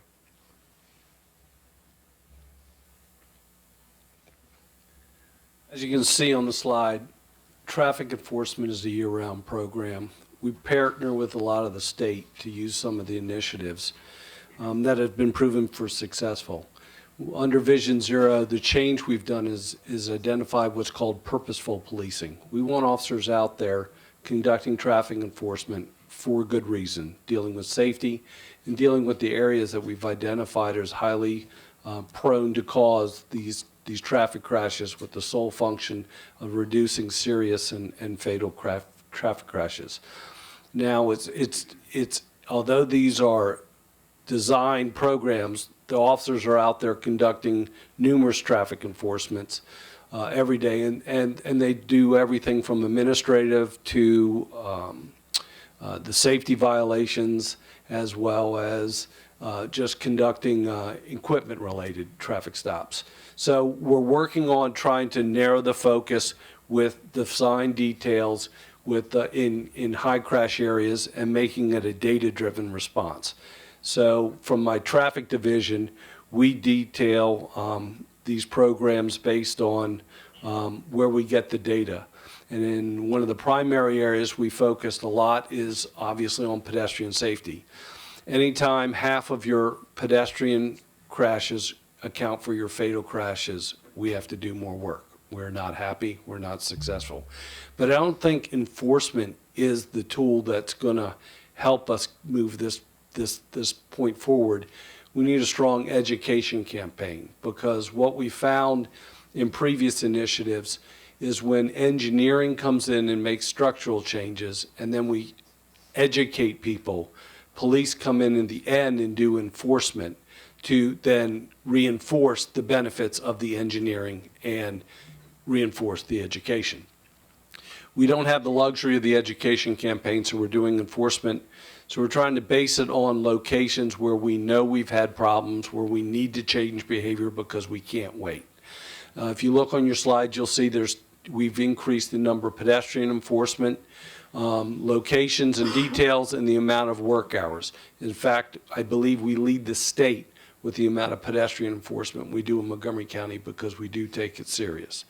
In the past years, when we started this program in 2010, we identified that pedestrians violations had not been enforced for many years, so we started conducting enforcement operations geared toward pedestrians. Back then in 2010, pedestrians had never received a ticket. They only received a warning. That was a huge culture change. When we looked at the percentages of crashes being caused by pedestrians being at fault in 2010, it was higher than the 60-40 ratio it was then. It was like about 50-50. So then after we saw a couple years of success and the pedestrians were 40%, we started moving towards drivers and driver behavior, not yielding to pedestrians. Once again, we'd love to have a more robust awareness campaign, but we don't have it. So what we do is we go out and do enforcement.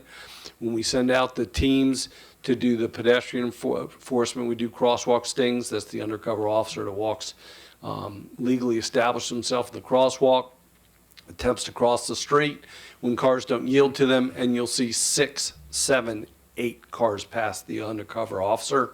they're stopped up ahead with a stop team. Unfortunately, that is too productive of a business, so we're very robust in that enforcement. We get our hours in. We try to do at least 1,300 hours a year. But once again, I don't think enforcement is the key. We should have it at the end of the education campaign. But we're very committed to this. Captain, thank you. It's 5:30. I think I could speak for my colleagues in saying we're looking for light at the end of the tunnel here. It's not your fault that we scheduled, you know, where are we here? Where are we here? Wade, I said, keep it short. You said, I'll keep it short because I'm not going to deliver any of the presentation, apparently. So what? Called delegation. Delegation. Yeah, we're really, we can really blast through in 5 minutes. That'd be good. I think we've covered a lot of ground. We need a short-term action plan. We're going to come back. The council has to be back here tonight for a public meeting. I think that the T&E committee hopefully would take up Vision Zero. We would love to take this up. Yeah. And the T&E committee would love to take up the Vision Zero, you know, the overarching Vision Zero. I don't think that was really our intent, you know, today. We were just focusing on Veers Mill. I may have said, go ahead and do this, Glenn, but if I did that, my mistake. It was a long story. Basically, it was going to go T&E first, and then it looked like it was something all the council members were interested in, so we decided to do it today. But that's right. I remember that now. So I apologize. Councilmember Reamer? Yes. Could I make 2 announcements before you conclude? Of course. First, I wanted to let you all know, it's unrelated to this briefing, but the PBTSAC is going to be partnering with the WUDAC and the Planning Board, as well as some other community organizations for a Wheaton Area Safety Walk on May 18th. So all of you will be invited, but if you would like to mark your calendars, please do. And second, there's a PBTSAC meeting this Thursday at 7 p.m. in Germantown, and we'll be doing a deep dive into some of the Germantown issues, which is one of the Vision Zero hotspots on the map. I believe Councilmember Rice is planning to be there, as well as County Terrific. Executive Elrich. So, Fantastic. Thank you very much, Christy. I think we really need to wrap up. Glenn, is there anything that somehow we need to address before we wrap up? no, I was just No. going to say I'll put this on the web so that folks who want to see the rest of the presentation will be there, and you Okay. all have hard copies of it. And I really do think, I'm excited that T&E Chair said we'll have a follow-up because we do need to continue to work on this. So I'm sorry for your afternoon, and I appreciate your work here, and we'll continue. And now pass it back to the council president. Yeah, no, thank you so much. We will do the due diligence in committee and then also figure out what does this mean vis-a-vis funding and some of the things that we're going to have to take up during budget. So this work is really critical, and we'll continue the conversation. We're going to go ahead and adjourn. We're going to be back here at 7:30, so in 2 hours. Thank you very much.